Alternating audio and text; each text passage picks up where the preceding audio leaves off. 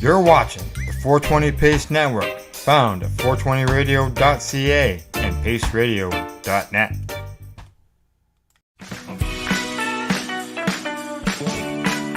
Hi, I'm Timmy. And I'm Mary Jane. He's the newbie. She's the doobie, and this is the show where we toke cannabis. Talk. From both sides. Is that even possible?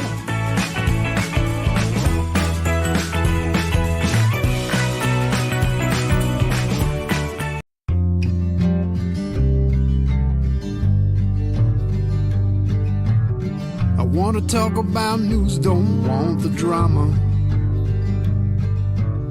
From no pretentious media Madonna.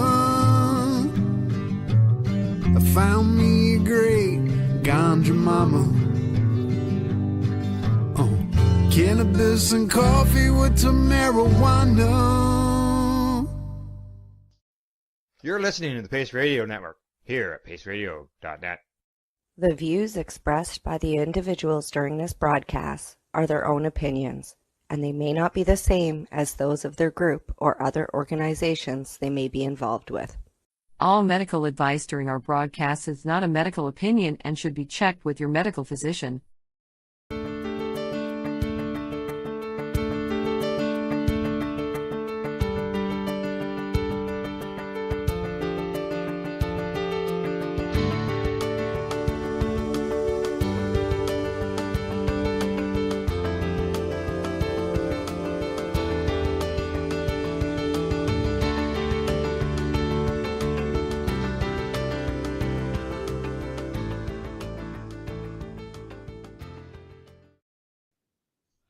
Hello and welcome to VAC Roundtable number 34. We are very welcome to be joined by our special guest, Chris Coulomb. He is a former officer running for a seat in California. And pardon me while I have a little bit of technical difficulty here. Let's see. We're basically currently our discussion is going to center questions around cannabis and industry related as well as patient related. Chris, basically starting off with our first question, of the three cannabis bills currently circulating on the Hill, we wondered which of the three, the MORE Act, Mace's bill, and Schumer's bill, if any of these, do you support and why? Thanks for the opportunity, and glad to be here. I'll dive in on the bills, but really none of these are a total solution at this point, though I believe that they are good starts. Some of them are good starts. Right now, the one that I think is probably most appropriate for a cannabis industry perspective is the MACE bill. That's the one that really, I think, in broad strokes, addresses some of the more important elements of it. Looking into some of the points in Schumer and also from Nadler's bill, there's a lot of things tucked in there down on the bottom, which I think many of the California operators can speak to from firsthand experience. One of them is the IRS having the ability to go in and adjust the tax rate based off of certain parameters, which are not yet disclosed, every 6 months. And we've seen that that problem rear its ugly head in California, where we're watching companies who are building their profit models and their operating models have to completely reconfigure the approach that they're taking to the market once there's a reevaluation of the tax rate. So that's why I would lean towards Mace's the most. There are still some shortcomings that I think need to be brought to a different place, but I think that she's doing the best work to really address the market and a broader approach to banking and to addressing some of the things inside of the veterans world. So that's why I'd lean to hers. Thank you very much. I'm a California operator myself, so nice. Keeping an eye on things is something that is specifically needed, as well as to see what actually transpires, because Schumer hasn't given me much faith, and watching the MORE Act continue to come up and die is only becoming a frustration, as most people are suffering from misinformation. They forget that it has to go through actually two houses, to be the House and the Senate, and then it gets signed, whereas unfortunately some of these bills are just going somewhere to die outright. Yes. I will turn this over then to question number 2 to Brian Buckley. Welcome, council member. Thank you, and thank you, Chris, for joining us. It's really an excellent opportunity to speak with you. My pleasure. The question that we have is, what do you see as the opportunity with cannabis legalization, and what is your vision? Well, I mean, this is really the heart of the conversation for cannabis operators, both, keeping things in a California-centric perspective, but also on a national level. We're looking at major economic headwinds across the board for the United States. I think we're seeing small businesses largely, my kind of center of the universe is California. So we're watching a great deal of headwinds for small businesses, whether they be cannabis or not, because of a lot of the elements of the economy. And that, I think, is causing a major loss in our small business population. And my hope is that we can use a brand new sector like cannabis as one of the major elements to generate new economic activity, to develop advanced jobs, more manufacturing capabilities, use of more lands, and also on the research side. I think that there's a lot of opportunity there.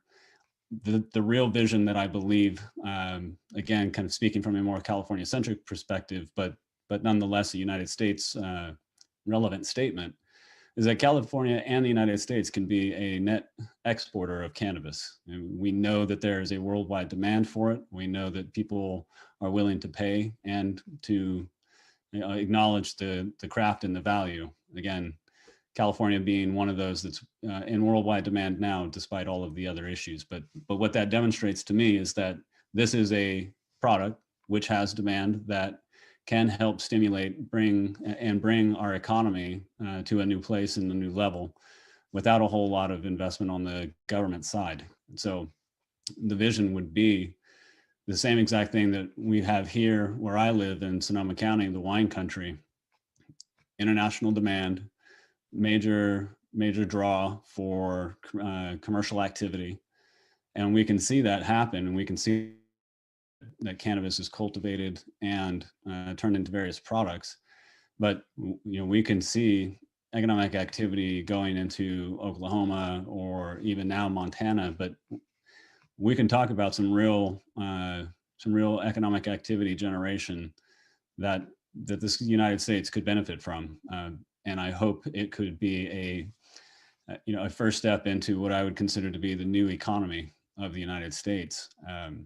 So, in broad strokes, that's the vision that I see. I know that there's going to be continued advancement through maybe the pharmaceutical world, how we're getting into the cannabinoids and how we can identify terpene expression and the elements of those aspects of the plant, and how that can also be used in medical research, addressing many of the ailments or the conditions or other components of life, as we should say. But there are a lot of things that I think we have yet to discover that this plant provides.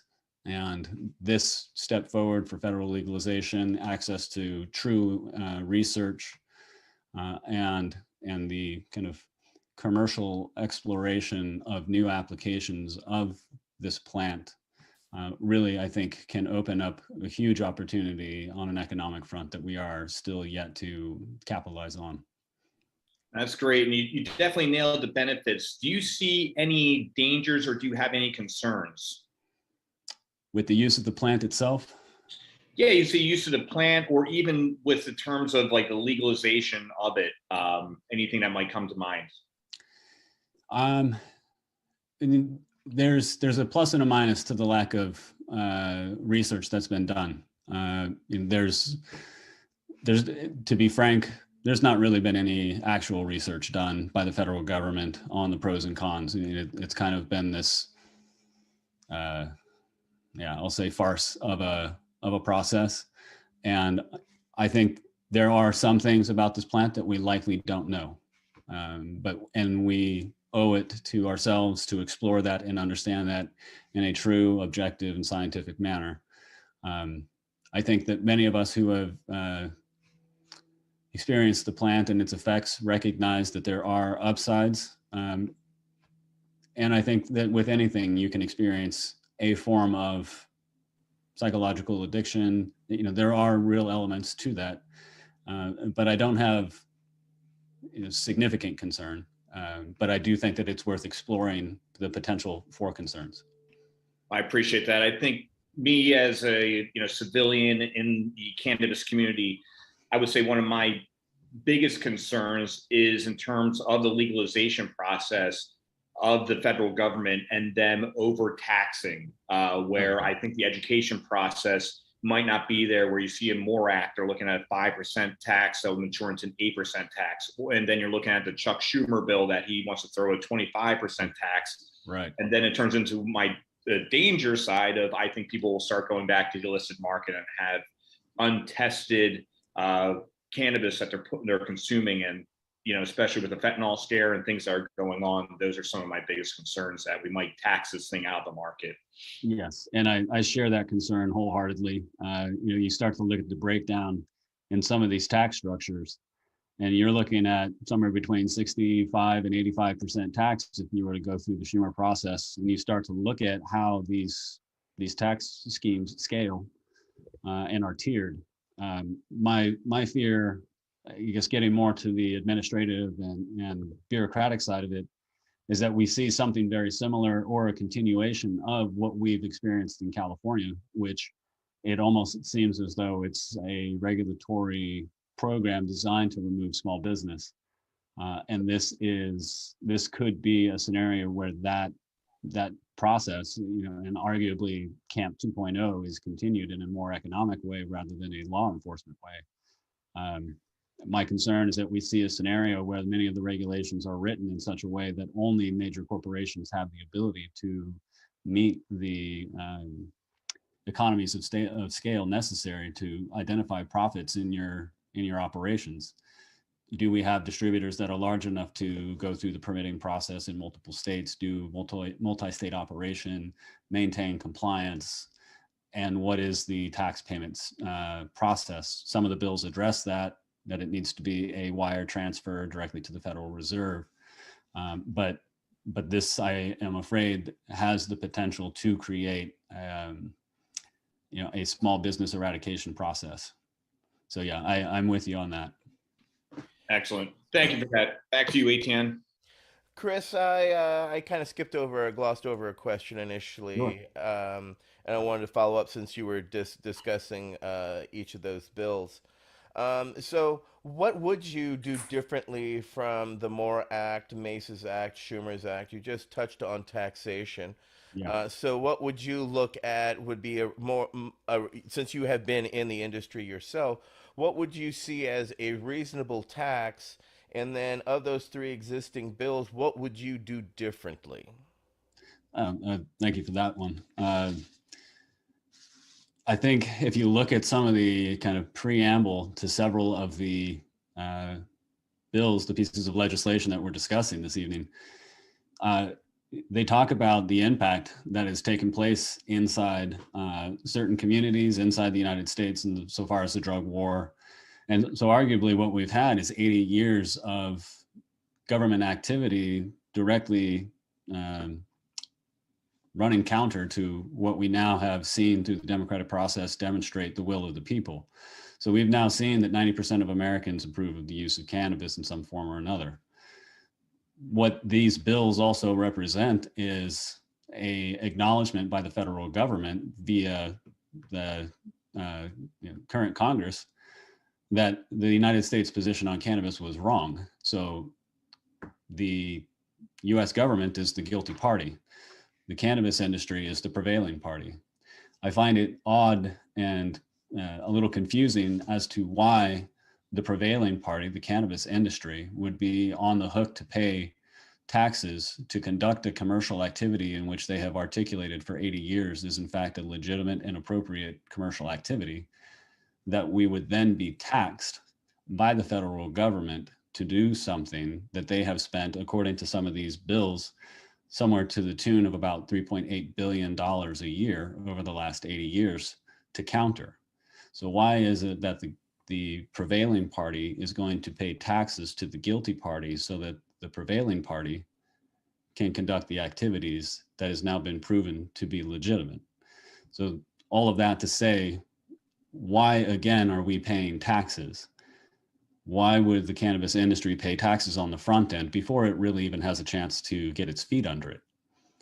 What we have seen demonstrated in California, the 5th largest economy in the world, an economy that doesn't have any shortage of consumers, producers, transporters, et cetera. So it's a full-fledged economy.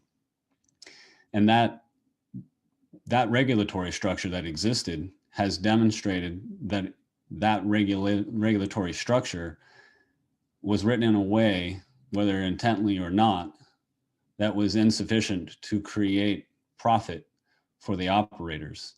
And part of the reason for that is because the regulations and the taxation started at 100%, in effect, at 100% from the day one. So normally, as you watch the progression of a industry, the industry starts, it gets its legs under it, then the government becomes involved, they start to introduce certain regulations. Regulations kind of grow with the growth of the respective economy or respective sector. And then there's a growth in taxation. California, as an example, did not start with the opportunity for licensed, legitimate cannabis operators to actually conduct themselves in a way where they could be profitable. And if we do the same thing where we start with a full-fledged a full-fledged regulatory environment at the federal level, my fear is that the obstacles and the friction to commerce are going to be so great that the cannabis companies can't overcome that. So why is it, again, that we would have taxes that are then going to be used to pay back the people who were negatively impacted by what has now been deemed to be a legitimate war on drugs? I don't understand how that makes sense. We, the aggrieved party and now prevailing party, are going to pay a tax, which they are going to then use to pay the other individuals that were also a part of the aggrieved and prevailing party. Why wouldn't it come from somewhere else? This is kind of one of those government magic scenarios where, yeah, we're going to let you do what you've already been doing, and then we're going to use your profits to then pay the people that we disproportionately impacted in the negative way. So all of that again to say, why would we pay taxes on the front end? I think we should start at a 0% tax or a 0.5% tax to make sure that we get off the ground first. And I feel, again, California is the business case to prove the necessity for that. So I hope that answers the question. No, it's very helpful and gives us an idea, I guess, again, as we're looking to where we stand. I would like to introduce Council Member Al Byrne. He has a follow-up question for you. I have a feeling it's about research. Hey, Chris, very interesting conversation. Thank you. I really like your economic theory take. Makes a lot of sense, especially the taxation issue. Yeah, I consider the plant a plant. It grows in the ground. These guys have heard this. They're boring them, but we don't tax the corn that's growing. We don't tax the soybean that's growing. We don't tax any of that stuff. We only tax it at the end of the cycle. And here we've decided that this particular plant, at least in the minds of the politicians, the lawmakers, is that it's not a plant, it's a drug. Right. So there's a conflict there. Now I'm the old guy here that they send up to do all the nasty shit. Okay, they put me up there and they say, Al. So this is not a criticism by any means, but it's sort of look at it as you came here with a bunch of really experts, and we are. And I just want to add something to your conversation about research. You were absolutely correct about your evaluation of U.S. research. However, the term I like is that that's a very ethnocentric evaluation of the research, meaning the research you are referencing is United States research, which is paltry. It's good. There's not enough, et cetera. You are correct. However, what I would like to say to you, and I would wish that you would think about putting this in your verbal repertoire, is that throughout the world, cannabis is in the pharmacopoeia of at least 27 countries, big deal countries, very sophisticated healthcare systems. The cannabis drugs that are created, for instance, in Great Britain, called Sativex is the brand name, is distributed throughout the entire European continent by Merck, the fourth largest pharmaceutical company in the world. So what I'm saying is, when you get into the research discussion, I would urge you to broaden that discussion as I just have, to counter the rhetoric that is normalized here that we don't have enough research. We do. We do. In the world, there's plenty of it. And I will be happy at your convenience to help you identify all this stuff and give you copies of it. Excellent. But that's something I hope you will take from my little interview here with you. Thank you. Thank you very much. That is illuminating. So, and I agree wholeheartedly with that I think reconfiguration of perspective for me. So thank you for that. Yes, and Chris, thank you for talking about taxation that way. I was the test case for taxation for the state of California back in the day because I also own and operate the oldest dispensary in the United States, continuously operating. So we were railed by the tax department because they wanted to go after everybody else. And I had the former head of back then the BOE, not BOE, the taxation board, and basically he was my lead counsel, and in the end they just told me, you're gonna shut up and take a dive because we want access to that tax money. So you know, I think exactly what you stated is a real thing that people have to understand, that California is currently should be looked at as a test scenario of how not to be in that resolve with taxation, whereas we're seeing Oklahoma do just the opposite and seeing their industry flourish the way that we were anticipating California to be, but that right. We have yet to realize. So thank you for bringing that up. Next up is Council Member George Armstrong, and he has a question for you, Chris. All right. Hi, Chris. First of all, I want to thank you for being here with the council. I'd like to thank you for your continued service, for choosing to run for Congress. I think that your experience in the enlisted corps and the officers corps and your experience in international theaters will bring a unique perspective to Congress if you get there. But regardless of whether you do or don't, I'd like to commend you on continuing to serve your community. I think that you would serve us well. And then, so that's the good part. Now I'd like to ask my question. Right now, veterans exist under an unfair VHA policy in VA hospitals that spans across both legal and illegal states on safe access to medical cannabis. And veterans are at the mercy of these state laws. What would you do to rectify the problem of medical treatment by zip code and bring that issue to light in Congress? Thank you. To me, it's kind of hard to see this as on why this is even a problem at this point. We're in 2022. We're already delving into several other, I like calling it treatment solutions or treatment regimes, but we're looking at other things such as MDMA and psilocybin, even a few others that I think are showing great promise.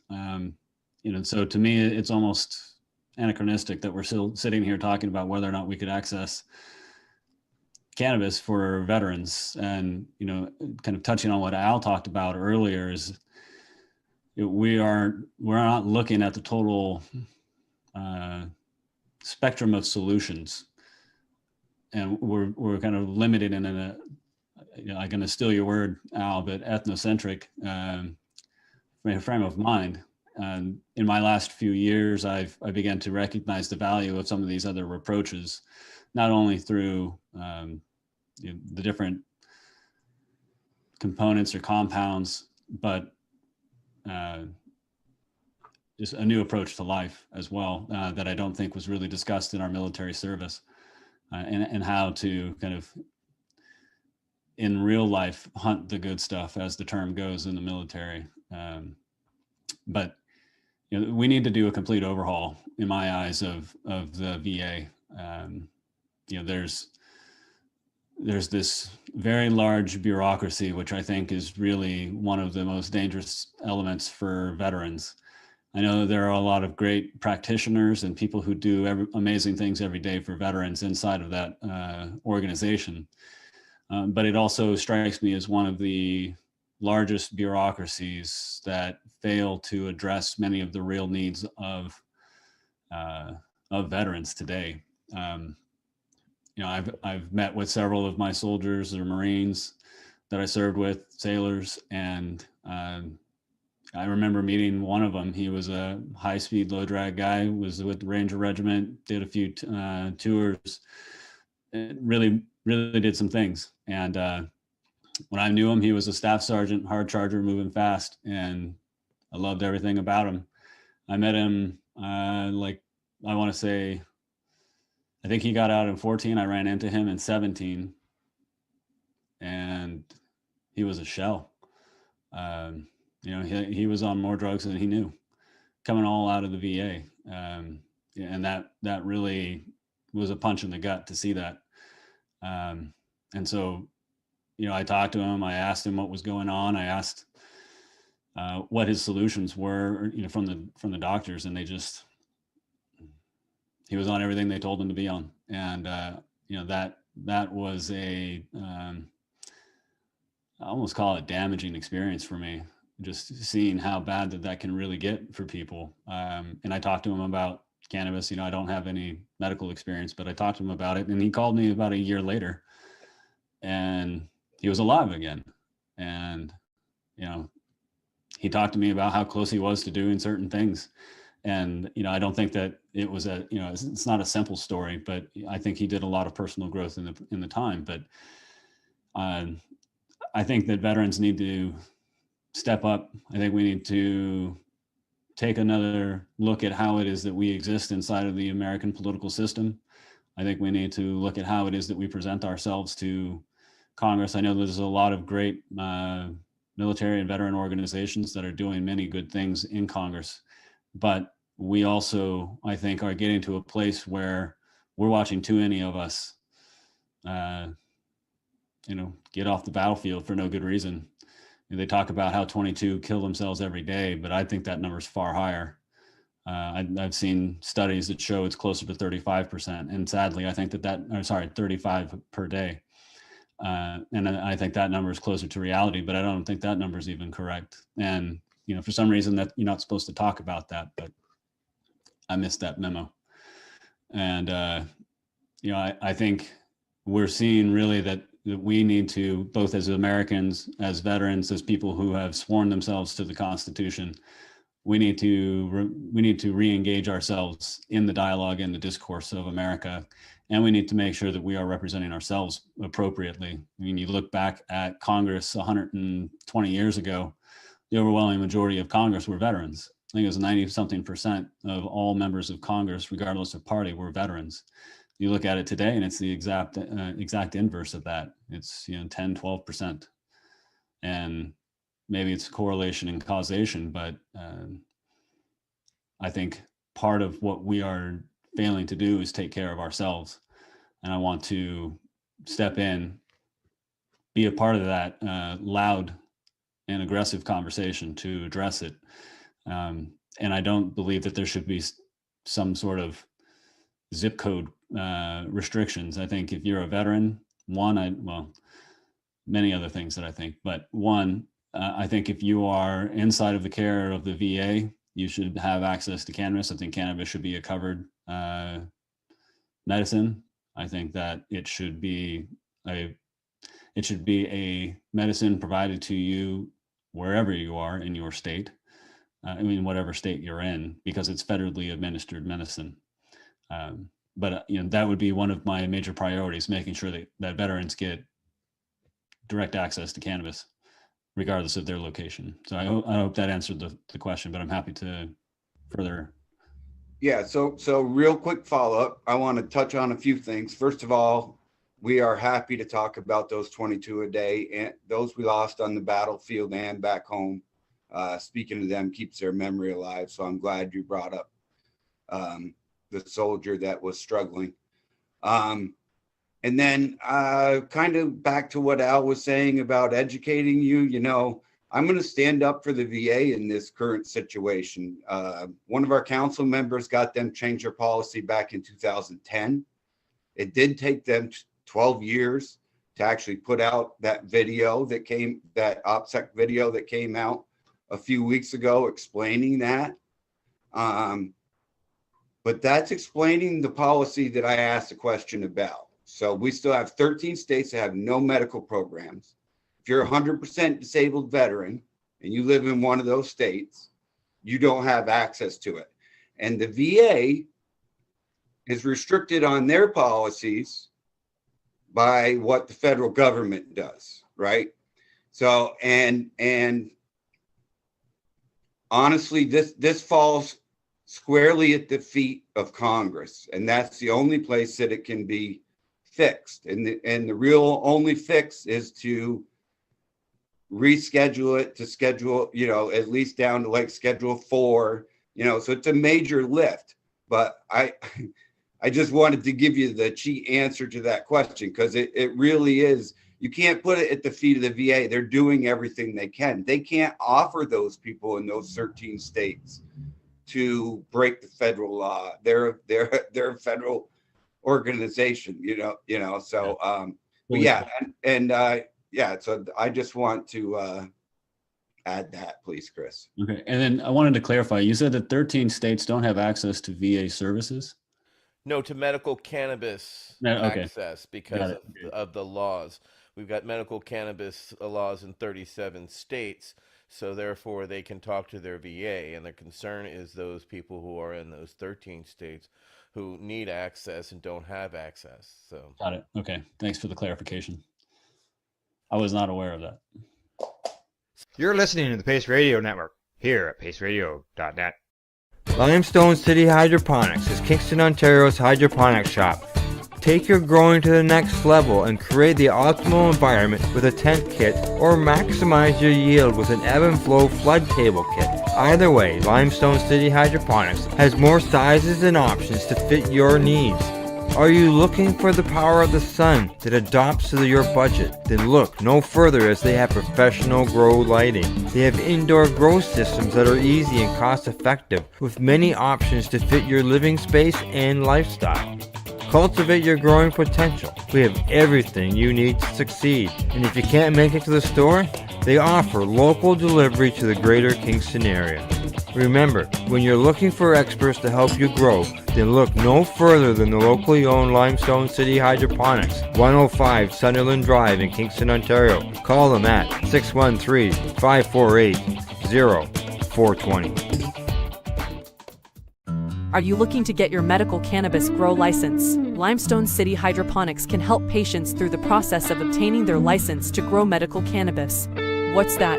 You don't have a doctor. If you meet the medical criteria, Limestone City Hydroponics has a nurse practitioner who can assess and provide medical cannabis prescriptions. What are you waiting for? Contact Limestone City Hydroponics at limestonecityhydroponics.ca or call them at 613-548-0420. What do you find at paceradio.net? People advocating cannabis education. Enjoy the buzz of legalization with Campbellford Lifestyle Shop. From lights to plant nutrients, books, consumption accessories, and more, we've got all your basics to grow or consume cannabis. Visit our info center or take a look at our piercing services and body jewelry, now available in-store through Campbellford Lifestyle Shop, 17 Bridge Street West, Campbellford. Cannabis edibles are an effective way to manage pain and other ailments, especially when you deal with your trusted partner, Legacy 420, in Tyendinaga Mohawk territory. You see, we lab test every product on site to ensure proper dosage every time, which is critical when consuming cannabis edibles. All Legacy 420 edibles are made by our classically trained baker and chocolatier, and we also have super tasty vegan options. Our baker has been in the industry for 25 years. She's also a chocolatier. Everything from savory to sweet, your chocolate bars, brownies, butter tarts, you name it, we make it. Talk to our knowledgeable Cannatex about our incredible variety available. Give your trusted partners a call. Legacy 420 out on your road.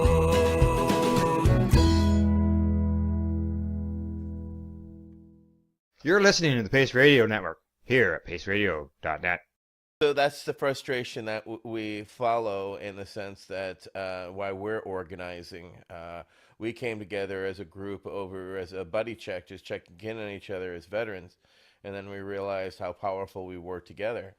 And I do hope that you are successful in your run, because we're hopefully going to have a lobby day next year. We were hoping to have one this year, but it wasn't able to due to COVID. And so in May of next year, NCIA, National Cannabis Industry Association, will have its lobby day, and we'll be down there. And so hopefully you'll be able to come on down and shake our hands and come take some pictures with us in the day. Hope to invite you in. Councilmember Byrne, you've got a follow-up. No problem. Chris, I saw you taking notes. Yes. And there are 37 states that have legal cannabis, and veterans can use medical cannabis in their protocol, and 13 that don't. However, all the territories also agree that they can use medical cannabis. So if we got vets in the Virgin Islands or Guam or something, they are also allowed to use cannabis. It's just, way back places like South Dakota and Kansas, they haven't got the message yet. Got it. Yep, and we need to bring our brothers and sisters into the fold somehow, some way.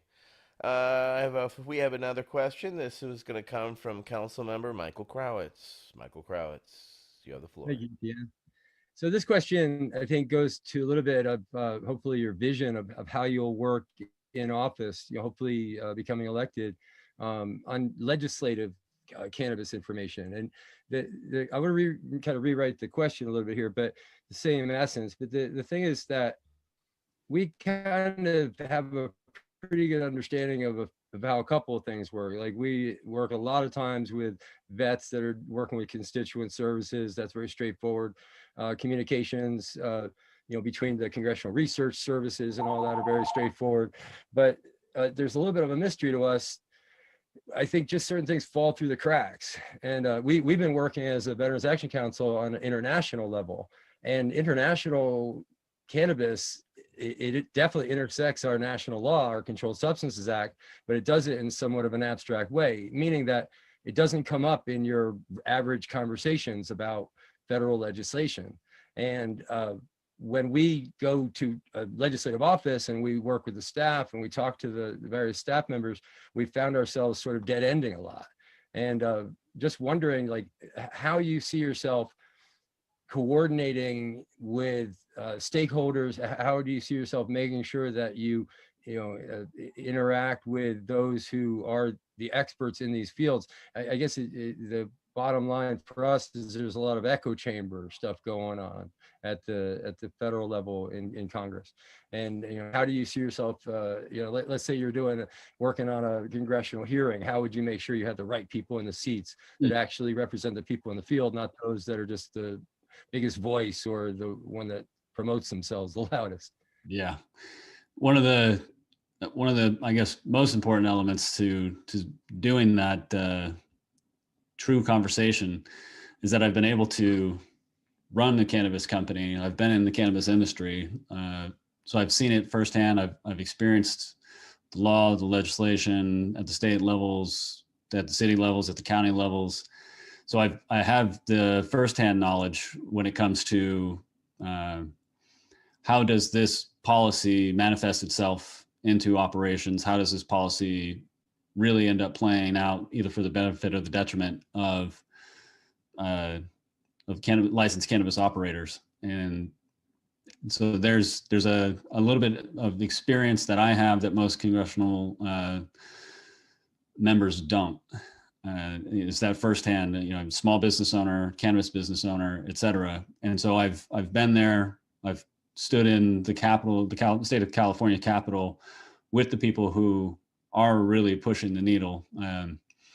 I've worked with a lot of the nonprofits that are on the ground, the trade associations that really got a lot of things to move. And so I've been able to meet the people who or at least many people who I believe are the kind of, at this point, the silent movers that don't have the millions of dollars and the big names and stuff like that, and these silent movers,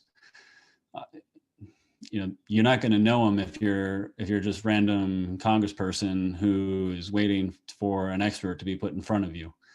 So I guess my point is, I get firsthand experience. I've worked with many of the people, at least at the California level, and I reference California, one, because it's my firsthand experience, but two, it's the closest example of regulatory environment at a, call it, relatively national scale, that allows me access to people and knowledge of the existence of people who are really informed on this. The Humboldt County Growers Association is a phenomenal organization.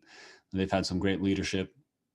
I sat with the California Growers Association back in 16, 17, when they were doing some great things, co-founded the Cannabis Distribution Association, which has worked on a lot of the both California distribution related policies, and also helped address several pieces of legislation in other states.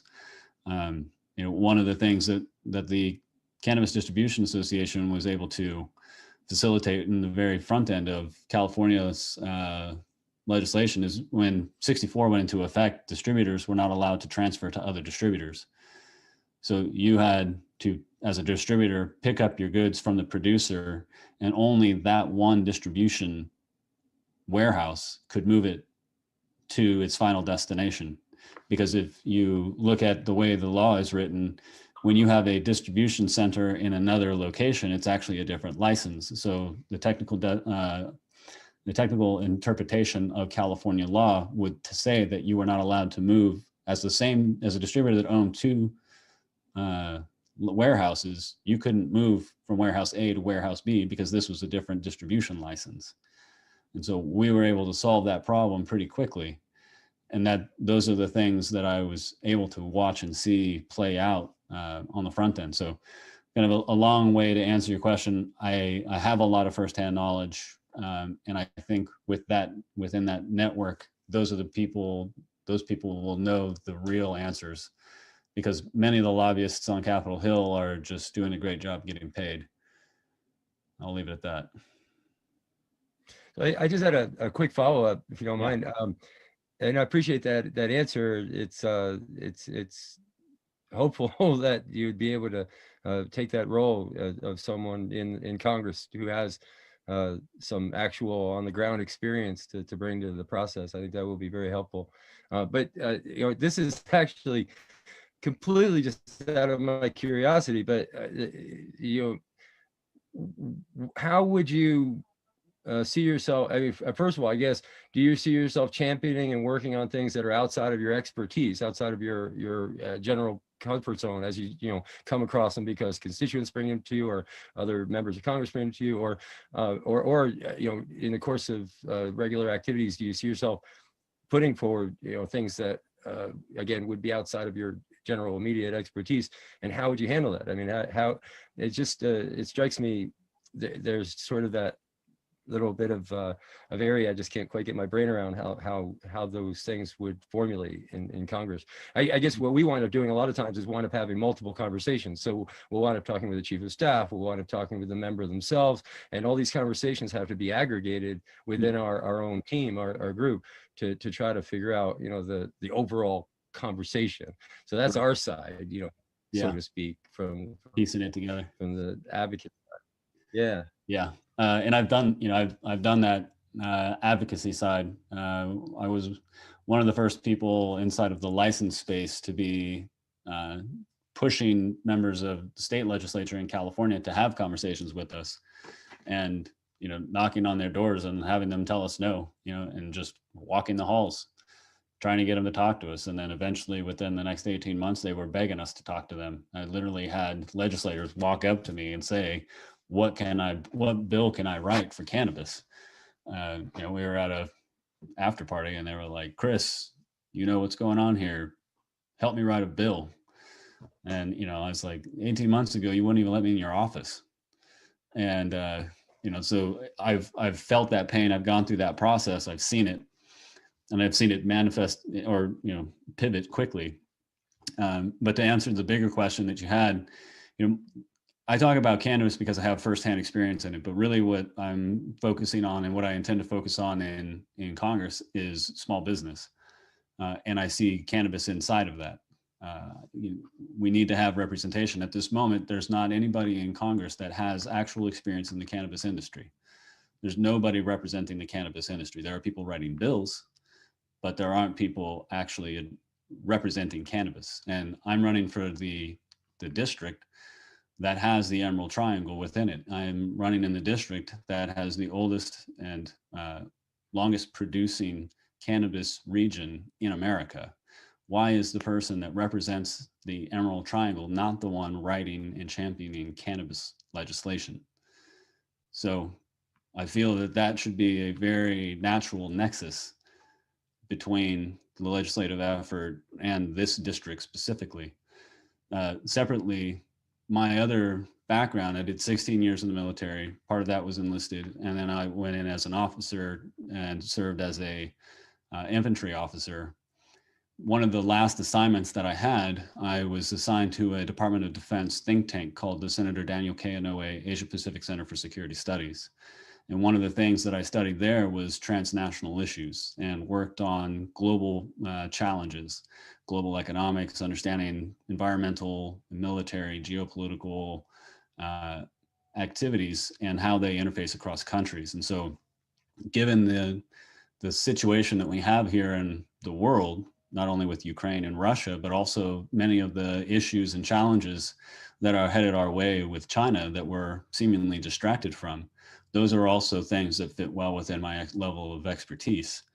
So there's really two things and arguably three things that I'll focus on heavily. That is ensuring that the cannabis industry, that small business will have representation in Congress, that we can address the challenges inside of our economy and help grow the American economy back to what it should be. Separately, we also need somebody who can address the geopolitical issues, that understands what's happening on a geopolitical front, that understands what's happening with our monetary policy. Why are we experiencing significant inflation? Why are we experiencing substantial supply chain issues? I've worked in supply chain. I understand that. I understand many of the challenges to a degree greater than many of those in Congress. And then we need to make sure that we are taking full measure of our national defense. Those are some real issues that need to be addressed. And then lastly, we need to make sure that we're focusing on the future. And that means tying in education and making sure that we are preparing our economy for the 22nd century. And to that end, I would like to focus on developing a space economy. So there's many things that I feel fit within my expertise that, and cannabis is included in that. To kind of segue into the secondary part of your question is what will I do with many of those challenges, which are the responsibilities of Congress that don't fit within my expertise. And, having learned what leadership is from the very bottom, being an E-nothing, being responsible for my weapon, and that's it, to taking care of an organization of 200 people, leading that organization, or facilitating operations for an 1,100 person operation. Nobody has all of the answers. Anybody that says they have all the answers is the last person you want to talk to. And part of what we learn in the military is how to crowdsource expertise. And that is exactly what I would continue to do. And there are a lot of things that, one of the things that I want to focus on, particularly for this district, is addressing forest management, firefighting, preparation, because kind of one of the major issues that we're facing in California is a 1,200-year drought. This is the worst drought we've had in 1,200 years. We need to address water storage. We need to address firefighting. We need to address water security. I understand those things at a high level for, national security, strategic security considerations, but I don't have any expertise on forest management. So it's knowing who those those members are with expertise, and then having the ability to very straightforward, because I think we're out of time to really play these political games that we've been playing for 40 years that landed us where we are today, where we just have compounding environmental and economic issues. So we need people who are keen leaders who know how to look at somebody who is there to offer support and say, you either have it or you don't have it. And if you don't have it, you need to go. And we need to find somebody who does have it. And, we play too many political games. And I think part of that is why we are where we are today in America. And to be fair, or to be frank, we're on a bad path. We are not on a good path in America. And I think it's because we're taking this too lightly.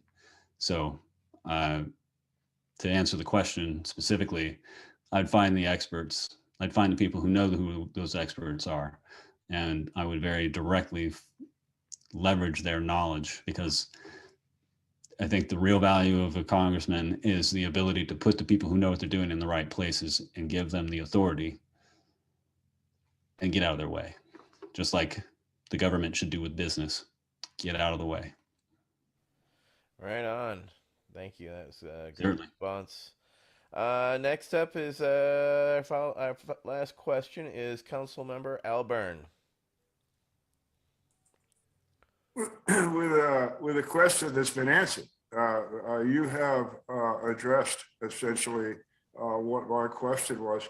The only thing that I would ask you to, in the world we have now, it seems to be a confusion between real medicine and one compound, say CBD.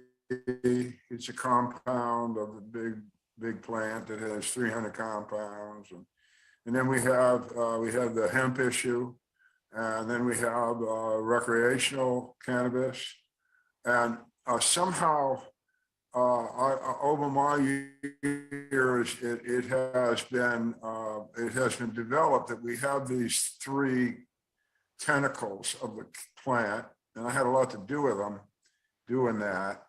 But now that it's been done, it's confusing to the average human being out there. And I wonder if you and the guys that you have worked with in the past as industry have discussed how to make this triumvirate have its own, each particle have its own talking points, if you will. Has that ever been really discussed within the your experience in California or beyond? And to make sure I understand it, you're saying delineating between hemp, CBD, and THC, or I want to make sure I understand the question fully. And recreational as opposed to medical, as opposed to hemp. I mean, the press seems to just interface this like it's all the same, and of course it isn't. Right. And I was just wondering if the business community is even thinking about addressing this sort of dysfunction of conversation. It's been my experience, and I'd be curious to get Brian's thoughts as well. But it's been my experience that no, there's not much. I mean, you have the people who understand the medical component of it, and they are well informed. But I think in the broader sense of those that are consumers of cannabis for whatever purpose, no, I don't think that there's really much of a delineation. At least here in California, I don't think that there's really an identification. I think Brian's company is doing a great job trying to articulate the existence and the value of the medical side of things. But by and large, the commercial market is largely focused on recreational consumption. Part of it is, I believe, largely because of the existential threat that exists for cannabis companies, period. And that is, I got to figure out how to survive. I have to figure out how to counter the unlicensed market who is eating my lunch and my dinner. And I remember my former company, this is 2018, and we were trying to start the conversation about terpenes vice potency. And that was a fool's errand. That was, I'm only now beginning to see, call it April of 2022. So 4 years later, I'm only now beginning to see conversations about terpene profiles. So my concern is that we are going to experience something like that when it comes to CBD, hemp-derived CBD, cannabis-derived CBD, medical versus recreational, with, I think, probably one exception, and that is inside of those communities that are more attuned to the value, the medicinal value of cannabis. And so I think what we'll possibly see is these kind of centers, these community centers that understand the value, the medicinal value, start to propagate that message outward. So I think the veteran community will be one of those centers. Maybe some of the other cultures that have a longer standing relationship with cannabis will also help propagate that information. But when it comes to the commercial market, unfortunately, I don't think, and I'm not going to argue that that's an empirical statement, but I don't think that there's much of a conversation at that level. I guess another caveat I would put to that answer, though, is the exploration that's being done with the compound level and how to address certain ailments. And, we're seeing a lot of really interesting work coming out of Canada right now in the psilocybin space. I think Bruce Lenton has done some great things to make sure that exploration continues. So I'm hoping that there's a level of collaboration, or at least mutual benefit, that happens in those, I guess, at this point, more advanced discussions. But yeah, sadly, I think for the consumer mindset, we're going to see commercial, recreational cannabis kind of lead that conversation in a general sense. But where I think we'll see the real meat of the conversation between government and certain communities will be the medical front. Thank you for that. Thank you. Certainly. So I'd like to remind everybody that Chris Kalum is running for the California 2nd Congressional District. It encompasses the northern coast of the state. Basically, it goes from the Golden Gate Bridge all the way up to the Oregon border. It includes Highway 101 north of San Francisco, except for a stretch in Sonoma County.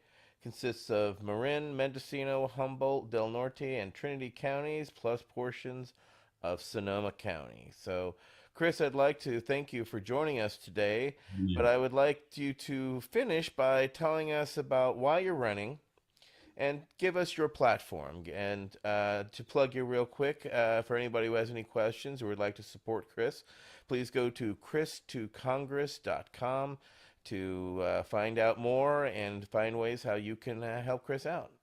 Go ahead, Chris. Thank you. Thank you very much. We can see what's happening in the United States right now, and it's, I think, particularly poignant for veterans today, which is one of the reasons why I'm standing. Is we're watching partisan politics tear this country apart.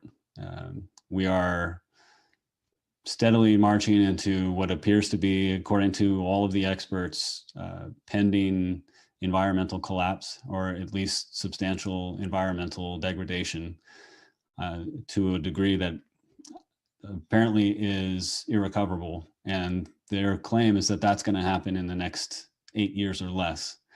I think as we continue to watch what's happening on the international level and national level, we're watching a precipitous decline of the economic power of the United States. We're watching China rise exponentially. There's a PricewaterhouseCoopers study that predicts that in 2028, China will be the largest economy in the world. And that means that the United States will be number 2. And in principle, I don't have any issue with that, but I recognize the reality of having a new economic superpower controlling the world. And I don't know that I don't know that we're ready for that. I don't know that the world is ready for that reality. And I think that we need people in Congress who are well attuned to the international environment, to international organizations and and institutions and how they are supposed to prepare themselves or prevent certain actions in the world. As I look at what we're doing here nationally, it's apparent that we don't have vision in this country anymore at the national level. We used to have it. We used to be happy and motivated to work for the greater good so that we could accomplish amazing things on behalf of humanity. And we're not doing that now. Now it seems that we're stuck in a quarterly cycle where we're just pushing to make sure that we meet profit expectations. And we do that on a continual hamster wheel. And that's not what we're here to do. That's not what humans are here to do. It's not what Americans are here for. We're here to press the opportunities of humanity beyond what we think is possible. I think one of the last times that the United States had vision was with JFK when he wanted to send us to the moon. And I think that we lost that along the way. I think, I'm glad that we have someone like Elon Musk that is taking up the mantle, rightly or wrongly. It doesn't matter. We're advancing humanity. And I think that we need more people that are ready to show vision, that are ready to identify what the vision is and to take this country to the next frontier. And we're not even talking about the 22nd century. We're talking about hoping to make it through the end of this year. And we're having real conversations about nuclear war. We're talking about famine now. Our president is talking about how we need to be ready to experience famine and food shortages. That's not America. America is the one that's solving those problems. America is the one that's figuring out how we make sure that countries have the food that they need to have to survive. And so I don't see that leadership happening. And so I think as someone who swore an oath to the Constitution, I took that oath to heart. I made that oath 3 times, twice in a time of war. And I've never felt like I removed myself from the obligations of that oath. And so for me, it's a duty and an obligation to stand up when you see that your country is not headed in the right path and do something to make that path the right path. And so that's why I'm standing. And I believe that there is a large portion of this population. I would argue it's probably upwards of 80% of the population that agrees with me, that is of the same opinion and does not agree with the path that we are on, whether they're a Democrat or a Republican. We can see that these politicians, these career politicians, do not have our best interests in heart. And we need to, as the people, stand up, and we need to make sure that our interests are represented. That's our responsibility as citizens of a republic, because we're not a democracy, we are a republic. And our obligation is to the republic. And so if we do not protect that, if we do not make sure that our children understand the definition of liberty, then we are failing, because if you don't know how to define something, then you will never know you lost it. And that is not a future in which I can accept. So I am standing, and I'm hoping that I will have others that will stand with me. And I understand it's an uphill battle, but thankfully I've been in a fight before, and I've got some training from the Marine Corps, from the Army. You know, no hill for a climber, as they say. Well, thank you very much, Chris. As we always say, eternal vigilance is the price of liberty, and thank you for doing your part and being vigilant and speaking up for the American people, and we wish you luck and success, and we look forward to following your journey. So come back and let us know how things are going. I would like to thank our council members, Michael Crowitz, Brian Buckley, Al Byrne, and the George Armstrong, Michael Crowitz, myself, Etienne Fontaine, and of course our special guest, Chris Colum. This has been the VAC Roundtable number 34, from cannabis to Congress. So it's good to see one of our own out there giving a shot at it, and hopefully it inspires some more of you to run in your neck of the woods to make our Congress a better and brighter place. And thank you, Chris, for taking the time to share your thoughts and ideas. You seem like a man for the job, and we wish you success on your journey. Thank you very much. Thank you all for your time this evening and your insightful questions. All righty. Y'all have a great night. We'll be back in 2 weeks. Y'all have a great night.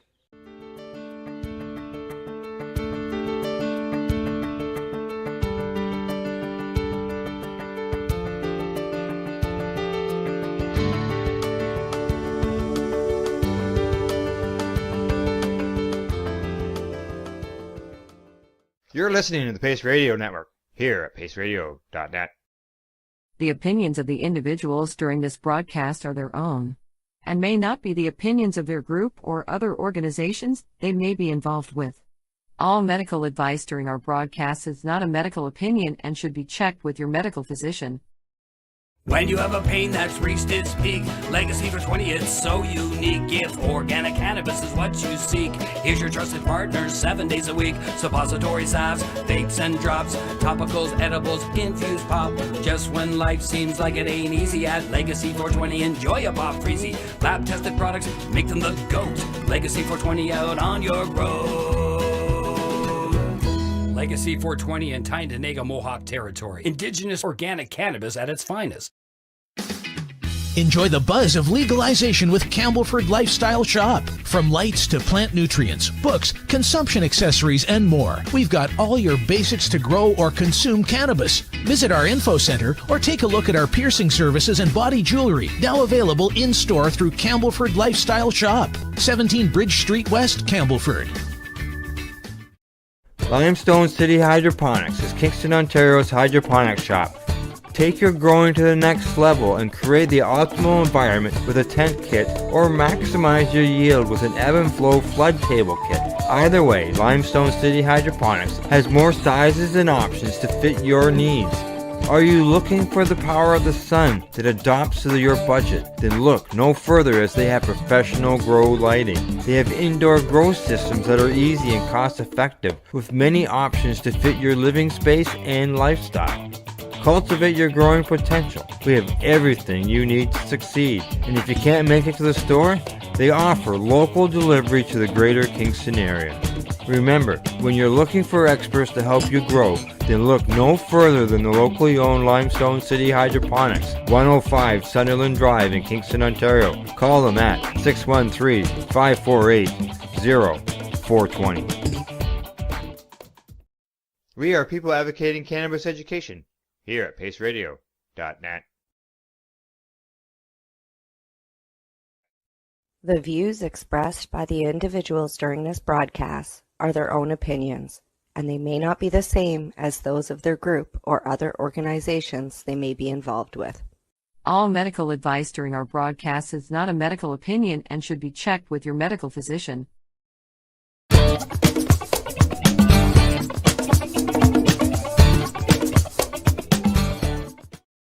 Hello and welcome to the special broadcast here on the 420 Pace Network.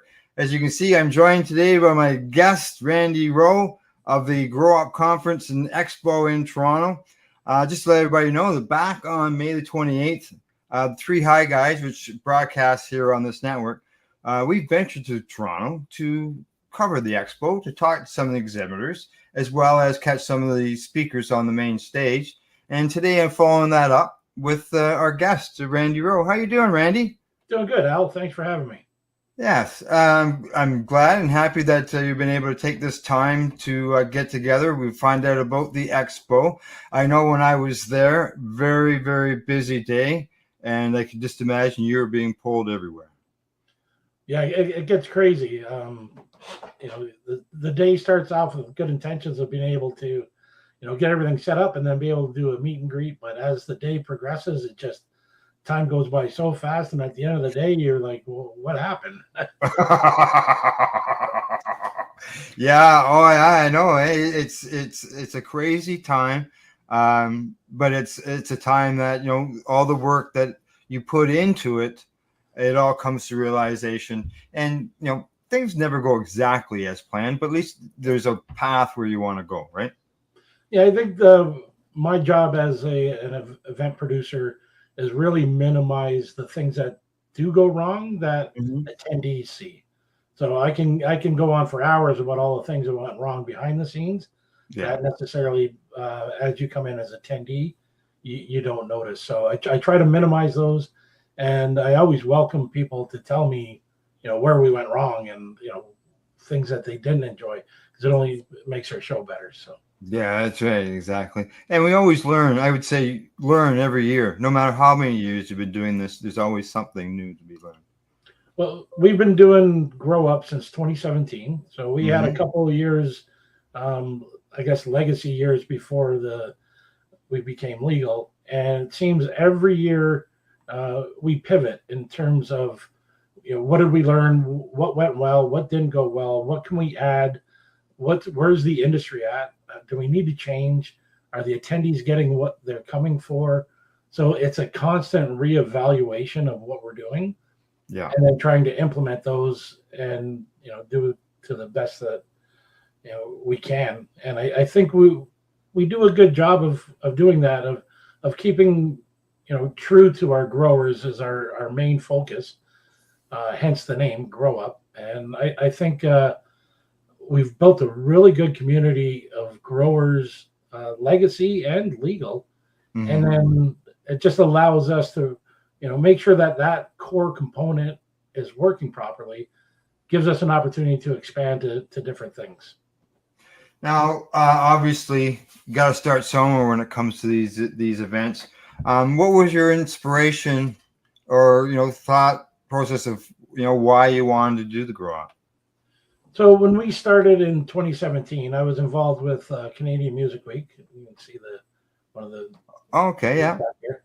So I've been involved with them for 22 years, and they in 2017 decided to put together Old Cannabis, which I was a part of. Okay. And at that time, a lot of the cannabis conferences were really business oriented. They were in high profile cities, Toronto, Vancouver, San Francisco, California, a lot of the major cities, and there weren't really grassroots type of. Yeah, it wasn't consumer or anything related, all corporate. Yeah, it was all, how do we get the money to build this? How do we get investments? Let's take it public. You know, all the suits that were coming in and trying to figure out how to make money off of this new gold rush. And I come from a small town in southern Ontario called, I was born and raised in Port Colborne, live in Welland now. You know, and I've been through Toronto. I've lived all over Ontario. But in Niagara, there's a ton of growers down here. Well, and at the time, they're all legacy growers because it wasn't legal. But, you know, and I've talking to a lot of them, I got the impression that they didn't want to go to downtown Toronto or these large metropolitans to talk to growers. Growers are typically a quiet bunch. They, you know, loose lips sink ship back in the days. So, you know, you really don't tell a lot of people that you're growers, and it's tough to, even when you do, to get out in public and talk to other growers. So my thinking was, well, let's do a show in Niagara. You know, we've got a lot of growers here. It's a destination. People who have been in Niagara Falls are going to come regardless. So if they come down, they got a couple of days in the falls to enjoy everything down here. But at the same time, let's do a show that focuses on growers. And I was lucky enough to have a very good advisory board, which I still have to this day. And they're the ones that sort of directed me into, you know, who you should be talking to, what kind of education do we need, and who do we need for keynote speakers and things like that. So relying on a lot of their expertise, I was able to pull together our first event in 2017. And before COVID, and this was all new, these events started almost doubling in size. So by 2019, we had an incredible event in Niagara Falls. We had almost 250 exhibitors. Wow. Yeah. Yeah, that's it was crazy. We took over pretty much you know, the Niagara Falls Convention Center. Yeah. And then COVID happened. So that sort of killed any kind of live event. But at the same time, the cannabis industry was changing a lot. So with or without COVID, there would have been a big change in the way we do shows. And, you know, that's kind of where we're at now. A different focus and a different sort of attendee and a different experience. So when people come to the Grow Up, and I got to keep catching myself on grow up and not grow up. It's just basically the top of an O has been cut off the top there. Yeah. What do people, what could people expect to see? Like what's all happening at the expo and the conference and the whole bit? Well, traditionally we are a B2B event. So you're coming to look at some of the ancillary companies, the lighting and nutrients and soils and, you know, that type of software and lighting. There you go, Alias. Yeah, got my shirt on. So you're going to see a lot of those people. And what we've done over the last few years is, as retail has gotten a lot stronger and a lot more locations are popping up. I mean, they're all over the place. We've really taken a stance on bringing in retail buyers.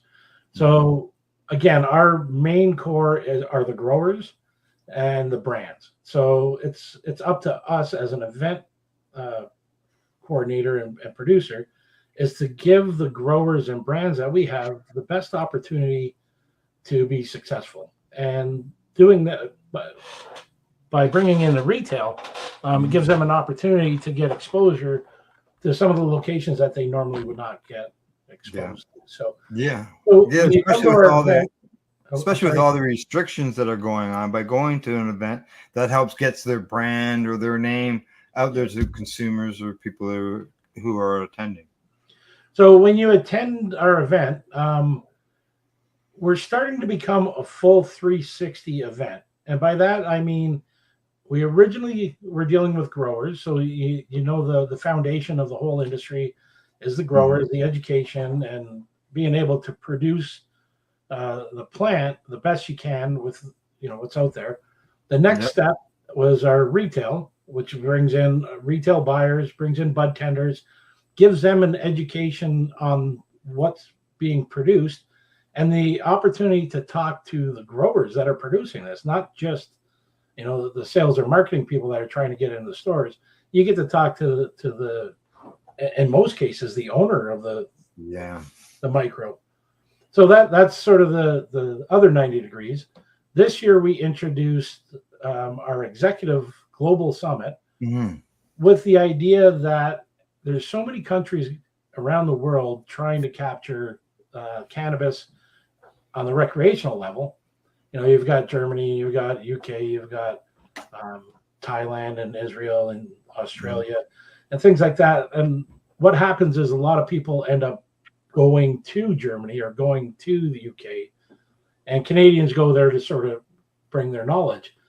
My thinking is that they need to come here. We need to bring as many international companies looking to do business in cannabis. They need to come to Canada. We've got a whole country full of businesses and industry that have been doing cannabis legally for 5.5 years. There's so much that they can learn off of what we do right and what we do wrong. I mean, those are a lot of things that they can take away. And coming to Canada gives them access to thousands of people versus, a couple of people that can afford to go to make the trip over to the UK or Asia or wherever it is. Yeah. And then the other part of that is it gives Canadians exposure to an international market, because there are a lot of brands that are looking to export, but they don't know how to do it. So those are the couple of things that we accomplished on the sort of the executive side. So that's 3 parts of the circle. And the last part is consumer and medicinal. This year we brought in Mendo Pavilion. So Mendo, as you know, is a medical platform online, and you can, there's a lot of veterans. There's a lot of people that, need it as medicine that they go through Mendo. So we put together a pavilion showcasing a lot of the Mendo brands. Now what we're doing coming up is we're going to start bringing consumers in and allow them a day where they can come in and actually talk to the brands, watch different workshops. If you grow at home, let's show you how to trim, learn from the experts, and do it in an environment that's sort of a festival feel, have some good music, and have some medical or advocates there, people that they can learn from. When I bring consumers in, I don't want it just to be a smoke fest and everybody just sits around and gets high and hangs out with just their friends. I want them to be able to learn something. So in our Edmonton one, we're just in the planning stages. So our Edmonton show comes up at the end of September. We do our Cannabis Cup. So I want to be able to do our Cannabis Cup live in front of the public, where they can come in and watch it actually being judged online or in front of them, and purchase the cannabis pack that we produce, and be a part of it themselves. So I think there's a lot of education that needs to happen with consumers. We need to let them know that going to the store to purchase this, you're going to get incredible quality. We've got some of the best product in the world. So that will be the last part, is to sort of incorporate consumers, but do it so that consumers get something out of it. I'm sure you've been to a lot of shows over the last few years. They'll make a consumer day, and they just come in, they walk around, there's nothing there for them. You're looking at an $800,000 extraction machine. Well, that doesn't do anything that somebody just wants to come and take. Yes, exactly. That doesn't help the guy at home or the people. No, it doesn't at all. So my intent is to sort of separate that and keep it as its own sort of entity. So we'll do it at the beginning of the event, which is a Sunday. So gives everybody an opportunity to get all the exhibitors who can get loaded in, but during that day we'll be able to bring some value to consumers.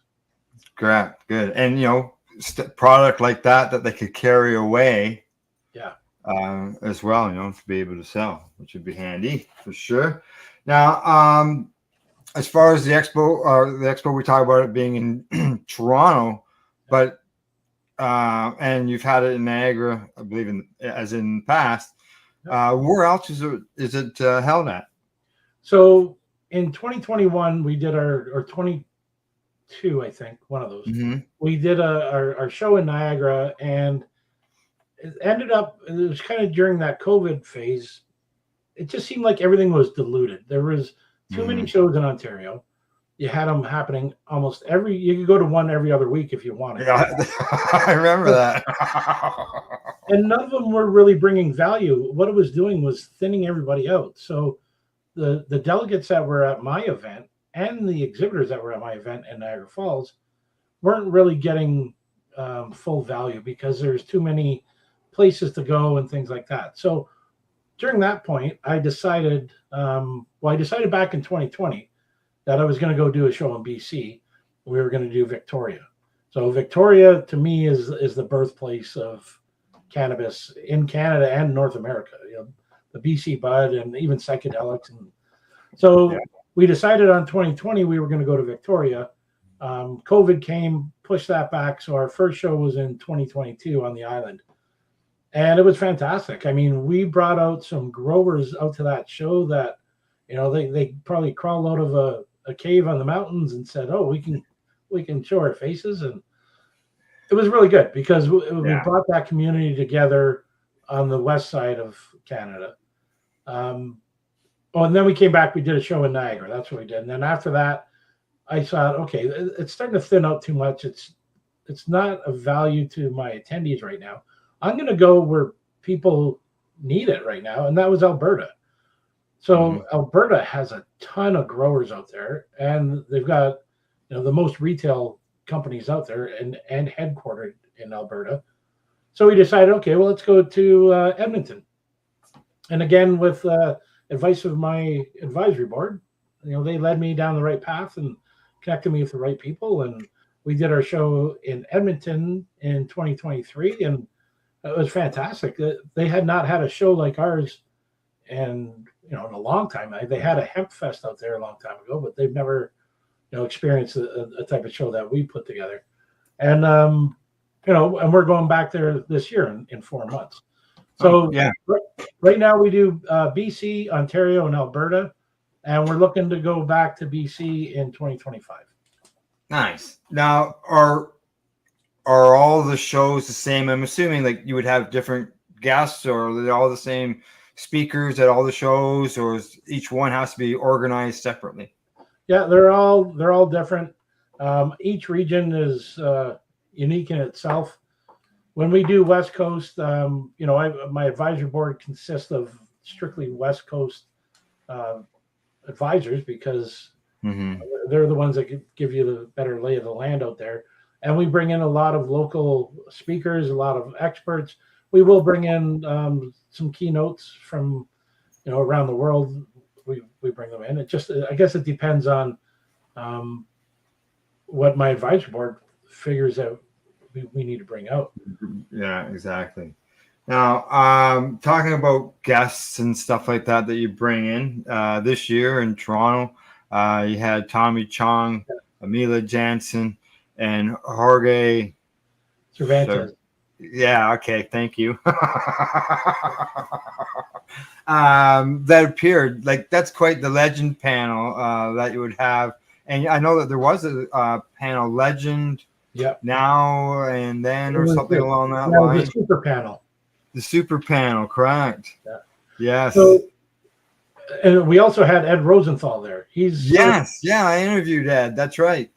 Yeah.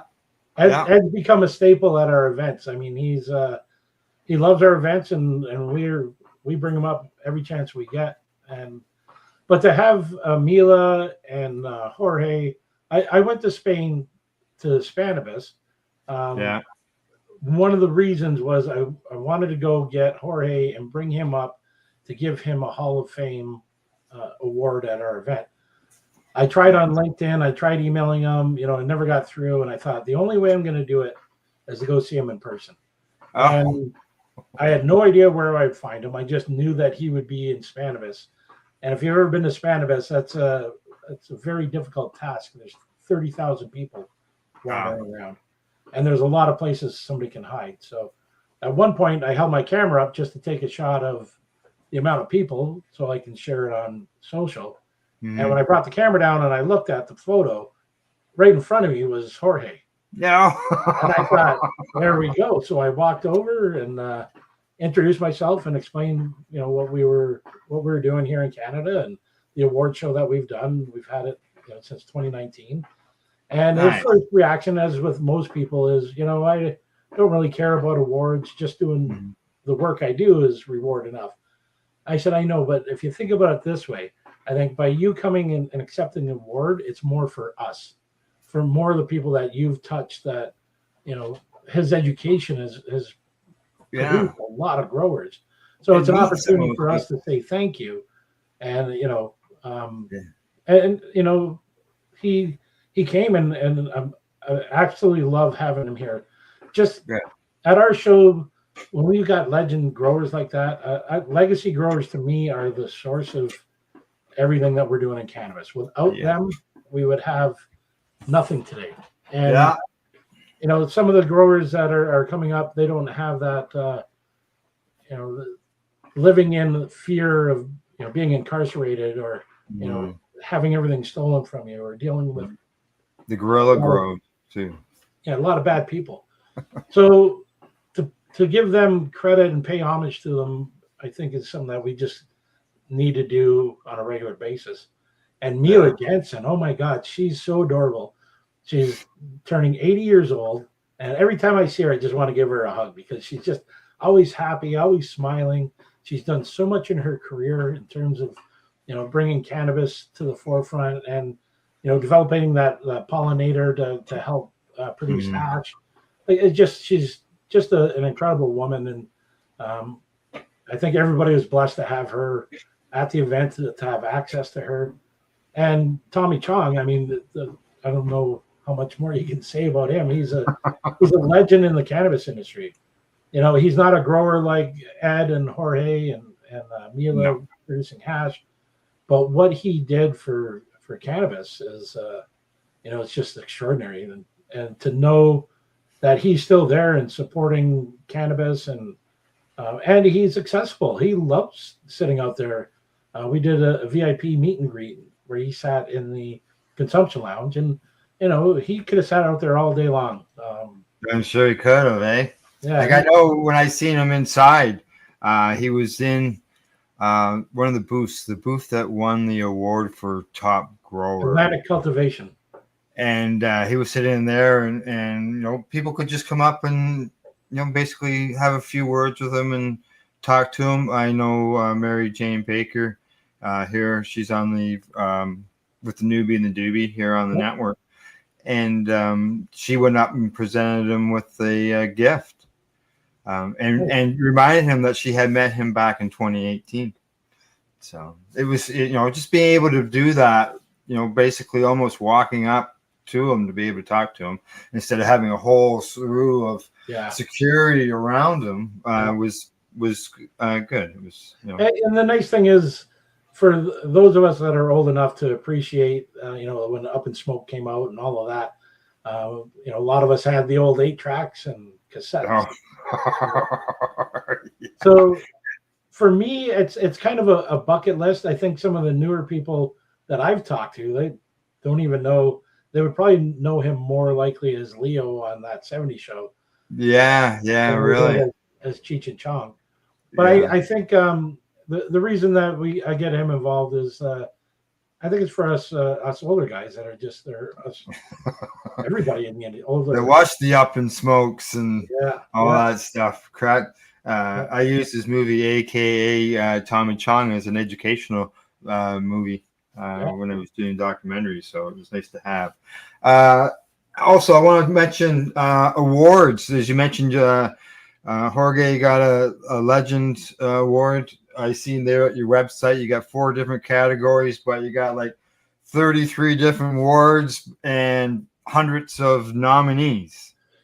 In 2023, we had almost 50 different award categories. So it was a little crazy. We brought that back down to 33.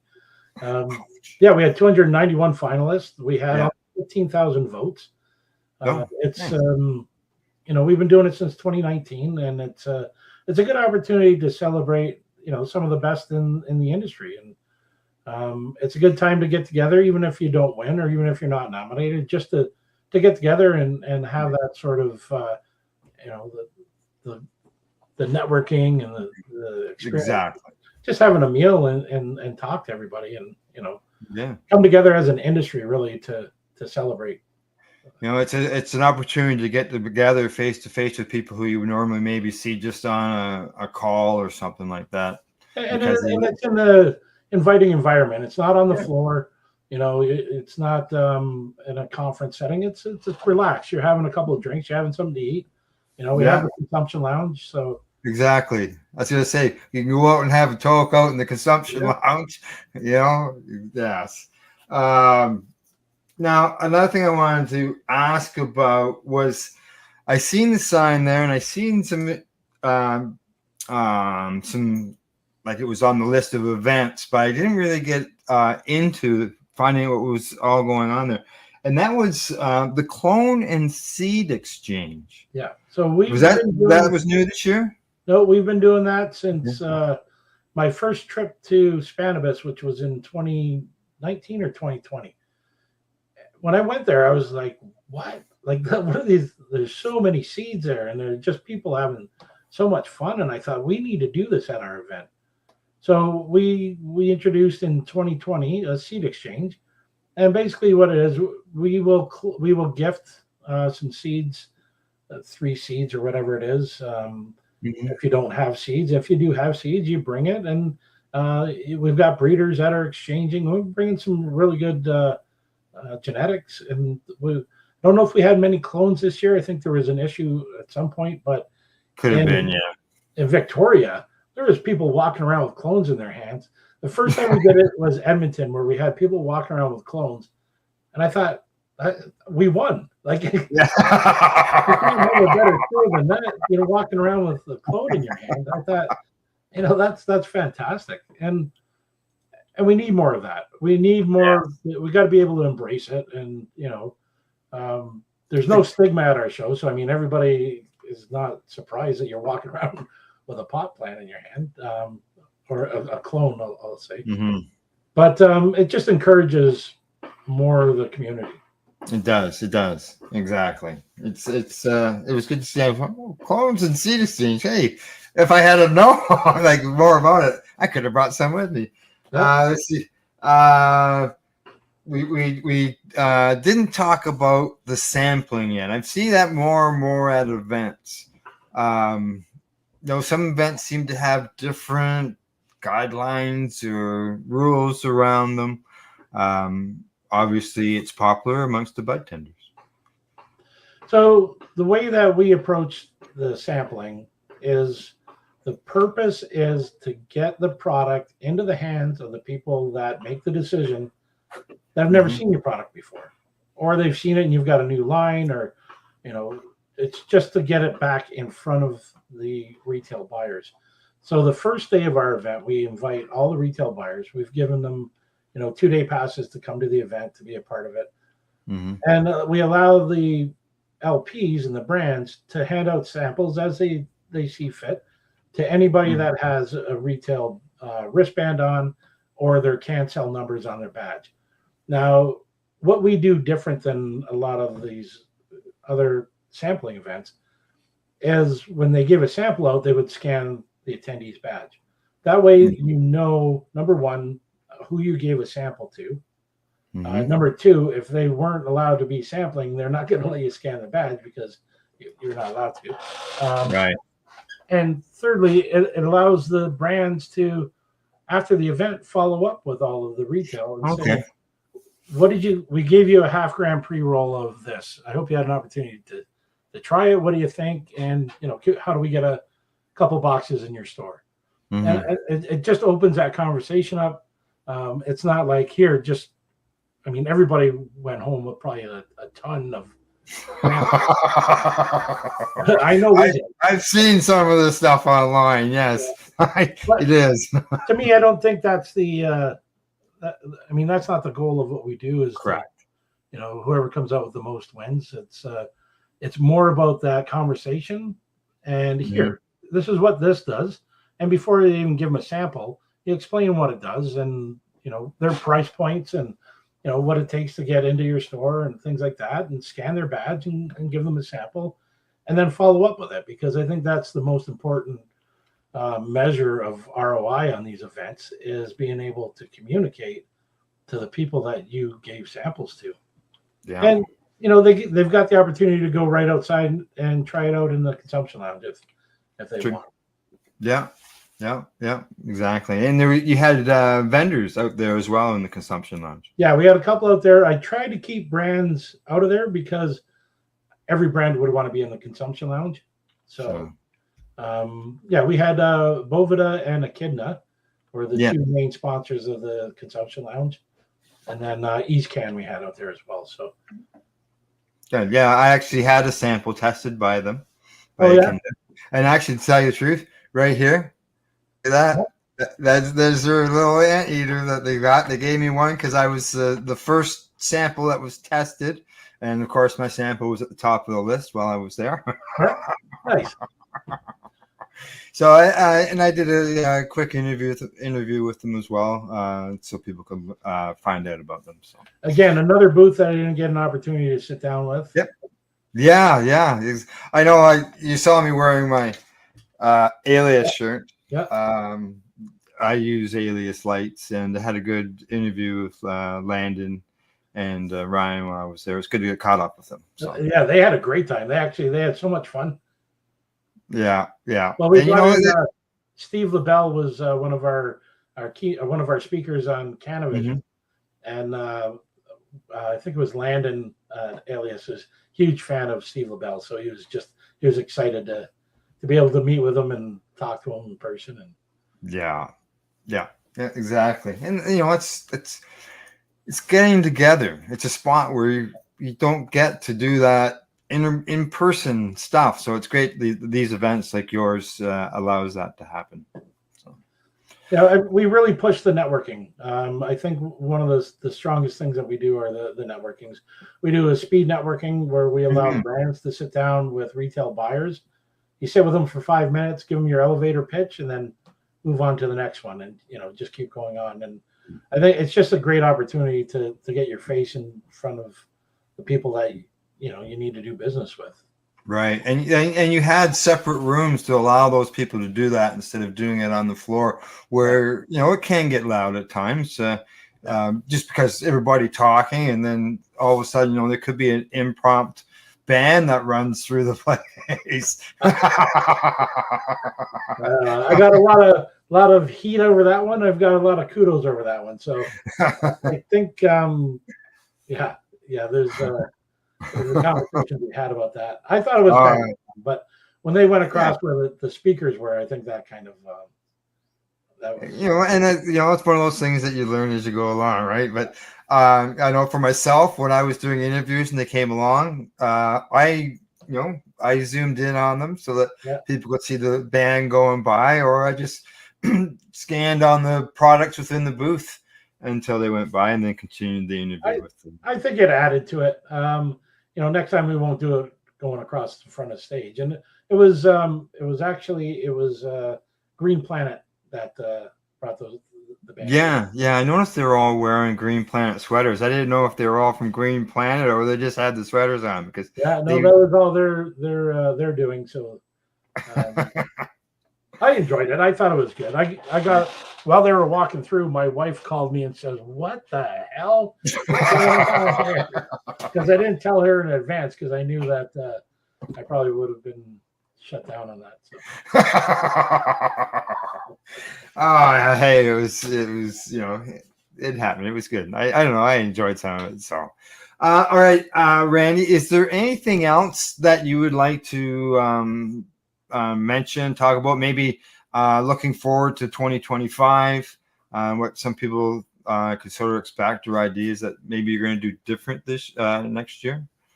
So what I'm looking forward to, number one, is Edmonton coming up at the end of September. So we're September 29th to October 1st. That's at the Edmonton Convention Center. And it's going to be, we're going to do our Cannabis Cup there. We're going to hopefully develop a pretty strong consumer day. And then we're coming back to Toronto. I'm just working on dates, trying to get the right dates. I think we're going to go across the street this year to have the Congress Center hold our expo and trade show. Oh. And then stay at the Delta for all of our networking and parties and things like that. They give you more floor space by going across the road there? Yeah, we got a lot more floor space there. We'll be able to break it up a little bit. It was nice. I love being at the Delta because everything was there and you ran into people all day long. So we're going to have to discuss the options there because we did run out of room. Yeah. There was some aisles there that were a little bit tight. Yeah. But hey, it was. I know. We enjoyed being there for the day, covering the event, talking to the exhibitors, and seeing some of the people that you see at other places, such as Pad H. Like, who would have ever thought that would be welcoming having a group that is out there promoting responsibility of cannabis. Some people might look at it as Mad Canada or whatever, but they're out there promoting responsible cannabis use, and they were there, and they've been at other events that I've been to. And they've got a good mandate, and is don't drive home high.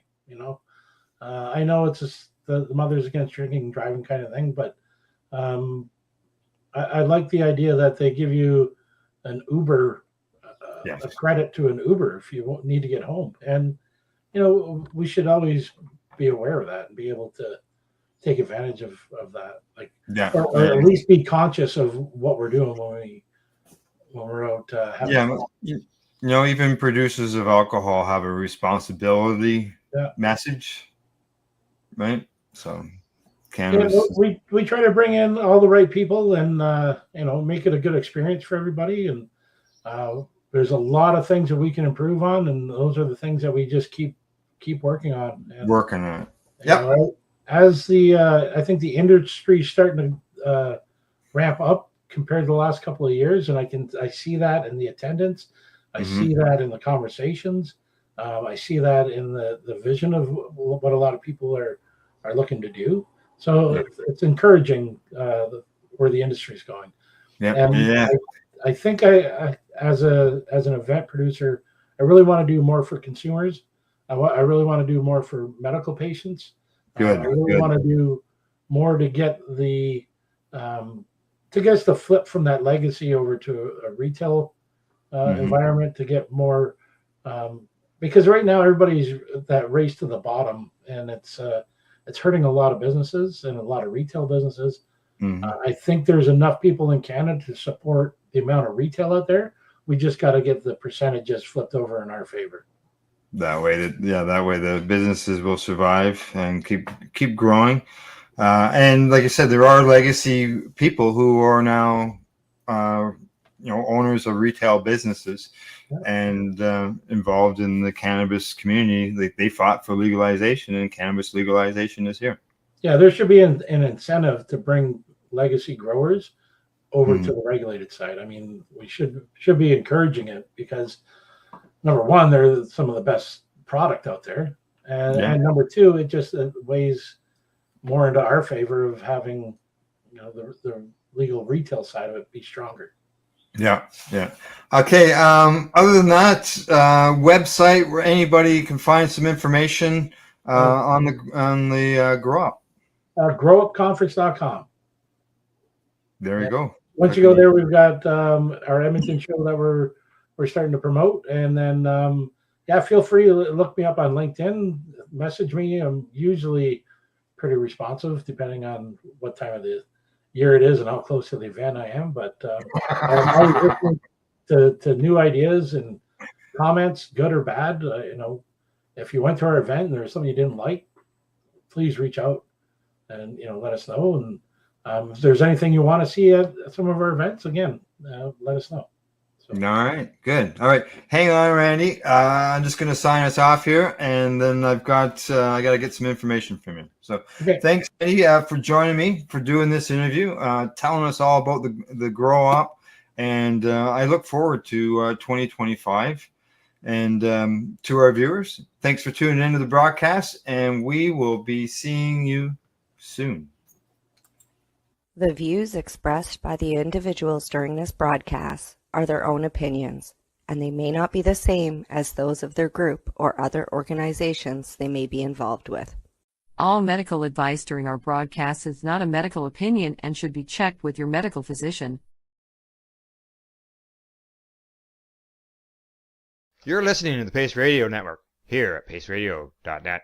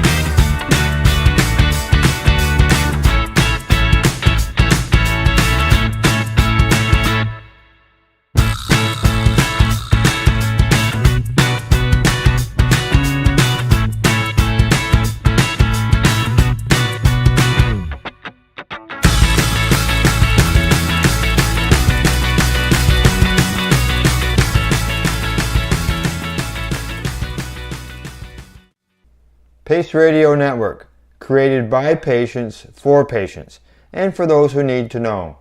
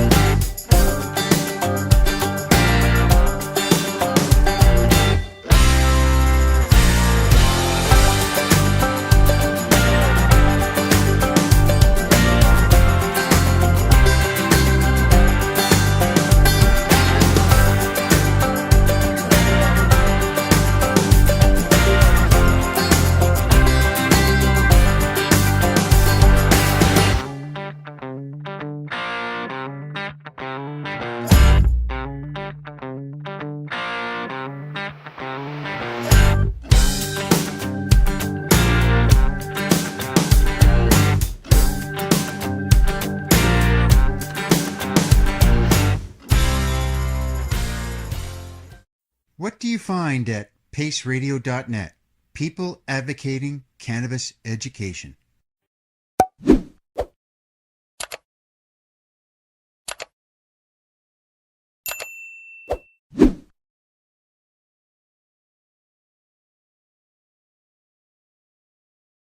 You're listening to the Pace Radio Network here at paceradio.net. You're listening to the Pace Radio Network here at paceradio.net. The views expressed by the individuals during this broadcast are their own opinions, and they may not be the same as those of their group or other organizations they may be involved with. All medical advice during our broadcast is not a medical opinion and should be checked with your medical physician.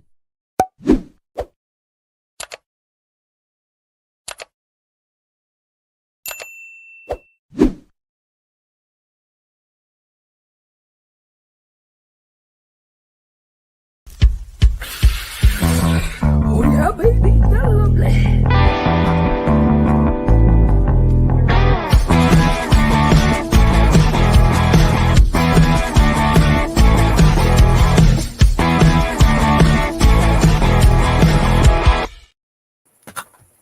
Good morning, it's June the 10th, and welcome to Psychedelics and Cannabis Education here at paceradio.net. Good morning, Cindy. How you doing? Good morning, Al. I'm doing well. How are you? I'm not too bad, but I do have a bit of an issue. I may have the odd word mispronounced today because I got this tooth that is digging into my tongue as I speak. Ow. Ow. Ow. Ow. So I have called the dentist. I do have an appointment to go in and get it dealt with. But in the meantime, it's the time for the news. What do you say? Got anything you want to mention before we get into the news? Oh, no, I've got a dentist appointment this afternoon too, for a similar reason. All right. Okay. Let's get at her. Here Sounds we go. good. First story's up. Coming to us from StratCan, Health Canada proposes numerous significant regulatory changes. Health Canada releases numerous proposed regulatory changes to the federal cannabis rules and regulations on June the 7th as part of the 30-day consultation process ending on July the 8th, 2024. The proposed changes include regulatory amendments that are aligned with the findings and recommendations from the federal government's expert panel's final report on the legislative review of the Cannabis Act. The proposed changes aim to encourage more diversity and competition in the legal cannabis market by reducing the regulatory and administrative burdens faced by license holders. The health agency that oversees cannabis published a notice of intent in the Canada Gazette, Part 1, and is seeking feedback on potential amendments in the cannabis regulations. These changes include increasing the threshold for micros from 200 square meters to 800 square meters and the micro processing license possession threshold from 600 kilograms to 2,400 kilograms of dry cannabis or its equivalent, increasing nurseries' canopy size for seed production, increasing from 50 square meters to 200 square meters, allowing them to harvest up to 20 kilograms of flowering cannabis for seed production. Removing the requirement for actual THC and CBD on product labels, only total THC and CBD. Also increasing the number of permitted alternate quality assurance persons, the QAPs, to one or more from the current allowances of up to 2. Licensed processors would no longer be required to provide printed copies of the consumer information document with every cannabis product package sent, and formalizing the COVID-19 era flexibilities. Adding grounds for suspension of any licenses held by the same license holder should they have unpaid fees or have failed to submit a required statement of cannabis revenue for a license as required under the cannabis fees order. Amending the industrial hemp regulations to remove the maximum THC concentration of 10 parts per million for industrial hemp grain derivatives, the testing requirement, labeling for wholesale, and import and export requirements. Allowing for differentiation in color between the lid or cap of the container and the container itself. Ooh. Permitting cutout windows on packaging for dried or fresh cannabis products and cannabis seeds, while upholding the exclusion of cutout windows for all other classes of cannabis. Huh. So you'll be able to see your buds in the package, but you don't get your package until I guess you got the employee can bring them to the counter, and then you can take a look at the buds before you actually purchase the product. Yeah. Yep. Allowing dried or fresh cannabis products, in addition to cannabis plants and cannabis seeds, to be packaged in transparent containers while maintaining existing rules. I think you just read that one.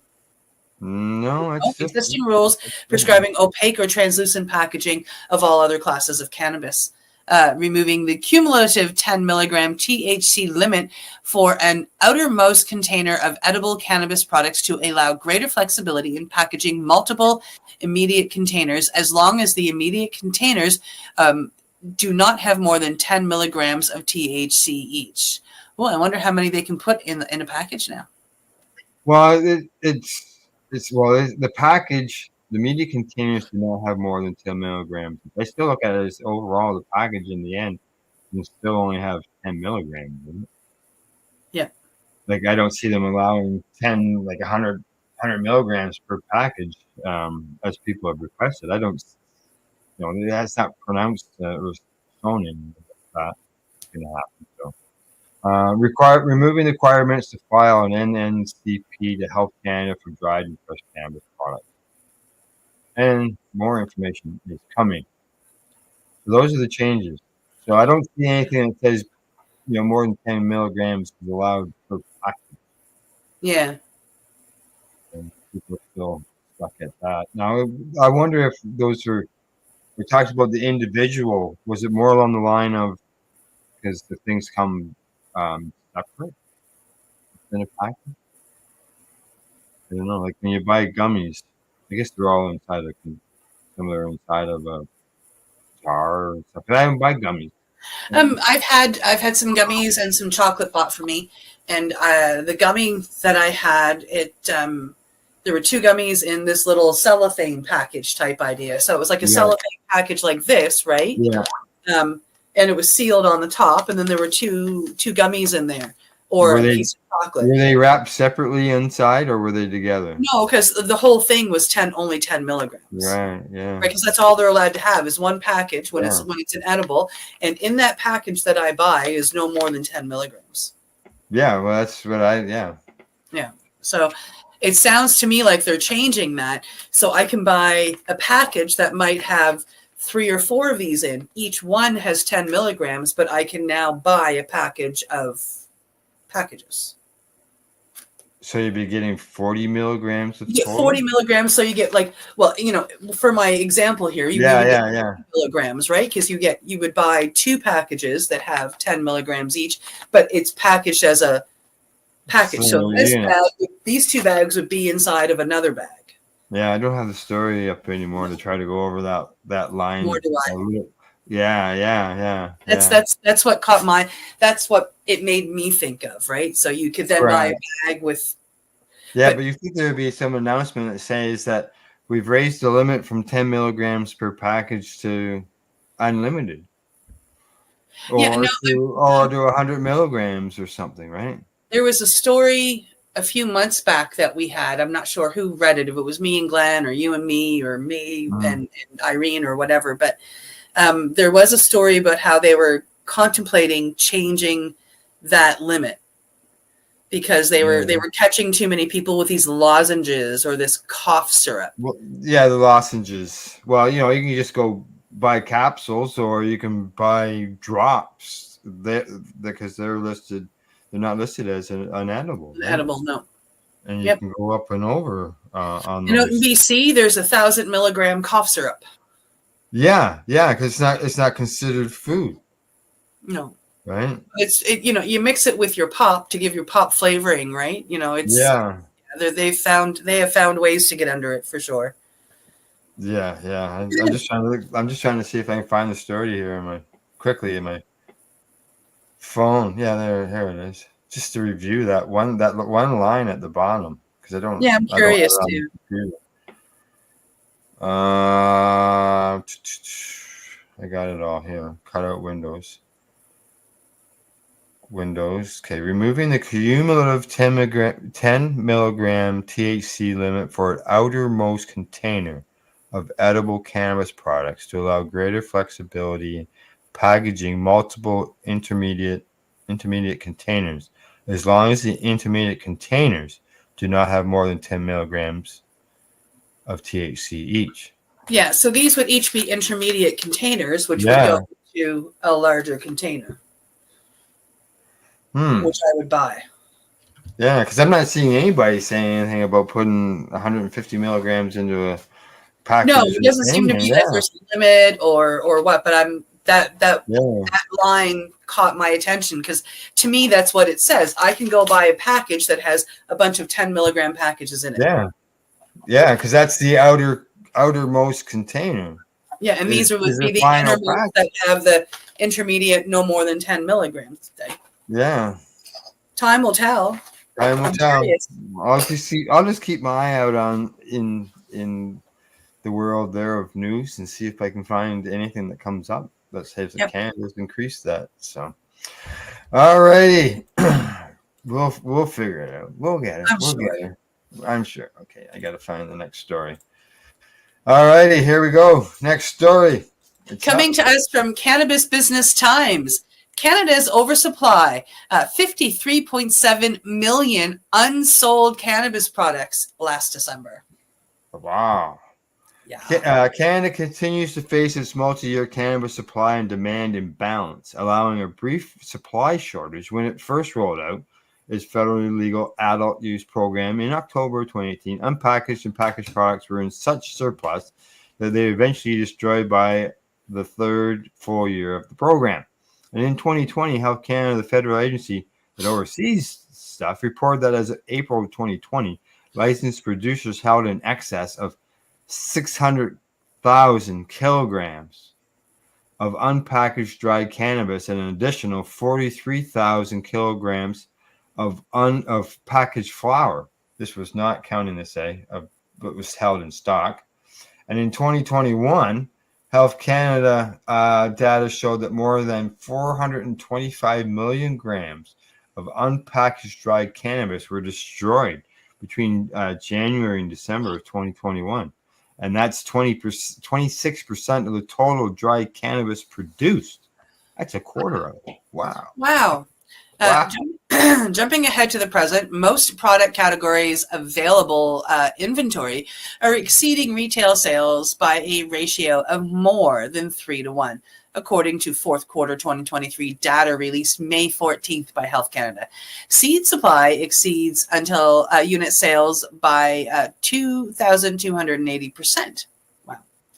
The data shows that the ratios of total packaged inventory to retail sales for federal license holders, distributors, and retailers by product types are the dried cannabis 3.4-1, edibles 3.6-1, extracts 3.7-1, seeds 22.8-1, and topical 6.4-1. So yeah, they're for every gram of dried cannabis sold, they have 2.4 left over. It's sorry, you go ahead. Diving into what this looks like on a monthly basis, in December of 2023, 21.3 million packaged units, medical and non-medical, were sold of 75 million packaged inventory units, leaving unsold inventory of 53.7 million units. In June of 2023, packaged inventory units of 75.4 million exceeded packages units sold by 55.4 million. And in December of 2022, nearly 20 million packaged units were sold of the nearly 76 million packaged inventory units, leaving a surplus of more than 56 million packaged units. Wow, that's a lot of cannabis. Wow. Yeah.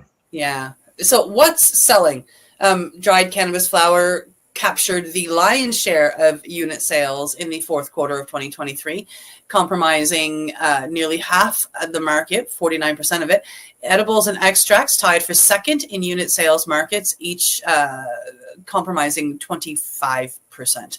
However, when looking at sales to registered medical patients, edibles and extracts each comprised a slightly larger percentage than dried cannabis flower. Oh, the patient end. Interesting. In December of 2023, for example, 220,000 units of dried cannabis flower were sold in the medical market, compared to 359,000 units of edible cannabis and 237,000 units of cannabis extracts. They say, according to Health Canada's report, the total licensed area for indoor and outdoor growing in this fourth quarter of 2023 is more than 7.9 million square meters, or 85.5 million square feet. Indoor growing area was 1.5 million square meters, and outdoor growing area was 6.5 million square meters. The woes plaguing the Canadian market aside, this is a 1,644% increase over October 2018, when adult use sales launched. At that time, combined indoor and outdoor growing area totaled 452,896 square feet or square meters, 4.9 million square feet. Prior to October 2019, indoor and outdoor growing area was combined. Outdoor growing area at its peak, which was December 21, totaled 7.1 square meters, and while the indoor growing area reached its peak in May 2020 with 2.2 million square meters. So we're growing too much cannabis. Who ever thought that we would be at a point that we had more cannabis than what people required? I know, eh? You would never. And really, that's not necessarily true, because there's a lot of people out there that can't afford to buy it, so they sit at home with nothing or with scraps, and this could go a long way with helping them. But of the people out there buying it on a regular from the Canadian government, we don't need as much as they've got. No. There's just so many sources, right? Yeah. Alrighty, on to the next story. Headlines up. Coming to us from the Globe and Mail, Red Light Holland announces completion of full psilocybin extract report with PharmAla. Yeah, Red Light Holland. It's a company engaged in the production, growth, and sale of functional mushrooms and mushroom home grow kits in North America and Europe, as well as premium brand of psilocybin truffles to the legal recreational market within the Netherlands. In compliance with all applicable laws, proudly announces the successful completion of a comprehensive extraction protocol with associated report by PharmAla Biotech Holdings. This significant achievement marks the successful extraction and creation of a high-quality concentrated psilocybin extract at PharmAla's partner lab facilities, Charler Labs, following the Health Canada-approved import of naturally sourced psilocybin truffles from the company's farm in the Netherlands. The process also effectively removed materials used for extraction, ensuring the product adheres to the requirements necessary for pharmaceutical ingredients. This accomplishment not only highlights the capabilities of Red Light Holland and its partnership with PharmAla, but also sets a robust foundation for subsequent phases. Todd Shapiro, who is the CEO and director of Red Light Holland, expressed his enthusiasm, stating, "The completion of this full extraction report represents a pivotal milestone in our journey towards optimizing and scaling the production of high-quality, natural source psilocybin active pharmaceutical ingredients. Red Light Holland is committed to advancing the field of psychedelic research and will continue to update stakeholders as it progresses into the next stage of development and optimization." Exciting. There you go. So extraction of whole plant, a whole can, or whole mushroom. It's like us yanking out THC or CBD or CBG from cannabis. This is them pulling out the psilocin from psilocybin. Right. Which actually ends up being easier on the stomach. Well, yeah, you don't have that. I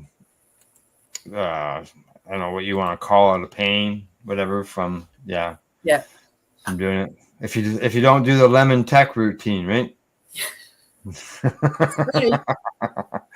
All righty, on to the next story. Last one before we go to break. Coming to us from StratCan. How long until Canadians can access medical cannabis in pharmacies? Oh, interesting. Earlier this year, the federal government's expert panel called for pharmacy access to medical cannabis. Specifically, the panel's report recommended expanding the existing model, which permits online sales, to allow for in-person cannabis access at pharmacies. This common sense recommendation resulted from the panel's recognition that pharmacies have the infrastructure to dispense cannabis, and that in-person access could address delays related to mail or courier delivery, while also providing the all-important opportunity for counsel with pharmacists. However, given the recommendation and broad consciousness within the industry that pharmacy access makes sense, the question remains, what's the timeline?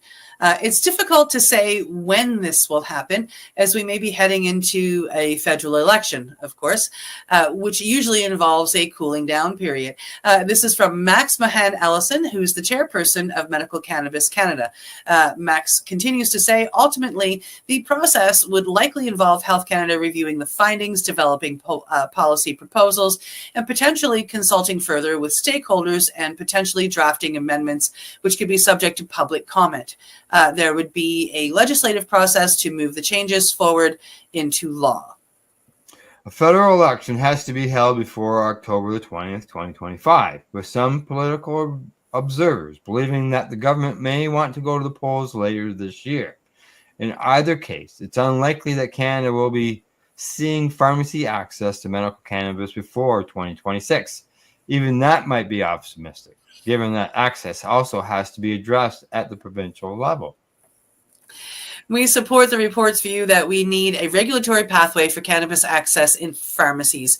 And this is a critical first step. But there's still a lot to happen at the provincial level, because that's where pharmacy scope is legislated, says Shelita Dat-Eni, Senior Vice President of Pharmacy Affairs and Strategic Engagement of the Neighborhood Pharmacy Association of Canada. Given the public health and harm reduction role pharmacy can produce for therapeutic products, the Neighborhood Pharmacy Association of Canada, which has significant member representation across Canada, supports the scientific committee's recommendation that cannabis health products be accessible through pharmacies. You know, one time they were really against this, eh? That when cannabis first was coming out, the pharmacists were against it, and things have changed, obviously, over the last 20 years, but there's more work to be done. Well, the Shoppers Drug Mart fought to have, they can mail it out now, but they fought hard to get that. Yeah, right. Well, they had a production license, so they could sell it. Yeah. Now, Danny continues to say that given the importance of ensuring public health and safety, it's important that associations like ours are aligned with regulators. We support the idea of pharmacists being able to authorize and dispense cannabis. Authorize, that's interesting. Pharmacists are also uniquely qualified to assess and manage potential drug interactions. And we had, I've interviewed Daniel Bear from Humber College, and they're doing things with pharmacists in Canada and cannabis, and they want to educate pharmacists. Yeah, if you're taking cannabis for a medical condition, there's a good chance that you're on other medications, says Glenn Doucette, who's the CEO of the Canadian Pharmacists Association. Adjustments might need to be made in terms of dosage, with pharmacists able to provide timely monitoring for performance and health. Given the shortage of family physicians and the fact that most Canadians live within 5 kilometers of a pharmacy, with some locations open until midnight or even 24 hours, allowing for in-person access could dramatically improve healthcare delivery across Canada. What would they be required to stock? Supply.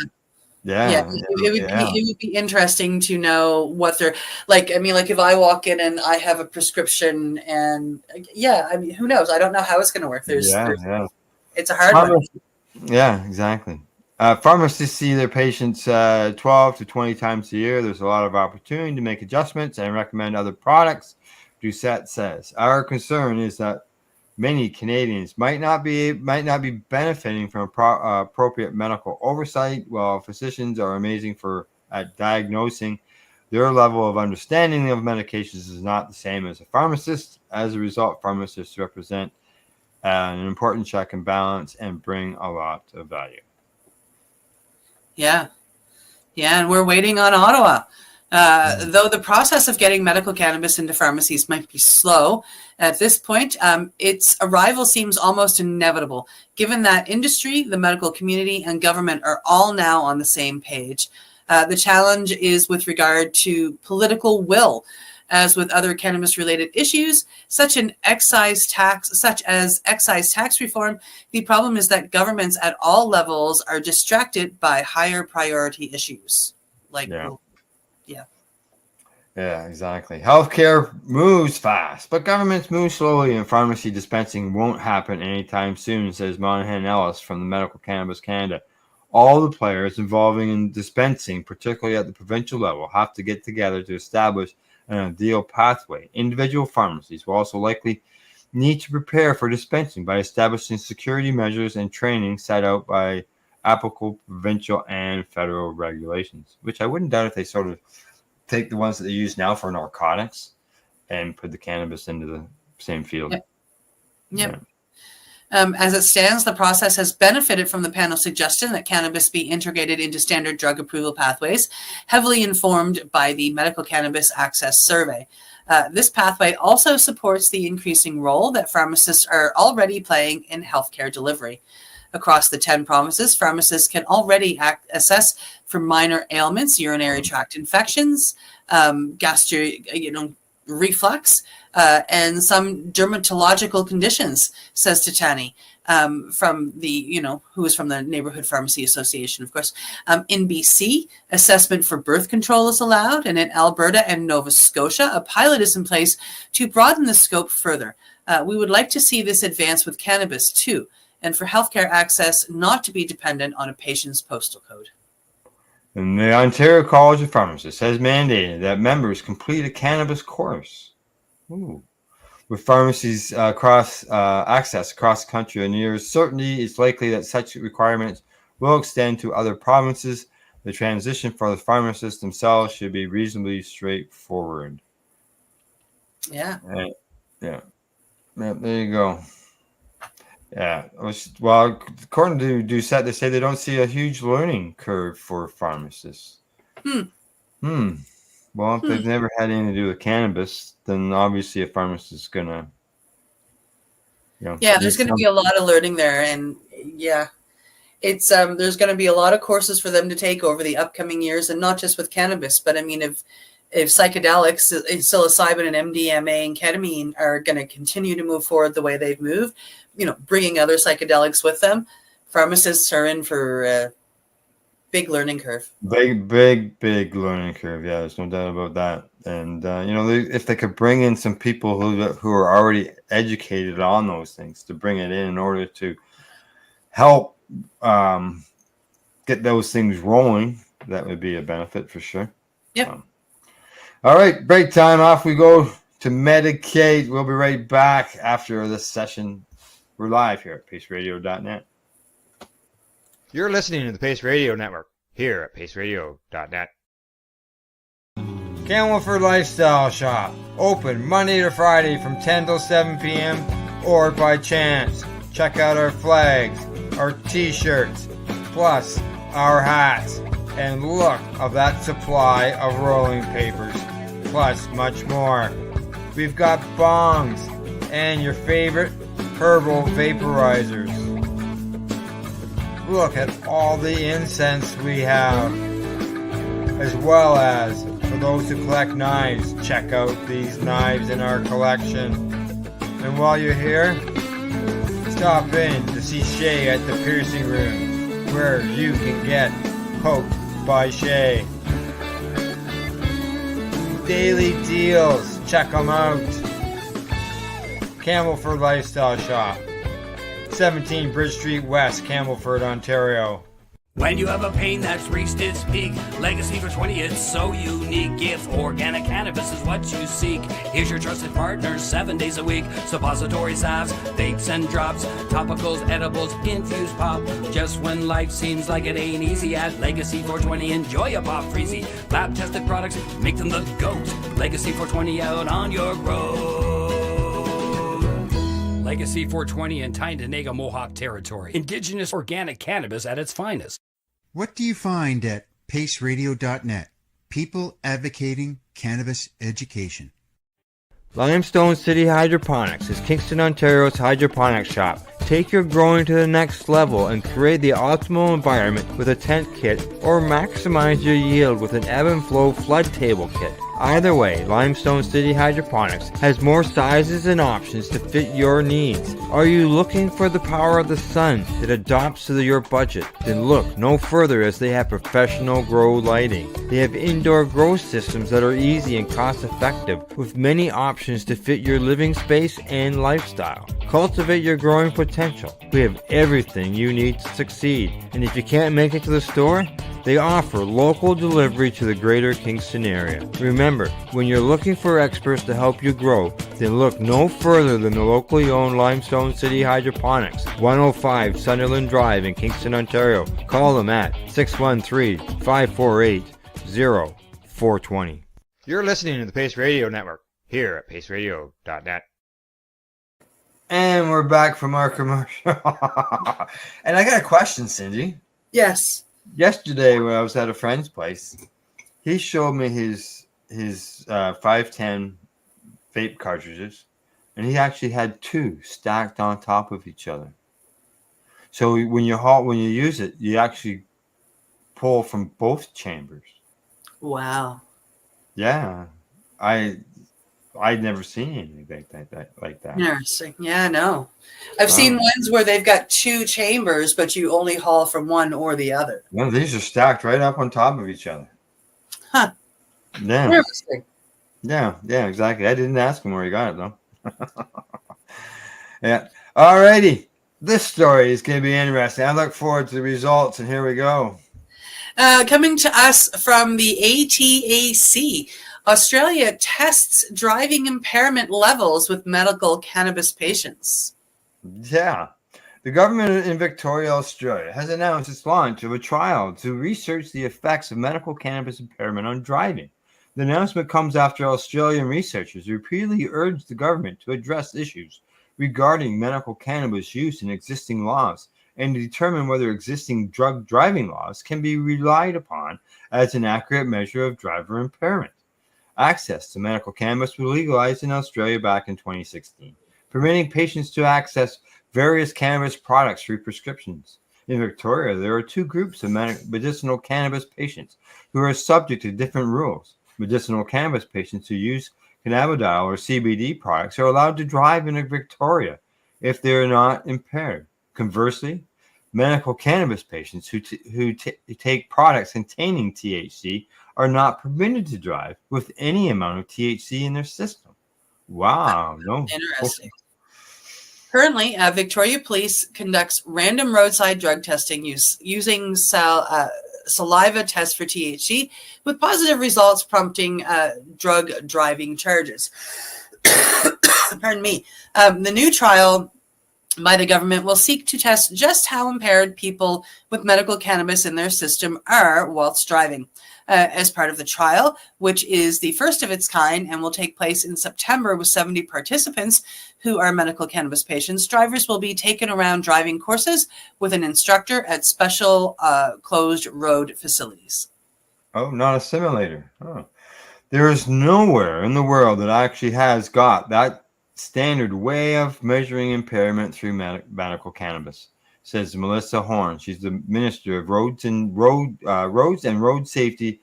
And in an interview with ABC News, she says, "It is a basic human right. We've got a legally prescribed drug. Let us be able to measure what that looks like on a road safety environment." Yeah. Currently, there is a lack of data regarding cannabis impairment and driving. In Canada, driving with THC levels of 2 nanograms per milliliter is considered an offense. According to one meta-analysis of research studies conducted in 2021, cannabis use increased the risk of crashes somewhere by 11 to 42%. Moreover, the study also found that the effects of THC on driving are typically modest and seem similar to the effects of low-dose alcohol consumption. However, the study also found that impairment may be more significant and potentially severe in individuals who are cannabis naive or where cannabis is combined with alcohol or other impairment-causing drugs. And remember, these are patients they're testing. So these people will be people who are normally consuming cannabis. It's not as if they're going to be fresh, first time consuming people. So I'm interested to see what the results How are. it turns out, yeah. Yeah, exactly. And we'll keep an eye out for that and see what happens. All right, next story. Coming to us from StratCan, study finds inaccurate labeling on some cannabis oils in Ontario. Uh-oh. A study from researchers in Ontario says that some cannabis oils on the market in Canada are inaccurately labeled for THC and CBD. Well, there have been many studies looking at the accuracy of labeling on cannabis flower and edibles and some extracts. This is potentially the first study to look at legal cannabis oils. In a case series studies, researchers at McMaster University and St. Joseph's Health Hamilton tested 30 cannabis oil products available on the Ontario Cannabis Store website. The amount of THC and CBD in those products was then tested by the Center for Microbial Chemical Biology at McMaster University for comparison against the amounts listed on the product label. While none of the products contain significantly more THC than the labeled amount, 12 of the 30 tested products were found to be outside of the allowable variable limit of THC, and 3 products were outside their variable limit for CBD. Of the 16 cannabis oils tested that had a label amount of 2.5 milligrams of THC or greater, 7 of them had amounts that were lower than what was allowed by more than 15% allowable variants. So that's basically half of them. Yeah. Half yeah. of those. In addition, the study found discrepancies between the amount of THC and CBD listed on the OCS website's product description for 10 of 30 oil products. 5 products were also found to be labeled with inconsistent listings of active THC CBD and total THC CBD, with one product being labeled as having 5 milligrams of CBD, but found to be 26 milligrams total CBD upon secondary testing. Unlike products like dried flower, cannabis oils of the type the study looked at should generally have the same active and total THC CBD amounts. Yeah, and now with the new regulations, it'll just be total on the packaging. So, the researchers involved argue that their findings merit greater quality control efforts by the industry, while also noting that limited scope of their research. The OCS currently lists more than 50 cannabis oils in their SKU online. Wow. Yeah, so that's not good. Not having the proper, they're basically inaccurate labels, and that's a no-no. Yep. Right. So, got to get them right, people. That way, the consumer knows what they're buying. Right. It's true. Yeah. They mentioned about reducing, or they reduce in the regulations to say 1 or more QA per people. Yeah. Within those regulatory changes, instead of saying 2 or more. So that's going to allow them to reduce the number of people if they want on the QA end of things. And how are mistakes like this or mistakes going to be found? Like, you would think they have some type of quality assurance to make sure that those products going out the door are what they are labeled as, wouldn't you? Yep. So I just happen to be. I used to be involved in the QA department where I was at work before I got sick. So, all right, here we go. Next story's up. Yes, coming to us from Marijuana Moment. Voters in Slovenia approve cannabis ballot measures. All right. Always like to hear about other countries legalizing. Voters in Slovenia approved a pair of cannabis-related ballot measures over the weekend. One on whether medical cannabis patients should be able to cultivate the plant for personal use, and the other on whether all adults should be able to legally grow and possess cannabis. Yes, and yes. The sale and use of medical cannabis is already legal in the country, but cultivation remains prohibited. The 2 cannabis questions appeared on the ballot in Sunday's election, alongside other referendum questions on medically assisted dying and proposed change to the country's general election processes. The first question: should the Republic of Slovenia allow the cultivation and process of cannabis for medical purposes on its territory? passed 67% to 33%. And the second, should the Republic of Slovenia allow the cultivation and possession of cannabis for limited personal use on its territory, was approved by a margin of 52 to 48. Ooh. The outcomes are advisory and not binding on lawmakers. Nevertheless, they could influence future legislation and contribute to the growing push for reform in the country. Slovenia's National Assembly voted to put the questions on the ballot in April. The country's National Institute of Public Health had taken a position against the cannabis proposals. The votes are among the latest examples of a push for cannabis reform making its way through Europe. About 2 months ago, another country in the region, Germany, began implementing a cannabis legalization law. In Slovenia's neighboring Italy, meanwhile, voters were deprived of the opportunity to decide on cannabis and psychedelics policy reform in 2022, following a ruling from the country's top court. But support has been building for a narrower cannabis-only measure that would allow the home cultivation of 4 plants, the eventual creation of social clubs, and the elimination of penalties for consumers. I wonder why they turned it down. Malta became the first European country to enact cannabis legalization, with the president signing a reform bill in 2021. A novel international survey released in 2022 found a majority support for legalization in several key European countries. Slovenia was not included in that poll, however. The UN drug control body recently reiterated that it considers legalizing cannabis for non-medical or scientific purposes a violation of international treaties, though it also said it appreciates that Germany's government scaled back its cannabis plan ahead of the recent vote. There you go. There we go. Yeah, the European Union has to get caught up instead of being against all this. Yes, they do. Yes. All righty. Last. Oh, what's this? To say? Oh, it's a pop-up. Okay, I got it out of the way. Last story of the day, because I don't think you wanted to read the pop-up. So here you go. No. Coming to us from CBS News, as psychedelic mushroom lovers enjoy first Denver Shroom Fest, woo-woo, psilocybin therapy is still unregulated. So where are you going to be in June of 2025? I'm going to be, down in Denver for the second ever Shroom Fest. As lovers of magic mushrooms gathered to celebrate recreational use of the first ever Denver Shroom Fest in Reno Sunday, questions arise about the safety of the mushrooms as of now still unregulated therapeutic uses. Yeah. I'd be underground. Yeah, I would have definitely ate a bullet, says Marine veteran Troy Leonard. After leaving the Marines, Leonard struggled with PTSD.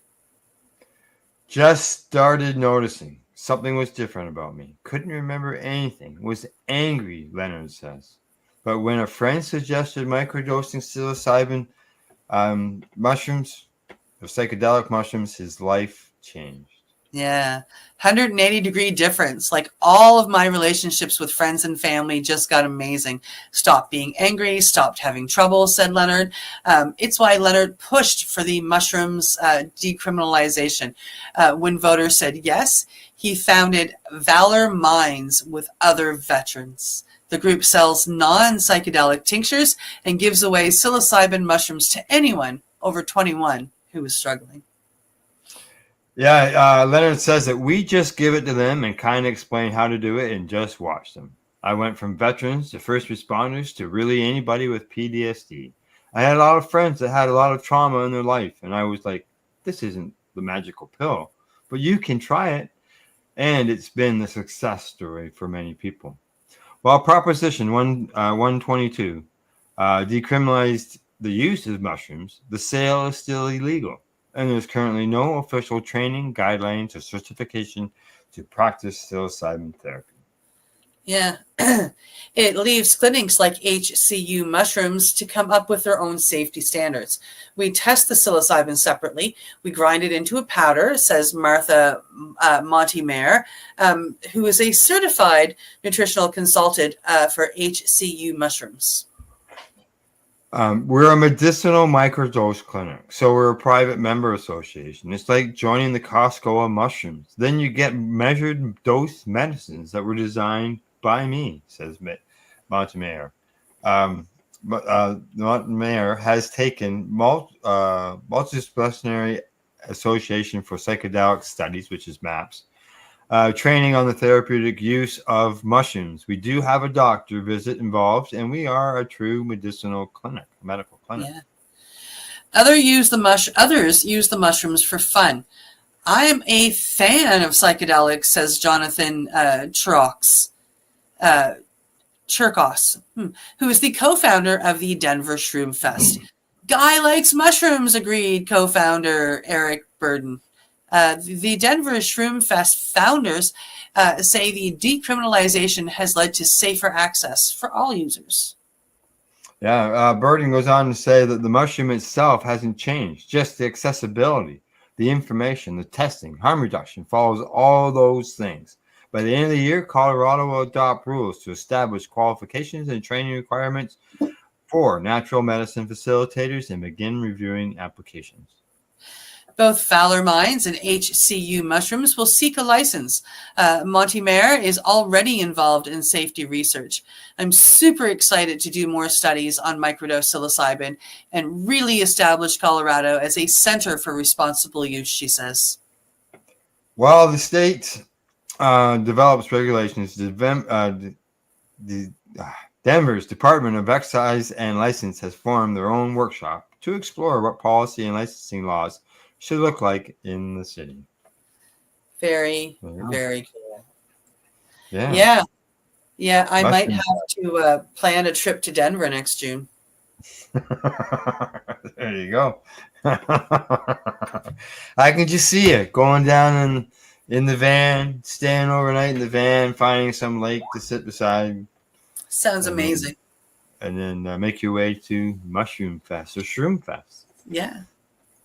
Yeah. Sounds good. Sounds like a good time. All right. Anything you want to say? Anything you want to No, that's about it. That's about it. Okay. We're Sounds early. good. Yeah, we are. That's all right. That's all right. We just, got it all done instead of being late, right? Okay. Other than that, that's it from the Legacy420.com news desk. That's the Pace News Report for today. Thanks to our buds at Camelford Lifestyle Shop, Limestone City Hydroponics.ca, and Legacy420.com. And in closing, don't forget to say, well, I won't forget to say thanks for watching. Thanks for tuning in. And don't forget to educate, medicate, and do not incarcerate. You're listening to the Pace Radio Network here at paceradio.net. The opinions of the individuals during this broadcast are their own, and may not be the opinions of their group or other organizations they may be involved with. All medical advice during our broadcast is not a medical opinion and should be checked with your medical physician. When you have a pain that's reached its peak, Legacy for 20, it's so unique. If organic cannabis is what you seek, here's your trusted partner 7 days a week. Suppository salves, vapes and drops, topicals, edibles, infused pop. Just when life seems like it ain't easy, at Legacy 420, enjoy a pop freezy. Lab tested products, make them the GOAT. Legacy 420 out on your road. Legacy 420 in Tyndonega Mohawk territory. Indigenous organic cannabis at its finest. Enjoy the buzz of legalization with Campbellford Lifestyle Shop. From lights to plant nutrients, books, consumption accessories, and more, we've got all your basics to grow or consume cannabis. Visit our info center or take a look at our piercing services and body jewelry, now available in-store through Campbellford Lifestyle Shop, 17 Bridge Street West, Campbellford. Limestone City Hydroponics is Kingston, Ontario's hydroponics shop. Take your growing to the next level and create the optimal environment with a tent kit, or maximize your yield with an ebb and flow flood table kit. Either way, Limestone City Hydroponics has more sizes and options to fit your needs. Are you looking for the power of the sun that adapts to your budget? Then look no further, as they have professional grow lighting. They have indoor grow systems that are easy and cost effective, with many options to fit your living space and lifestyle. Cultivate your growing potential. We have everything you need to succeed. And if you can't make it to the store, they offer local delivery to the greater Kingston area. Remember, when you're looking for experts to help you grow, then look no further than the locally owned Limestone City Hydroponics, 105 Sunderland Drive in Kingston, Ontario. Call them at 613-548-0420. We are people advocating cannabis education here at paceradio.net.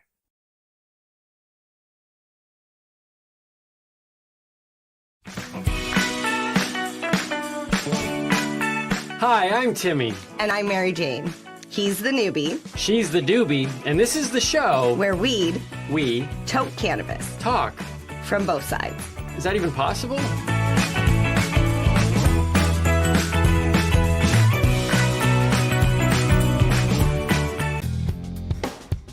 Stay tuned. We'll be back after this toke.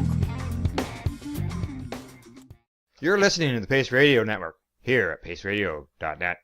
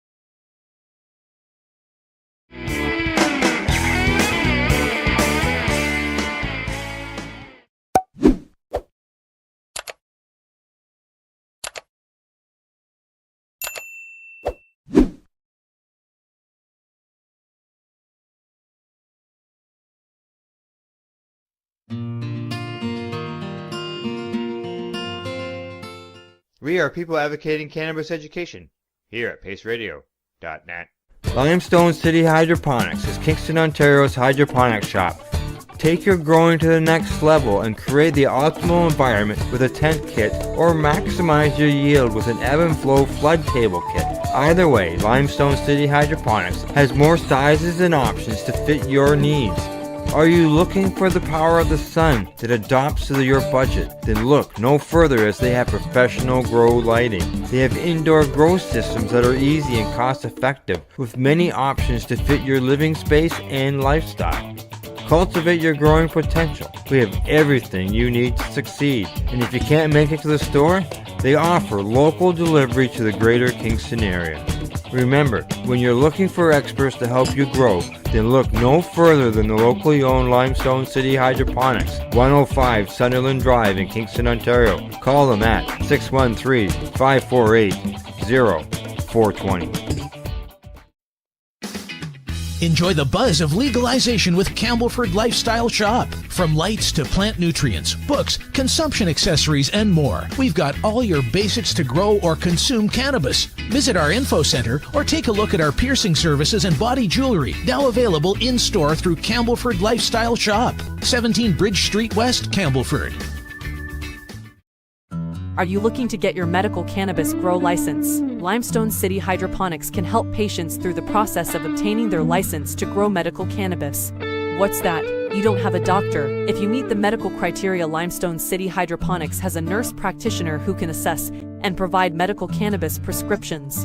What are you waiting for? Contact Limestone City Hydroponics at limestonecityhydroponics.ca or call them at 613-548-0420. PACE Radio is the People Advocating Cannabis Education Radio Network. Legacy 420 have an awesome array of cannabis-infused beverages, from pop to Nature's Nectar's teas, all in amazing flavors. What a selection! We even have a delicious mango-infused juice, and let me tell you, it's delicious. Everything is infused in-house, so we buy our syrup from the same place where everybody else buys their syrup for their pop, and the infusion is done in the lab. It's all canned here, labeled here, produced 100% on Tyndonega. We have two lines of drinks. One is called our Nature's Nectar. That was our original line that we came out with. And then we also have a line under the Red E brand. We have them in 10 milligrams, 30 milligram, and 60 milligram cans. What a great selection for a get-together with friends or after a long day. Remember, if you want to wet your whistle with on-site lab-tested products, come see your trusted partner. Legacy 420 out on your road.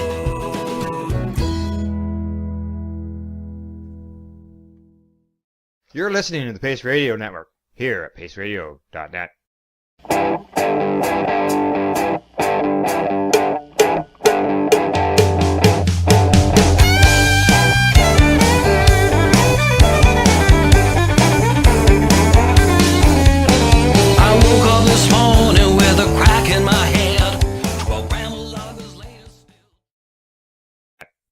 The views expressed by the individuals during this broadcast are their own opinions, and they may not be the same as those of their group or other organizations they may be involved with. All medical advice during our broadcast is not a medical opinion and should be checked with your medical physician.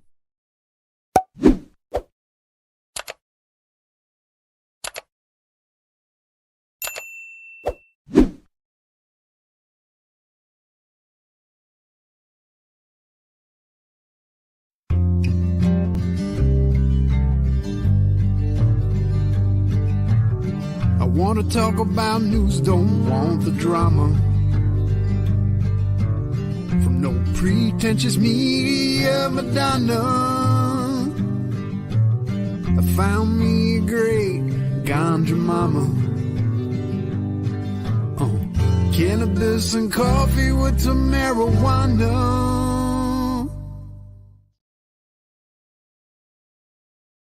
Good morning, everybody, and welcome to Cannabis and Coffee with me, to Marijuana.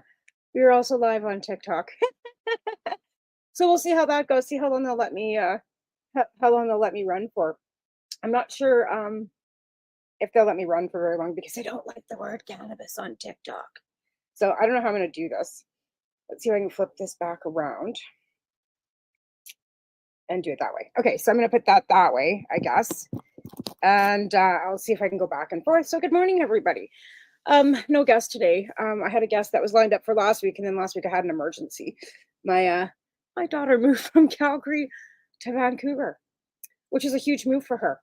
I can't say as I wasn't a little bit scared about it, because I kind of was.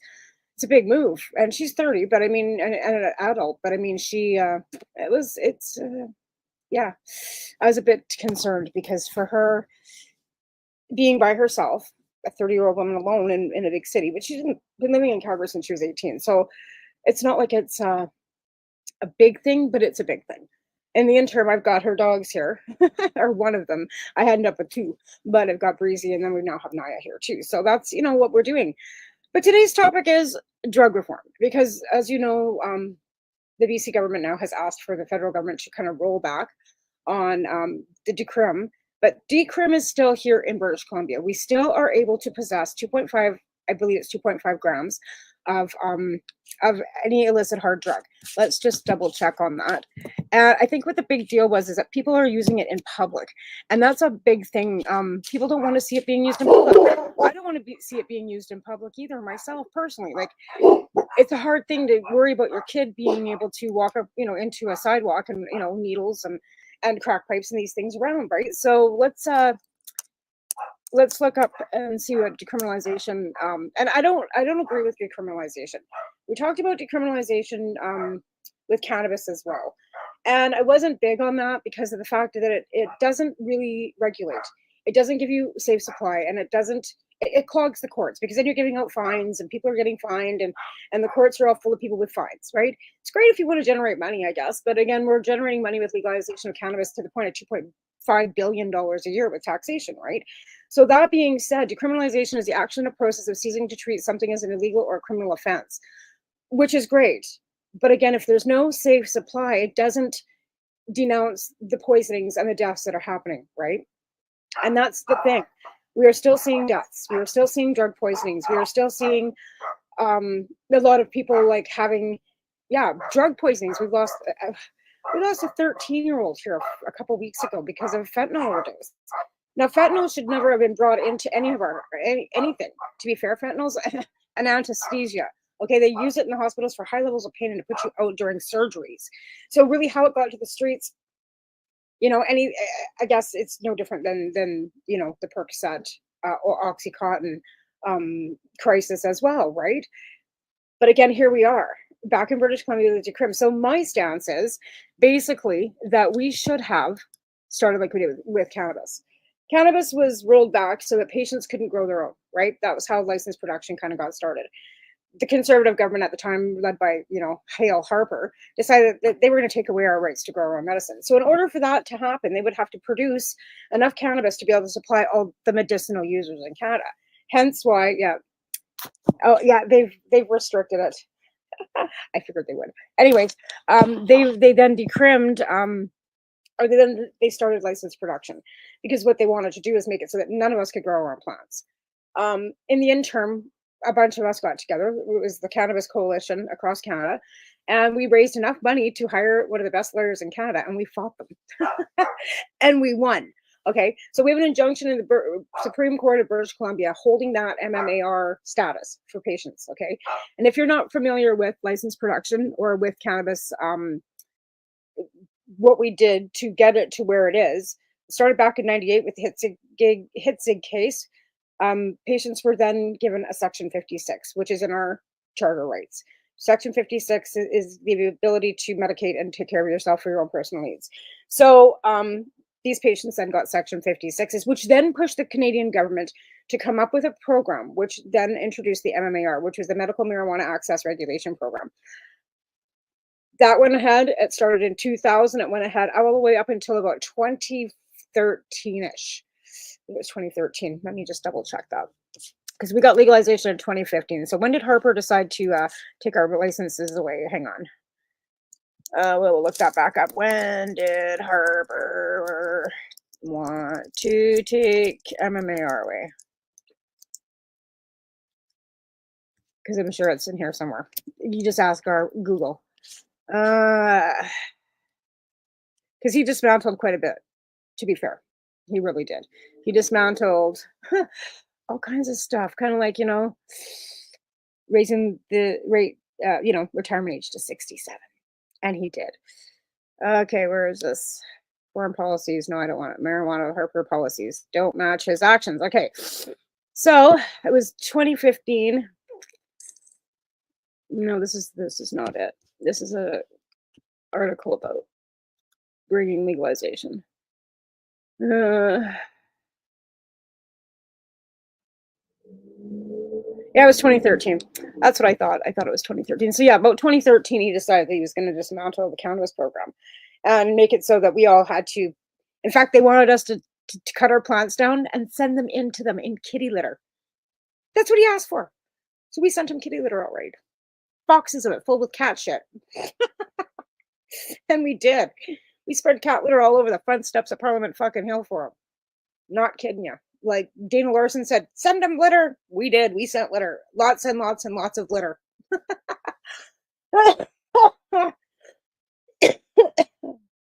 Which was funny, to be fair. Anyway, so back then, we then hired John Conroy. John Conroy and Kurt Tussauer were QC lawyers in British Columbia that fought for us, and they won. So anyways, the MMAR program was then put into an injunction. So anybody that held an MMAR from that time forward, as long as they didn't move or need a raise in their prescription, they could stay as an MMAR patient, leaving their grows alone, right? Anybody else that moved or had their prescriptions upped in any way, shape, or form would then be involved in the ACMPR program, which now still runs. It does. So if you need medical exemptions, you can go to a doctor, get your licensing, and you can grow more than 4 plants. In Canada, it's legal for 4 plants, right? So anyways, back to where we started. We started with licensed production sites, right? Big grows by big corporations. There was Tilray, Tweed, Aurora, Origami, all Origami. They all came out, right? Now there's all kinds of them. There's micro grows. There's all kinds of different production, right? So stores have variety. They're tested. No pesticides are supposed to be used. No seeds. No mold. You're getting clean, tested cannabis, not laced with anything. You can go into a store, buy it. You can get up to 30 grams a day, blah, blah, blah, blah, blah, right? It's worked well. It's taken out the black market a lot. Like it's really pounded back. I mean, a pound of cannabis used to be worth $3,500, up to $5,000 depending on the strain. Now it's only worth about $300. So you can see the difference on what, the structures have gone down and up and down, right? To be fair, they should do the same thing with hard drugs. I know nobody wants to hear this, and nobody wants to hear about it. They need to start manufacturing in Canada. We need to manufacture meth. We need to manufacture cocaine. We need to manufacture heroin. We need to manufacture the drugs that they are going to be using. Because let's face it, drugs are never going away. They just aren't. People are going to use drugs. There's always going to be trauma. There's always going to be stuff. There's always going to be a reason why we still have alcohol, all these things, right? So why not make it at least safe for people to use it? Open a crack store. And I said this years ago, I said there should be a great big store that says crack and neon signs. It's going to deter people from actually going and probably buying it to begin with, because who wants their neighbors to see them buying heroin, right? But again, it takes out the black market. It takes out the cartels. It takes out the dealers. It takes out the poisonings. It takes out everything and gives a safe supply, right? That's the bottom line. We don't want people dying of drug overdoses. Now, an overdose is an overdose, but when it's a drug poisoning because there's something in it that's not supposed to be there, like benzos and fentanyl and carfentanil and all these things. See, I used to use cocaine too. It used to be my best friend. I loved the shit, right? Back in 2005, you bet. But that's when meth was coming out and fentanyl was starting to come out. And I didn't like meth. I just made my skin feel like it was crawling off. I couldn't. There was no way. And when they started mixing the meth with the cocaine, I stopped. It's like, I can't do this shit. It's gross. It's disgusting. I just can't. So I quit. But I mean, it's been 20 years almost. But because of what's going on now, there's no way in hell you could ever get me to snort a line again. I have a son that's 14. I have a husband. I have a life. I would never want to be that family that went out one night to have a nice time, mom and dad, because this has happened. This happened. Okay, this is a true story. Parents went out for dinner one night, had a few drinks, went to the bar. Used to dabble a little bit when they were younger. Figured, 1 gram, we'll go home, store a few lines, have a nice night, not a big deal, right? And recreationally, you should be able to do that. It shouldn't be a big deal. If you want to use a little bit of, below, whatever, it's your business. It's your life, right? All on you. You can do whatever you want. But they died. The kids, 4 of them, woke up the next morning and mommy and daddy were dead in their bed because they had went out and grabbed a gram of coke. It's horrifying. And that's the reality of drugs in Canada right now. You can take your chances. You can go and you could, and be fine. Or you could go and die. Seriously, that's what happens. And it's pretty sad. Indeed, it's sad. They've got me on restriction on TikTok because I'm smoking. I got to turn this thing off because it's just ridiculous. I don't think I'm allowed to be on here. Live restrictions for some audience. Your live contains themes that may find uncomfortable and restricted. Reasons regulated good content. Okay, well then I guess you can restrict me. I don't really care. Anyways, I got no viewers on there either. Good times. Oh my God, they're killing me today too. Anyways, so that's what my stance is. And I really believe that we should really start manufacturing. I mean, I know that most people don't want to hear that. And they think, oh my God, it's just going to be a free-for-all. It's not. It's a safe way of allowing people to have a choice. And that's the thing. Canada should be about choices. And if you want to use drugs, you should be able to use them as long as you're not harming yourself or anybody else. But right now, they're harming people.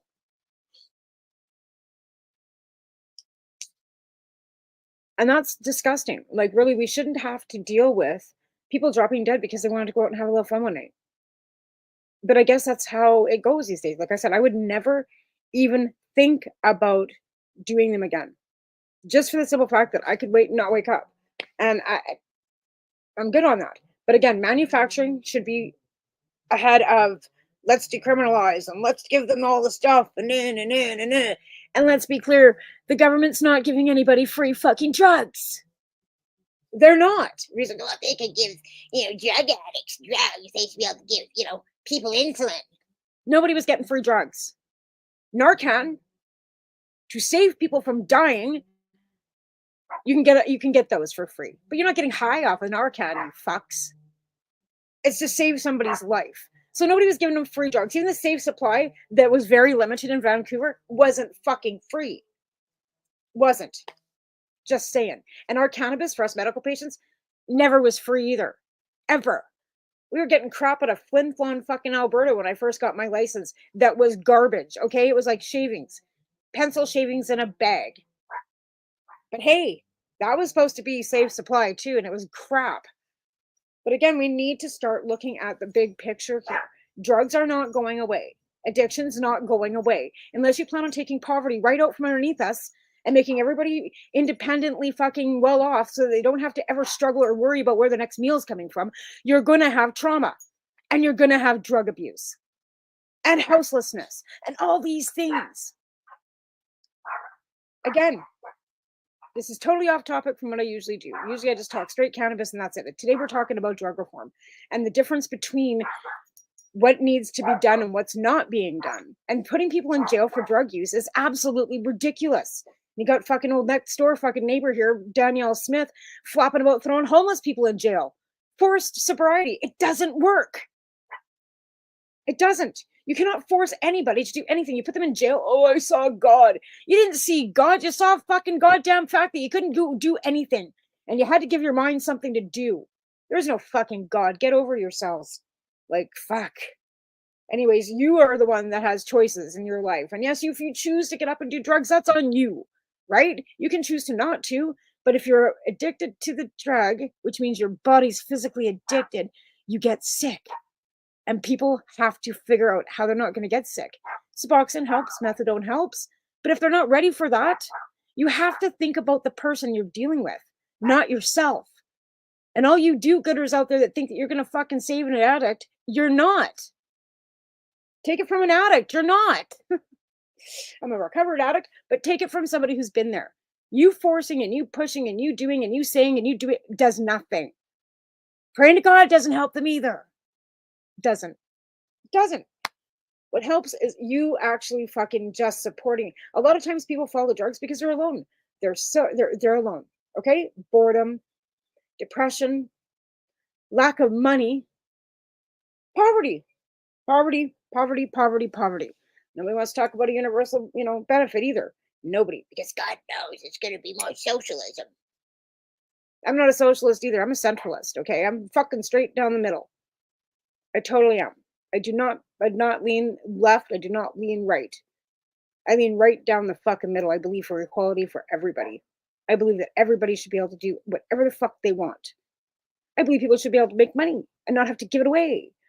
I also believe that you should be able to, give a little bit of extra away if you're a lot better well off to help the unfortunate. But I also believe that everybody has choices.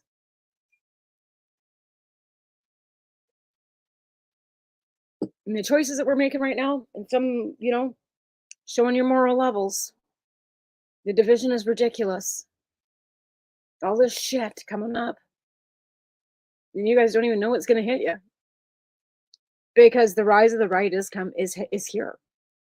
Oh yeah, Hitler's rising. Sorry to say that. Schmatzis, I guess. On this fucking app, you can't say the word. Because if you do, you get more restrictions. But yeah, the rise of the Schmatzis are back. So if you guys like that idea and you think that's good, you're fucked. Because then there's going to be no choices. They'll just take it all.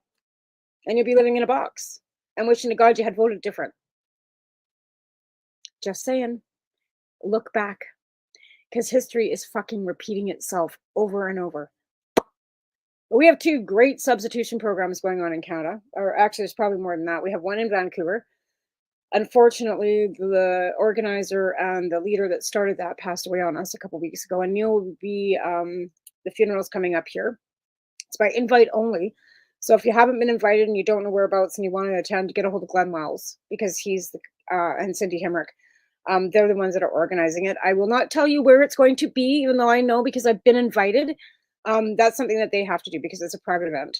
And they will tell you where it's going to be. But Neil passed away here of cancer a couple weeks ago, and he started the Vancouver substitution program as a harm reduction to high level milligrams of cannabis to addicts in the downtown east side. And it was working. And they'd line up. And then Chris Backer out in Nova Scotia took up the lead out there. And we have a Halifax substitution program going on every Monday too in Halifax. And that's Chris Backer and the Halifax substitution program. So what they do is they actually give away cannabis. They do. To people with addiction problems, whether it's an edible form, sometimes it depends on what the donations are that week. Because other patients donate to these projects to help other people. And it has helped a lot of people. A lot of people who are sick with cannabis, with heroin addiction and stuff, find relief in using cannabis as a substitution. Myself personally, if it wasn't for cannabis, I'd still be smoking crack. And that's what helped me get off cocaine, was cannabis. I'm not going to sit here and tell you any different. I smoked probably a quarter pound of weed a week until I could fucking finally just say, I'm good. I wasn't craving cannabis or cocaine anymore. I didn't need to, and that took about, I would say 6 to 8 weeks of just staying by myself and just kind of watching TV and smoking cannabis. And anytime I was craving, smoking, and anytime smoking. And that helped a lot. So it took about, and then I was back to work and went and got a job and started my life back up. And before that, I was a single mom with 3 little kids and had a full-time job. And my ex fucked me up and I took a trip for 6 months on a crack pipe. I did. And then I got off and I've never touched it again since. Well, that would be a bit of a lie. I have snorted a line here or there and over the, not in the last 5 years, but in the last, I'm not going to sit there and say I haven't, but I did. And it wasn't a slip. It was a slip, but it wasn't like a big thing. It wasn't like, I fell back into addiction. I didn't. But again, the things happen along the way. And I found that alcohol was something that would lead me back. And I just quit drinking a lot. Now I don't drink a lot either because of the medications and stuff that I'm on. But again, these are things that lead to addiction too. But what led me to addiction was trauma. was the pain of walking in and seeing my ex, sleeping with somebody else. That just made my head snap, right? So there are all kinds of reasons why people head down the roads that they do. You just never know why. And it's usually trauma-based, right? But again, we need safe supply. Because decriminalizing anything or legalizing anything without any regulations or access does absolutely fucking nothing to anybody. So again, when they decriminalized hard drugs, they literally should have manufactured in Canada, right? Job creation too. And I'm sure there's some scientists and some chemists out there that could actually do the jobs. We're not looking to some biker gang to fucking help us, get the meth on the streets out of their bathtubs. That's not what I'm saying. I'm absolutely saying that it should be manufactured in labs by chemists and then put into stores that are regulated with an age limit on them, like a liquor store or a cannabis store, and supply them safely. You bet. And I'm telling you, it would drop. Crime rates would be exuberantly low. They would be. In fact, cannabis possession has gone down criminally 95% of the crime rates. 95%. Because they just don't bother anymore, right? What's the point of fucking busting somebody for a joint or for 3.5 grams of cannabis, right? Or even 30 grams, under an ounce. Like before, we figured under an ounce. It's an ounce is 28 grams. You can legally purchase now 30. You can mail 30. I got busted for mailing 4 and got a criminal record for that. So back in the day, us OGs fucking fell down for you to fucking have a legalization. We did. We took one for the team. Hi. I did. I took one for the team. And I'm just fucking, and it so fucking rakes me because it's not just a possession charge, right? It makes it so that I have a felony on my record. It was an indictable offense. And that breaks me to know that 4 grams of cannabis in the mail made it so that I'm a fucking felon. Like Donald Trump. So I guess that means that, if he can travel all over the world, maybe I should be able to too, right? And get a job and all these things without having to tell him whether I got a record or not. I have a job and don't care about my record, but I've never done anything but cannabis, right? I bounced an NSF check when I was 20, and that's on my record too, but apparently I'm a criminal. And I will talk about that till the day I die because it's the worst.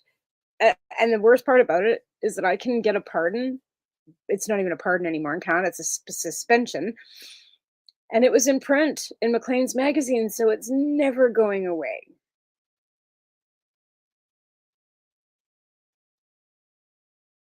Right? So there's that too. Good times, good times. Anyways, cannabis is something that should have always never had been prohibited. It was medicine and has been used for medicine for decades. In fact, prior to 28, when Reefer Madness started and it all got all fucked up, cannabis was used as a medicine for many things. Menstrual cycles, pain, all kinds of stuff, right? But to be clear, there's also been snake oil salesmen out there, and there's still snake oil salesmen out there selling you CBDs from hemp that do nothing for you and tell you that it's a miracle cure, and it's not. It's just not a cure for everything. In fact, it's not a cure for a lot of things, but we've got people out there claiming it does. And that's okay. It might have helped you. It might have, right? But I'll tell you, I don't take these pile of pills in here because cannabis has done all that stuff for me. It's helped me with my eating. It helps me with my nausea. It helps the inflammation in my colon. For sure it does. Does it mask the pain? A little bit. Does it help with my night sweats for menopause? Absolutely not. Does it help my rheumatoid arthritis pain when I'm in a flare? No. I'm sorry, it doesn't touch it. I have to take morphine, no matter how I fucking slice it. No matter how much rub I rub or how much this and that and that and this. It's back to the morphine for the fucking rheumatoid arthritis pain when I'm in a flare. Now, when I'm not in a flare, I don't take it at all. Like, no, I'm not in a flare, okay? I am fully okay. The methotrexate's got my immune system totally, boosted down so that I'm even, and I'm not flaring. But if my body decides that it's going to go fuck you and it's going to start eating itself,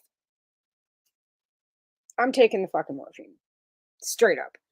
Because this stuff, It helps. It does. It definitely helps. A lot of people. I've got another friend with MS that cannot take pharmaceuticals at all. She's allergic to many things. Cannabis is the only thing that gives her relief. I'm not disputing anybody that has the ability to use it for what they can. But I'm saying there are some of us out there that it doesn't help a lot either, right? There are two sides to every spectrum. Just like some medications like penicillin don't work for a lot of people either. My dad was allergic, or we thought he was allergic to it until they actually gave it to him in the hospital. And then, it worked. But again, people are allergic. I'm allergic to Demerol. I get itchy, scratchy codeine. I cannot take it. Codeine? No. I turn into I look like an Eskimo, or with a flat face. I wouldn't say that. A flat face. And yeah, it's not good.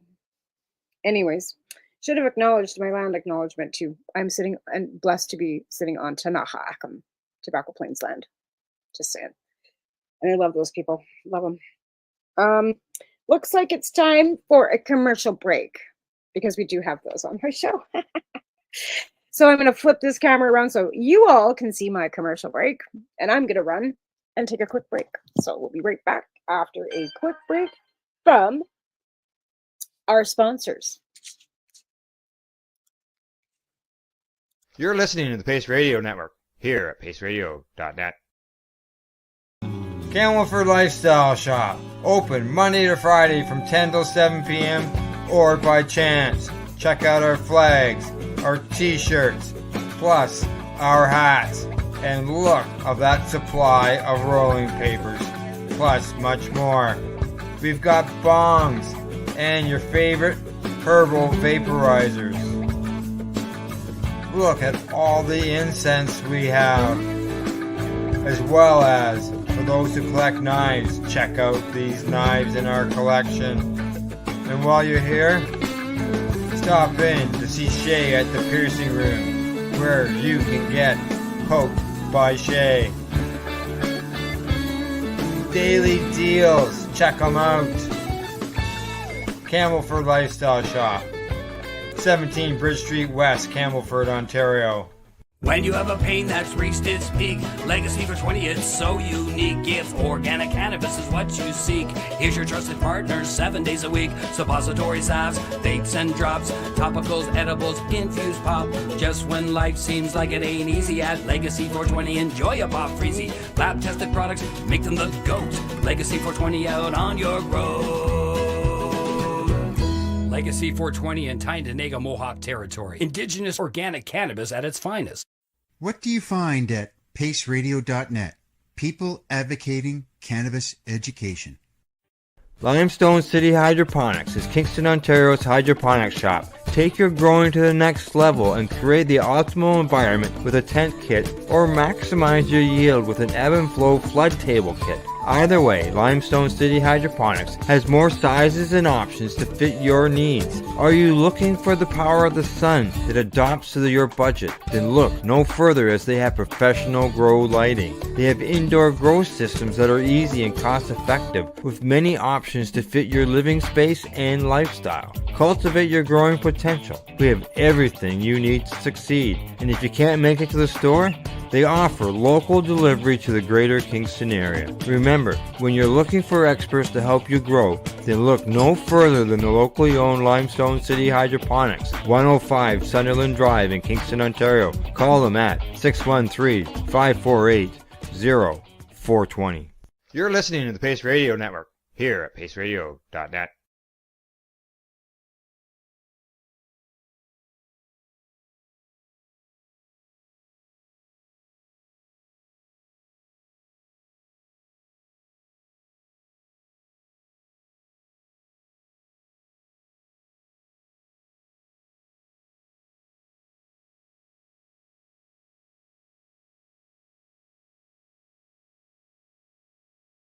Okay, I'm back.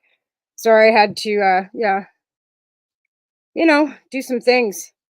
And, I mentioned that my guts were killing me this morning, so they are killing me this morning, but that goes along with colitis, right? Yeah. So anyways, we were discussing drug reform. So I'm going to do some digging here. We're going to go over here. And I am going to. Okay, so we were looking up we were looking up when Harper decided to take our fucking grow away. So that was my Harper take. Cannabis away. Okay. Okay, so what year did cannabis become illegal in Canada? It was 1923. Okay, well, that's not what we're looking for. How much cannabis, purpose of the Cannabis Act. Oh, 2043 also prohibited Chinese immigration. Racism and discrimination exist not only in a provincial level, but also nationally. Many initiatives were designed to discourage Asian immigration, in particular, often at the behest of those living in British Columbia. How disgusting is that?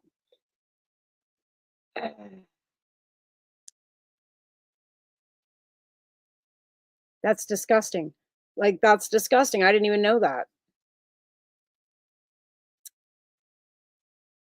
So in 1923, Canada adds cannabis and hemp to the Opium and Drug Act. Cannabis becomes illegal to this day.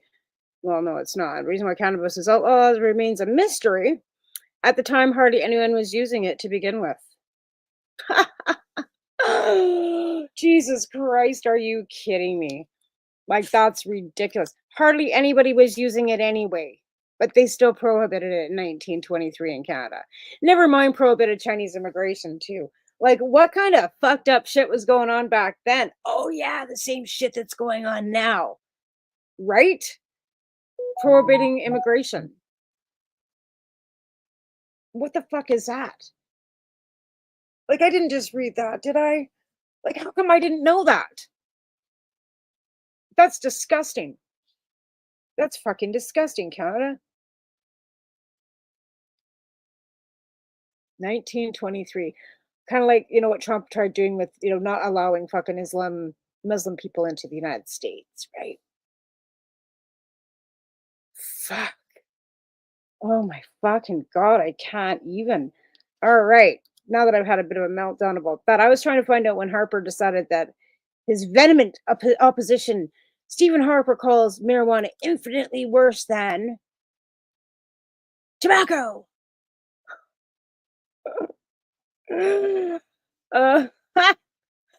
You're fucking kidding me, right? We're gonna share this on the show because I gotta bring this up because this is fucking ridiculous. Present. We're gonna video share a screen and we're gonna share the screen with this.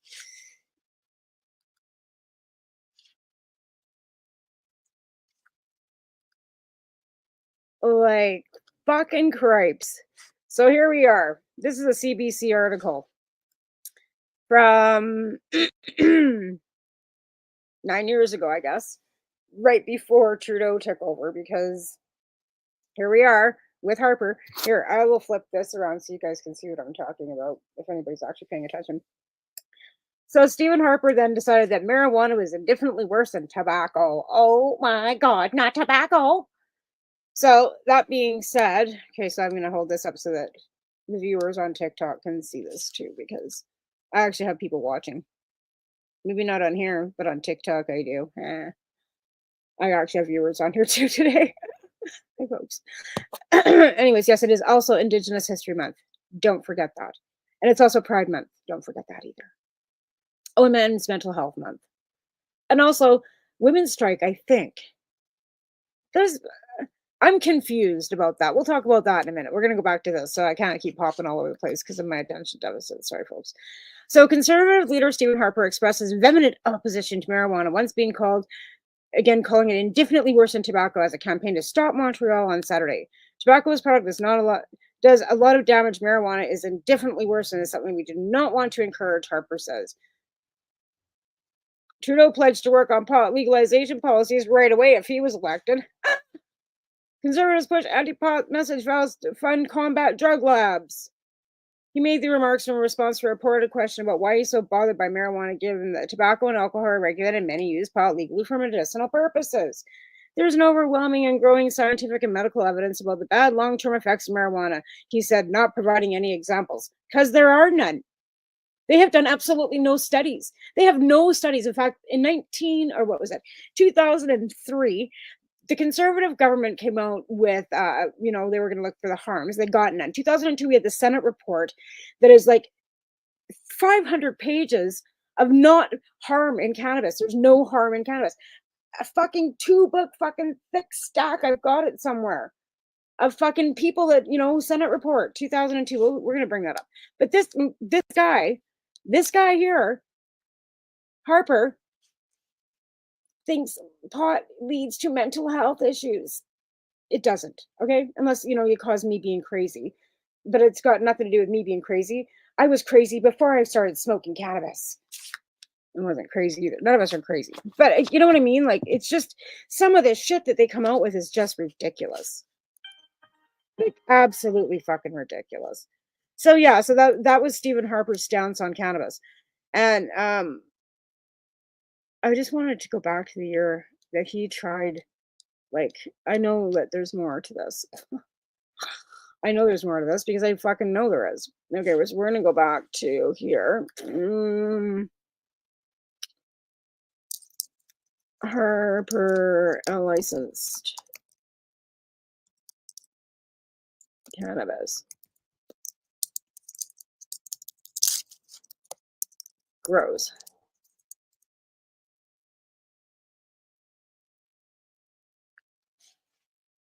On marijuana, Harper's politics don't match his actions. Who's the biggest cannabis producer in Canada?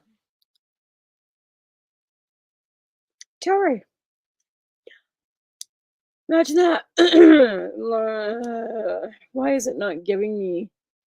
Okay, court rulings. This is 2006. Okay.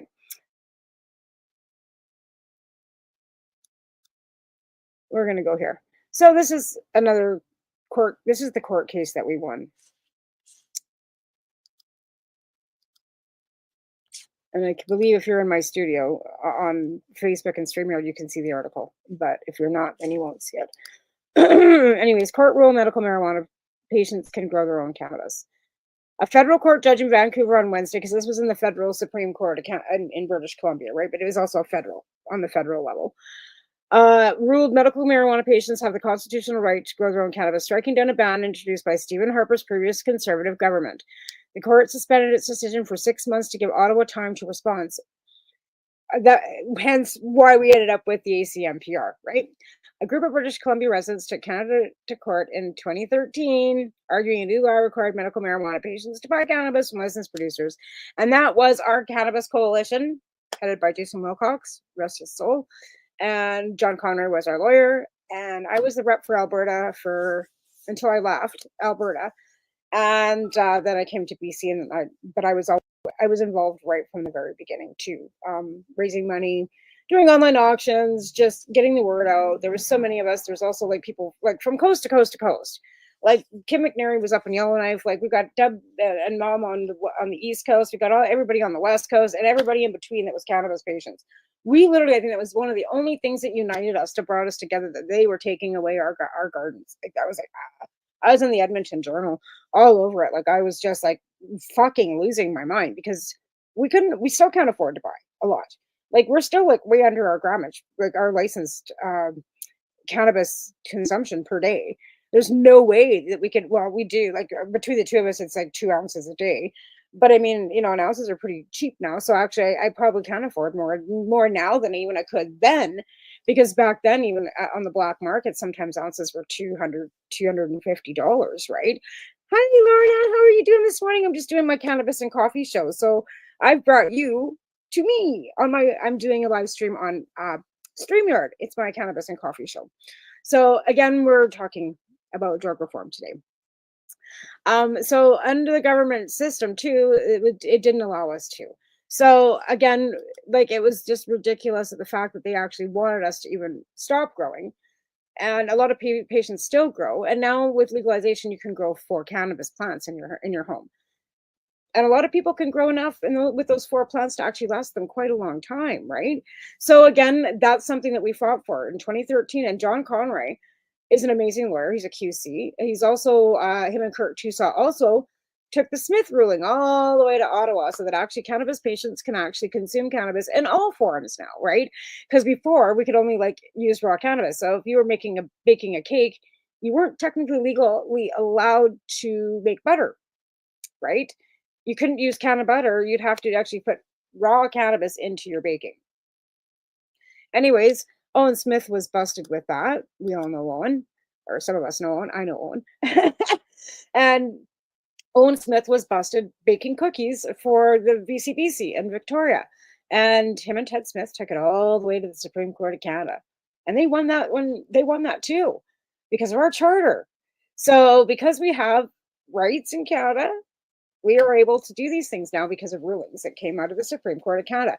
But to be fair, it's always been the courts that have given us the rights as patients. It's never been a doctor. It's never been a politician. The doctors still, because and honestly, I don't blame them. There's been never any research done on dosing. There's never been any direction for them to go on. There's never been enough research done on cannabis to be able to give them a bottom line base to go on. And I understand that completely. Why the New Health Canada, recommendations are to do that research, to put money into doing the research. Because we need to, whether there's harms or not harms. And there's so many case studies because there's so many of us patients that could give them the information that they're looking for. They could test us, they could take my blood, they could do all these things. It wouldn't take that long to actually get a baseline for dosing. But again, there has to be political will, and there has to be people that are willing to do that and push the envelope. And some of us still do, but it's because of legalization. Our cannabis patient groups have really kind of petered out. And why I keep doing this, because I really think it's important to keep engaged and keep educating people, because cannabis is legal now, and that more people would be wanting information, and they can get it from our networks, right? So that's another reason why I keep going on about this and talking about drug reform and talking about cannabis.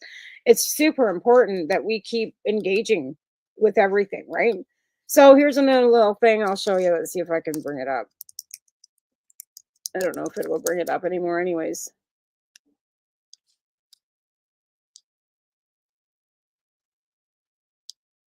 I don't know if it will or not. It's pretty old. We'll see.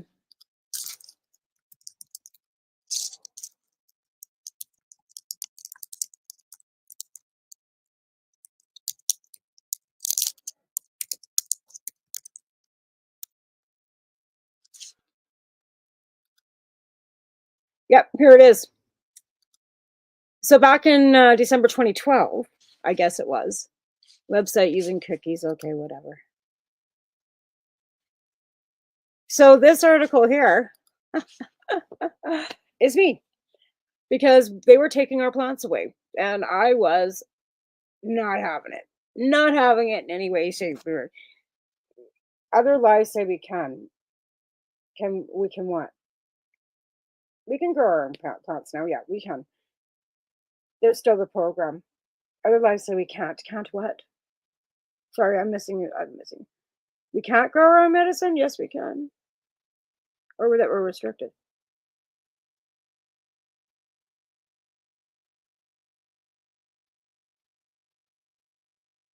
Oh, yes, you can. You can still grow in Canada. You can grow up to 4 plants in Canada legally without even having to get a license.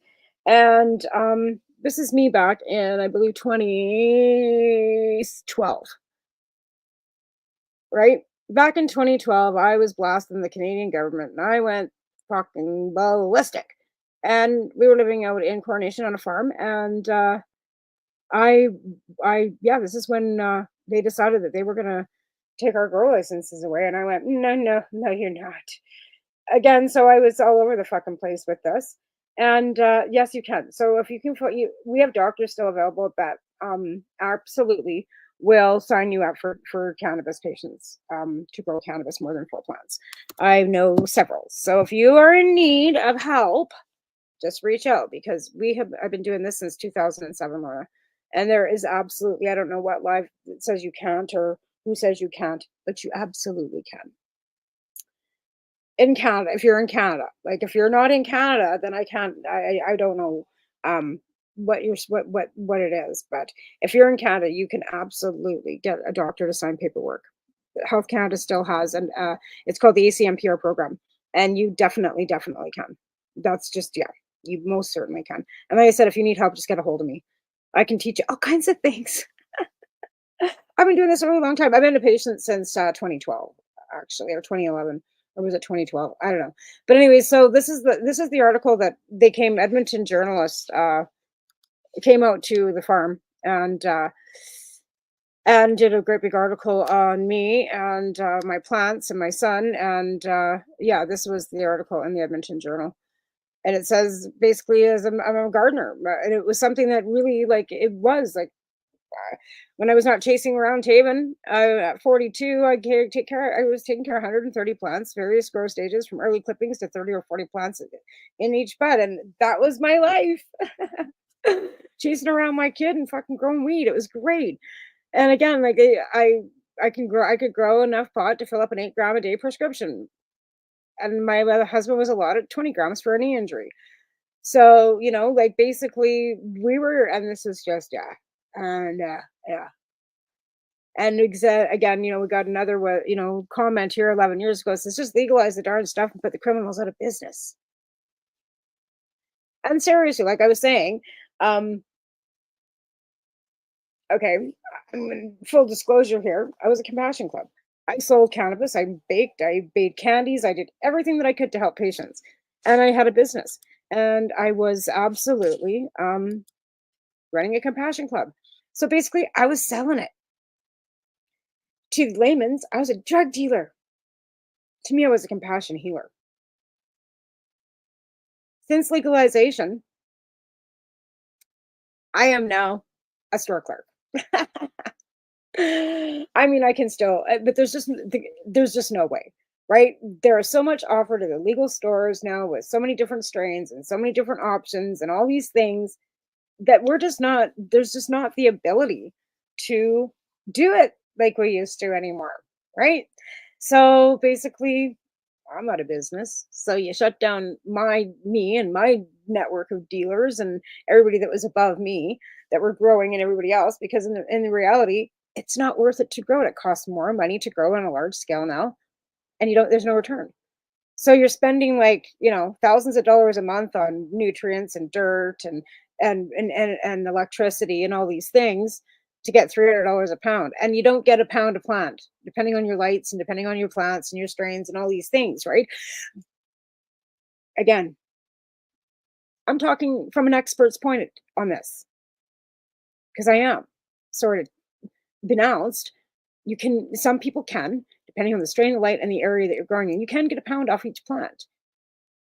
But 9 times out of 10, you're getting a pound off 5 plants or 4, depending on your lighting. Okay.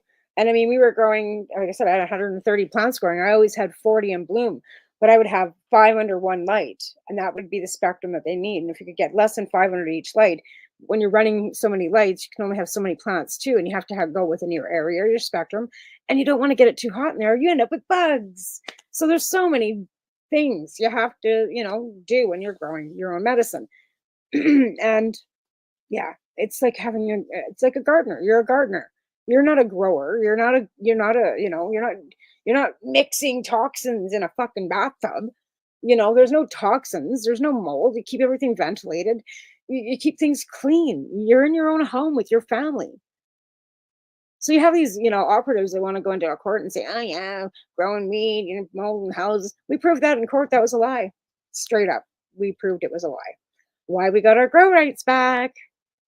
And they had the Crown had some pretty good, ex-cops and all kinds of things as their expert witnesses. And we debunked every fucking one of them. Every one of them were debunked in a court.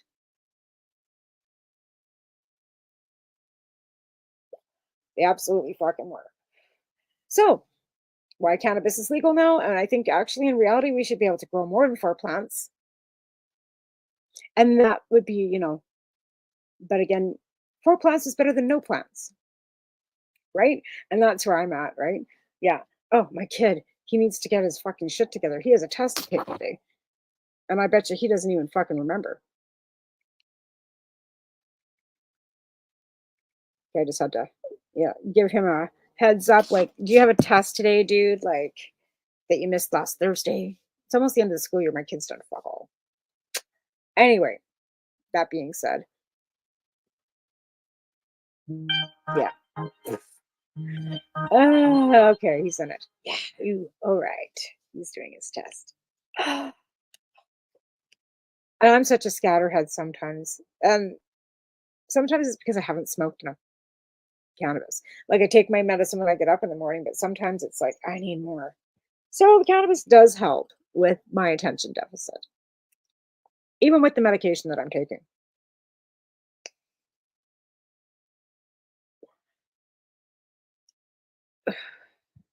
So again, back to decrim, right? And I've spent an hour talking about it and how I think it's a waste of time and how it should be legalized, regulated, and put into stores just like cannabis.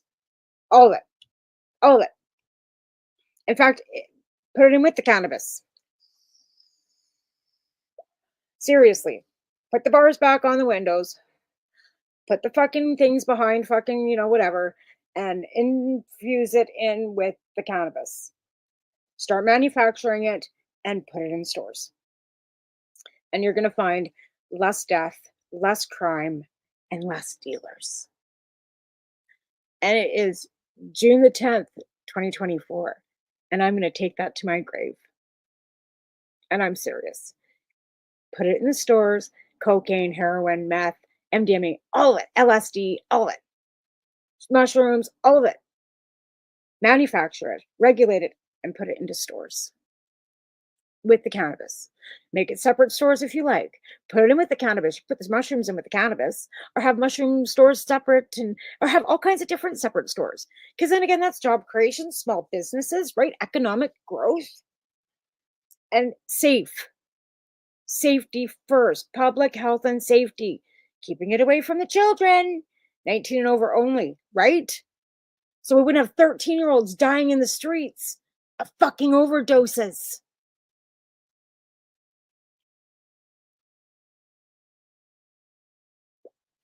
Thirteen-year-olds. Like, regulate the shit. Get it off the fucking streets like we did with fucking weed. It just pisses me off. That 13-year-old lost her life because we're not smart enough to fucking do things right.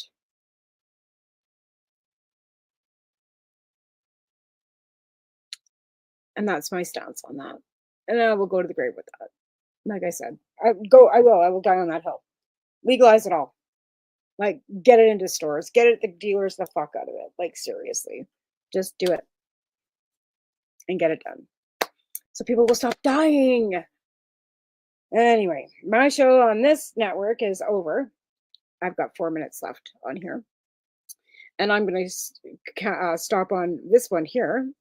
Thanks for joining, everybody. Thanks, Lorna, for being part of the show and engaging and asking some questions, because that's what makes this better, right? Is when we get some engagement, we have people asking questions so we can actually answer them. And yeah, like I said, again, you can still grow more than 4 plants. If you have a cannabis medical reason to grow more, you can. You can definitely get a doctor to do that for you. I can help you with that. If you ever need help getting to a doctor to get a license signed, I can help you with that. You can legally grow 4 plants in Canada now, as it is. You can go to any store and buy up to 30 grams. You can buy more than that, because most stores will do a couple transactions. So you can go in and buy an ounce, and you can go in and grab some vapes and some pre-rolls and everything else, and they'll just do it in different transactions. It's not like you can only get 30 grams a day, because I've done it.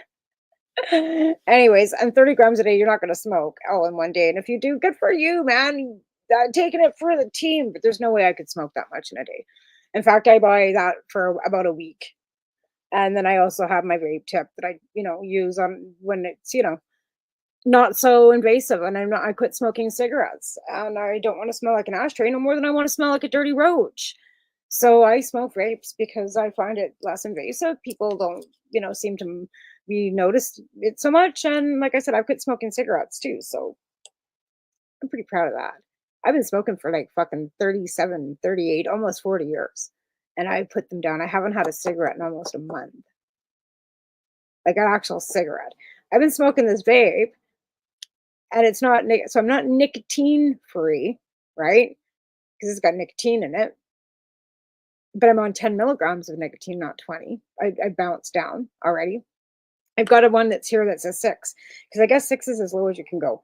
And I'm going to try and get there. Like, I want to try and get down to the lowest level of nicotine as I can and then just put it down. So I haven't said too much in public or out loud because that's pressure I don't need. Anytime I say I'm going to quit smoking, I always feel pressured, and I'm not. And I don't feel pressured this time, so it's good. So anyways, I want to thank everybody for joining today, and you'll catch me again live Wednesday night on Pace Radio Network with our Pace Radio show with Al Graham. And I want to thank our sponsors, who are Legacy 420, Campbellford Lifestyle Show, and the Limestone City Hydroponics in Kingston, Ontario. Nice people. They got Al lined up with microgreens. I think I'm going to have to get them to send me some all the way out here, because I don't know. Right now, I'm so broke, I can't even afford a tomato plant, to be fair. I mean, it's bad. But we're just kind of trying to get through all when it's not doing so great. So, yeah, there's that. Anyways, you guys have a great week. I'll catch you on Wednesday.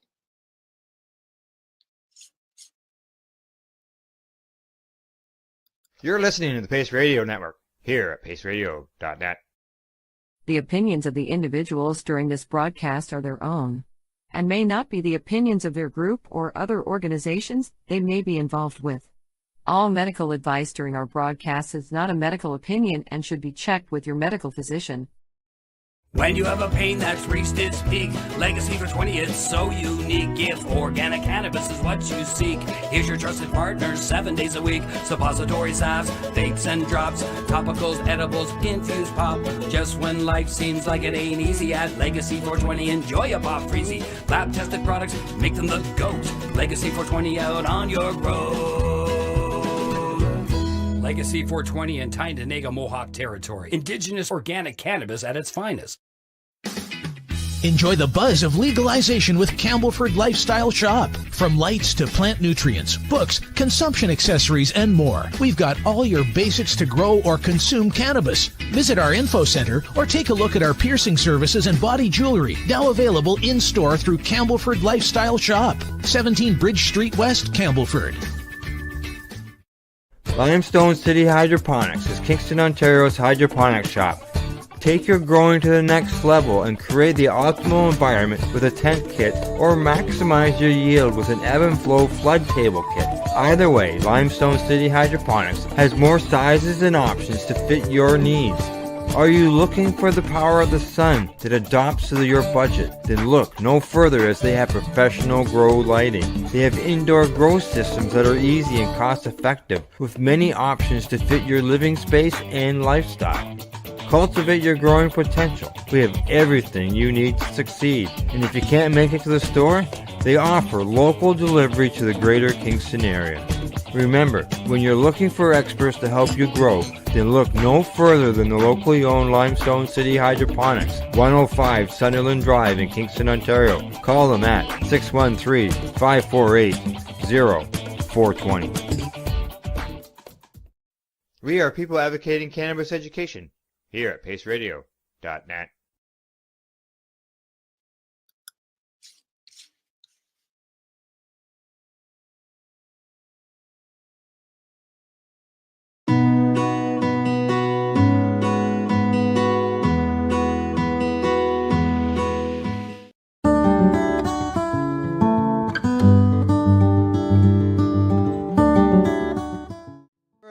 We're live here from the Grow Up Conference in Toronto, and they're just getting started here up on the main stage with the announcers. Land since time immemorial.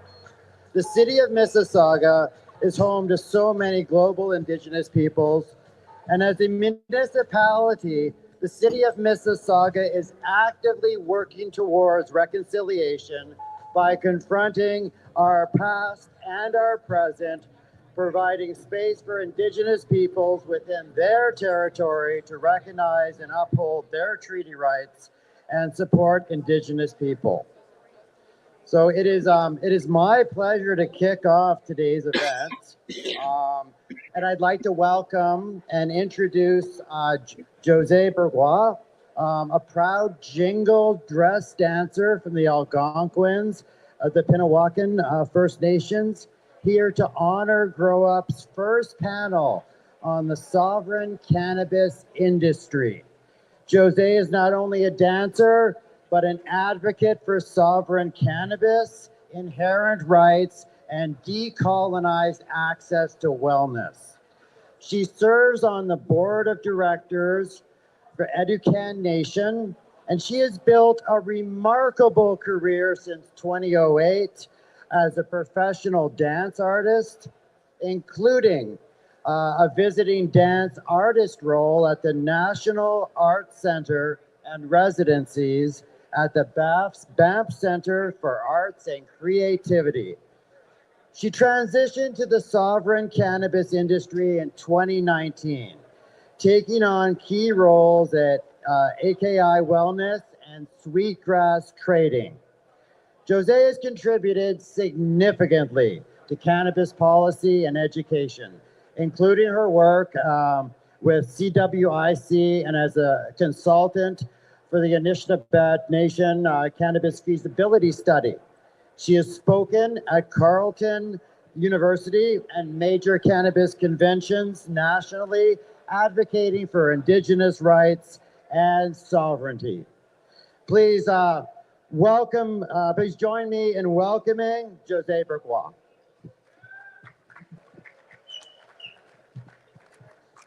Kwe kakina Jose Indigenous kas pigwakanagan and dojaban Anishinaabe kwe Anishinaabe aki kakina gawedaganang gizagin gaktagwe muinjij migmagi aki msanogma.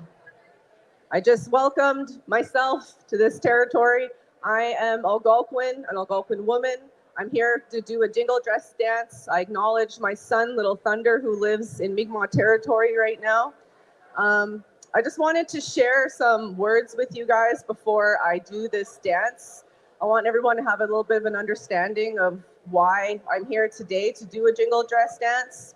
I grew up in Toronto. I lived in the beaches. I went to high school at Malvern. That community played a big part in developing my understanding of who I was.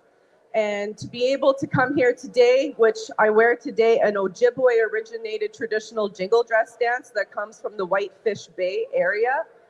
And the story behind the jingle dress dance is that there was a family named the White family, and there was a young girl named Maggie, and she was very, very sick. She was dying.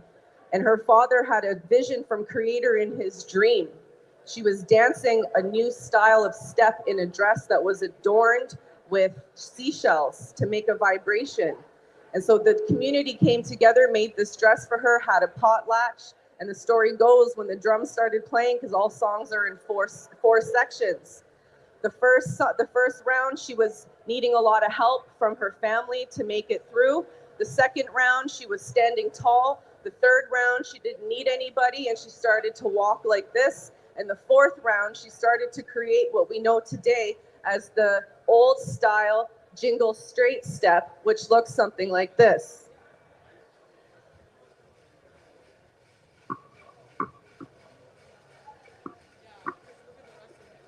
Which is like a right, left, and switch, very grounded, feet connected to the earth.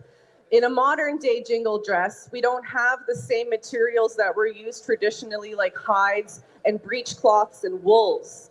We have fancy satins today. We have applique work. My applique work is Anishinaabe woodlands mixed with the Mi'kmaq 8-point star. And sorry, I'm a little nervous. I'm very thankful to be an advocate for sovereign inherent rights in the regulated industry space. There's a lot of misunderstandings, and we're going to get to that in the panel later on today. So I'm going to be dancing a jingle dress straight song, contemporary style. I don't have my eagle feathers with me today for my own personal reasons.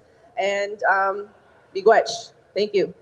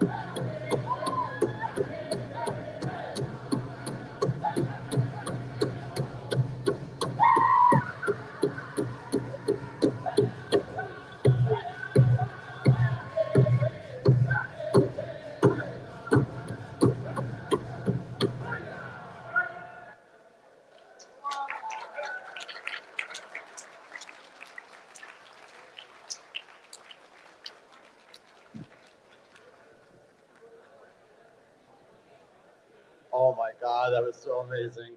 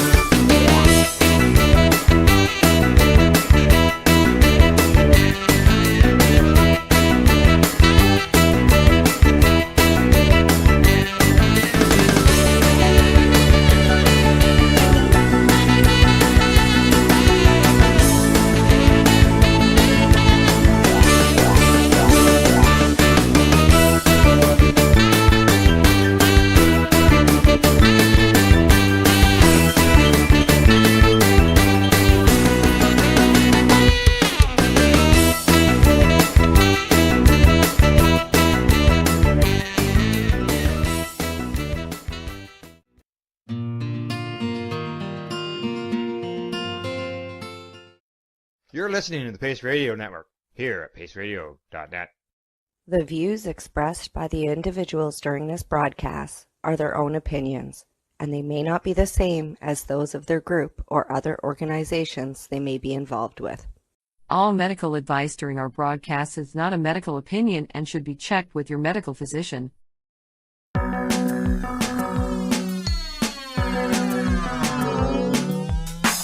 Look at all that money, yeah, the money that they spend. Take another look now and take some time for him. I don't cut trees for paper, cause it hurts the environment. Stop deforestation, yeah, it's time for him. Whoa, an acre of hemp makes 20 barrels of oil. No need for pesticides to poison all our soil. People got no food, they got no clothes, they got no rent. Well, right now it's time for hemp. Thank you for taking time for hemp. I'm your host, Casper Leach. On the program today, we are looking at medical cannabis as a wonderful plant for our everyday health care needs. And we've put together a interesting medical roundtable of experts to come together and to discuss the wonderful aspects of this amazing plant. My joint host, Al Burns, and I will be discussing this plant and some of the amazing research that's been going on with Dr. Andrew Weil, who I think many of you know has done a handful of books and is an amazing speaker on all types of topics when it comes to these plants, not just cannabis plants, but all kinds of plants, and how wonderful Mother Nature has put together a pharmaceutical of beneficial plants for the human body to use. And we'll be discussing other aspects of the plant with Dr. Raphael Meshulam from Israel. He is considered the father of marijuana research, a father of cannabis research. We also have Dr. Donald Abrams on the show today, and we've got Mary Lynn Mathry on the program. And I do encourage you, if you're listening, to download this program if you get a chance and share it with your friends and other medical professionals who might benefit from hearing what our guests have to share. And let's get focused on the healthy body and the healthy mind that's created by using the medical marijuana plant in such a healthy way with our joint host, Al Burns, and someone I am lucky enough to have met once and have always enjoyed his work, his writings, and anytime he's on TV, I make it a point to watch him, Dr. Andrew Weil. Dr. Andrew Weil, it's quite an honor to have you on my big broadcast. Thank you. Well, I agree with you, Casper, and I thank you very much, Andy, for coming on board. Dr. Weil is a very well-known, prolific author of many books. Just a few of them here, From Chocolate to Morphine, The Natural Mind, Spontaneous Healing, Spontaneous Happiness.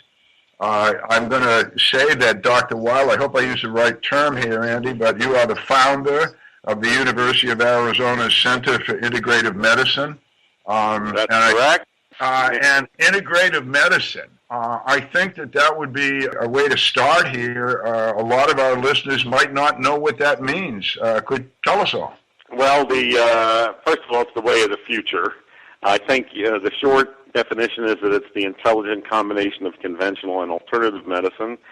But really, it's much more than that. It's a new system of medicine that focuses on the body's innate capacity for healing, that looks at patients as more than just physical bodies, that considers all aspects of lifestyle and understanding health and illness, that places great emphasis on the practitioner-patient relationship, and uses all available therapies to manage disease and promote health as long as they don't cause harm. Why not more integrative medicine centers in more medical centers around the country? Well, it's coming. There's a group called the Consortium of Academic Health Centers for Integrative Medicine, and more than a third of the nation's medical schools have joined that. There are many textbooks of integrative medicine. In many, there are courses in integrative medicine taught at many schools. We operate an integrative medicine clinic in Phoenix. We have a very robust research department. I mean, it is coming, and it's coming not just because of patient demand, but because of economic necessity. As you know, our healthcare system is in tatters, and it's going to get worse. And integrative medicine really offers the promise of reducing healthcare costs by shifting the emphasis to health promotion and prevention, and by bringing into the mainstream treatments that aren't dependent on expensive technology, including pharmaceutical drugs. Well, that's quite a growth. I really didn't know. You must be very proud of that accomplishment, Doctor. I would be. Of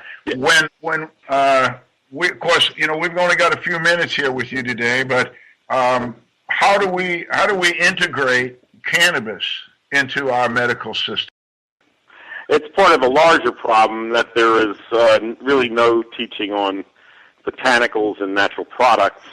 That's something we're trying to remedy. In our training programs, we have a very strong curriculum in botanical medicine, and we include information on medical marijuana.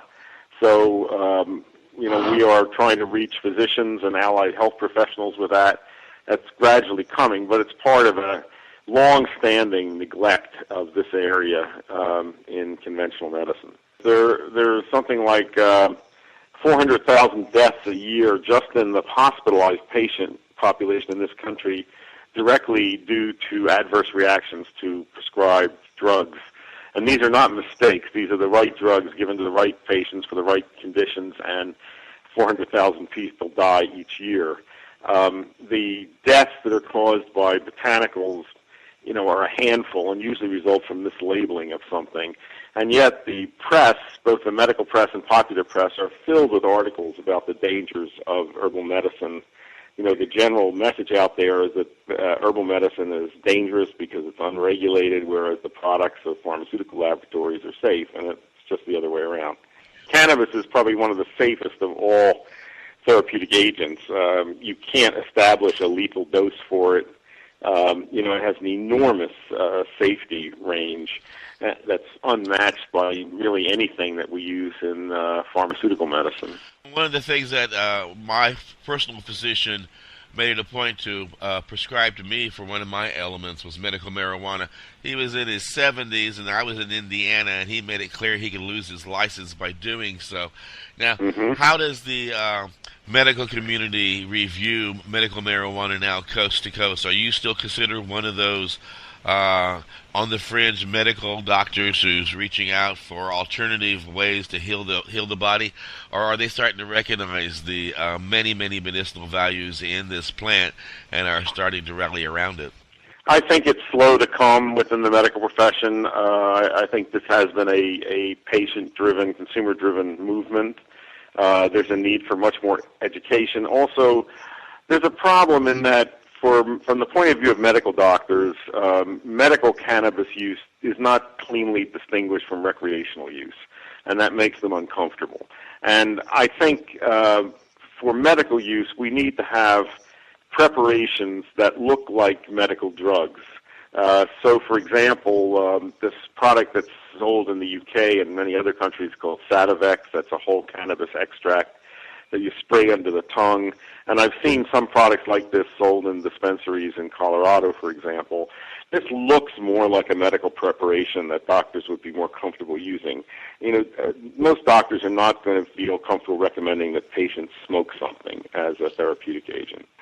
Well, yeah, we can get on that, and of course, smoking is a sort of a red herring now. We have vaporization and topicals and edibles, sprays, and chewing gum. I mean, it's gone beyond the government's rhetoric, Doctor. But on the same time, at the same time, we've also learned, especially in the last 4 or 5 years, about the CBD-rich cannabis. Which may mean that we could have a THC-depleted cannabis, which would be less proactive. That seems attractive. Yeah, well, all that's, very interesting. I would say also that clearly our society is on a path toward totally revisioning the cannabis plant and embracing it. I think we are moving toward total acceptance of it. I think it will be eventually legalized everywhere, both for recreational use and medical use. I hope we will begin also producing hemp fiber. I mean, we let all that production slip away to China. For hemp food products, we let all that production slip away to Canada. This is a plant that we should be embracing and cultivating for its many uses. Well, that's a key word. Every time I talk to the federal guys, they keep saying marijuana the drug. And I keep saying cannabis the plant. It's a plant. It's not a drug. It's a plant. And it's a highly useful plant, probably one of the most useful of any plants. It's one that's been grown in many cultures for different purposes.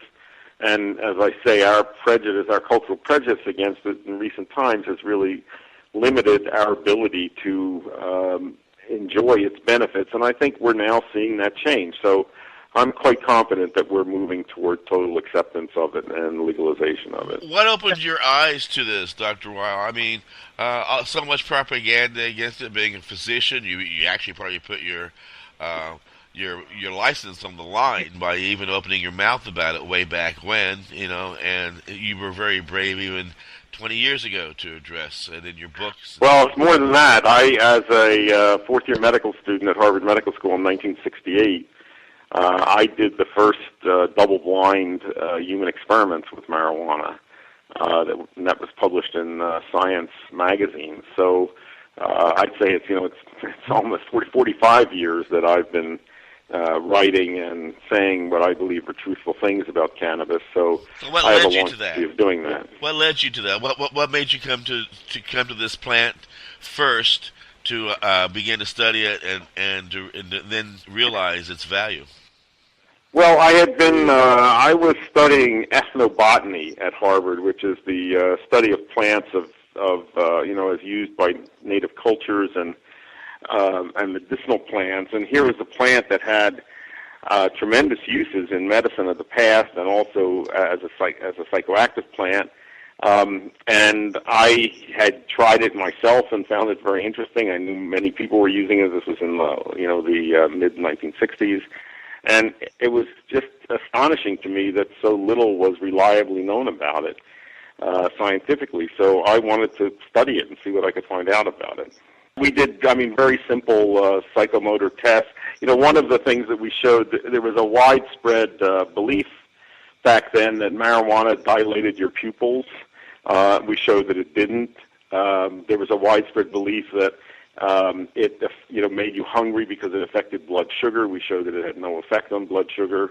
Very simple stuff, but it didn't. And I think most importantly, we showed that you could study marijuana in a laboratory in human beings and get away with it. And there had been no human research with it.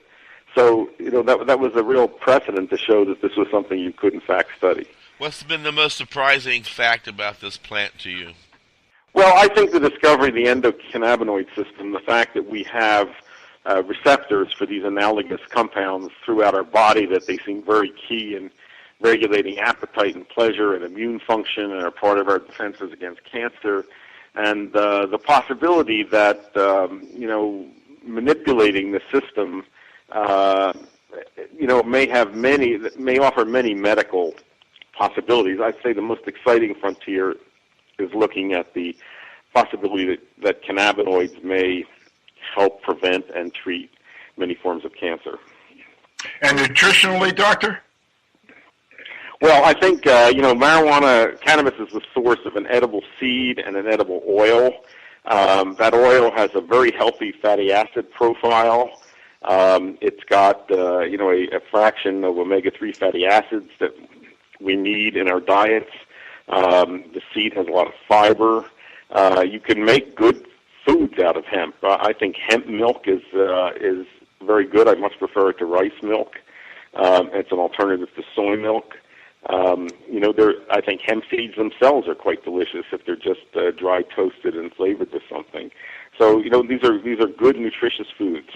I know we're getting close to, you've got to run off on us pretty quick here. I was wondering if you want to give out some information about your, maybe a URL or something about the center where people Sure. My website is drweil.com. That's drweil.com. There's a wealth of information there about medical conditions, alternative treatments, integrative medicine, and there's a lot of information there about our clinic, our training programs, conferences, and so forth. I want to thank you so much for being part of our big broadcast, and it has been quite an honor to have you on the show. I look forward to having you back on our program. Great, I enjoyed it, and you're doing good work. Okay, now, moving right along, Al, our next guest is a doctor from San Francisco, a medical doctor named Donald Abrams. He is the chief of hematology oncology at San Francisco General Hospital. He is also a professor of clinical medicine at the University of California in San Francisco. Dr. Abrams, are you there, sir? Yes, I am. Good morning, Al. Good morning, Donald. Very nice to hear your voice. We want to get right to business here. The folks that are listening across the country and around the world are interested in real science. And I know that your science has been frustrated by the United States government. I wonder if you could tell the folks about trying to do a positive cannabis study in the United States, the difficulties.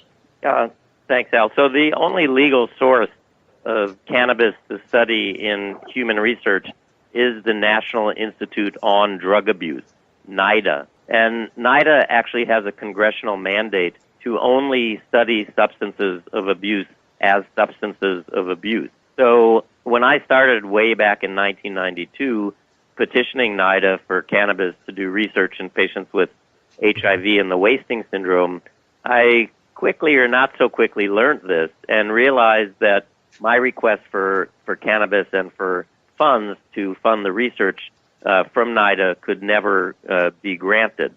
Since that time, however, NIDA has made cannabis available for studies to look at its medical benefits as long as they're not funding it.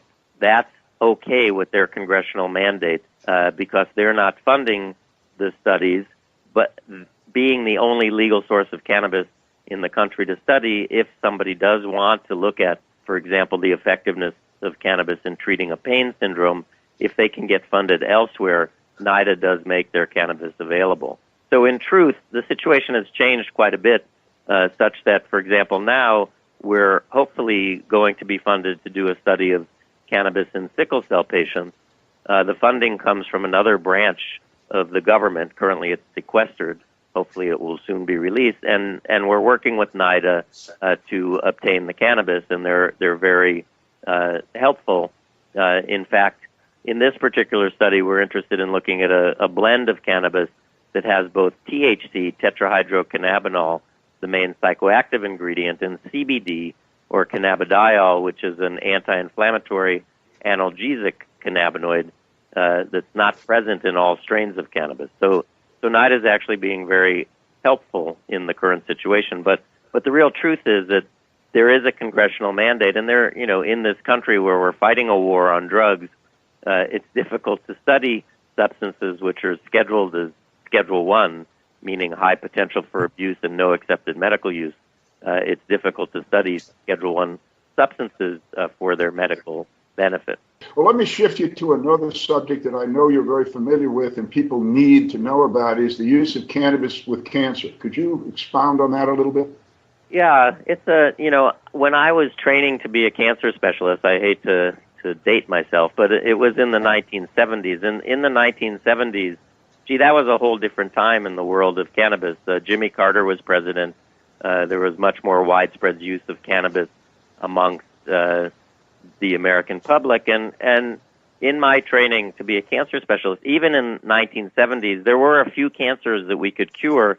And interestingly, they were cancers that mainly affected young people, Hodgkin's disease, testicular cancer, and also interestingly, the chemotherapy regimens that we used then are pretty much what we use now. And they're very potent and very effective, but they also cause a lot of nausea. And back in the 70s, we really didn't have very effective anti-nausea medications like we do now for chemotherapy. And so many patients, young people with these cancers that we could cure with aggressive chemotherapy, said, you know what, your prescription anti-emetics or anti-nausea drugs are okay, but smoking cannabis works much better. And so that was the first clue that, cannabis had some potential for chemotherapy-induced nausea and vomiting. And, again, it really has not been studied, the whole plant, but dronabinol, which is the synthetic version of delta-9 THC, was ultimately licensed and approved as a treatment for nausea and vomiting back in 1986. Dronabinol, again, is just one chemical in the plant. The plant has 400 other chemicals, 70 other cannabinoids like THC, and also other chemicals in the plant that have medical benefit.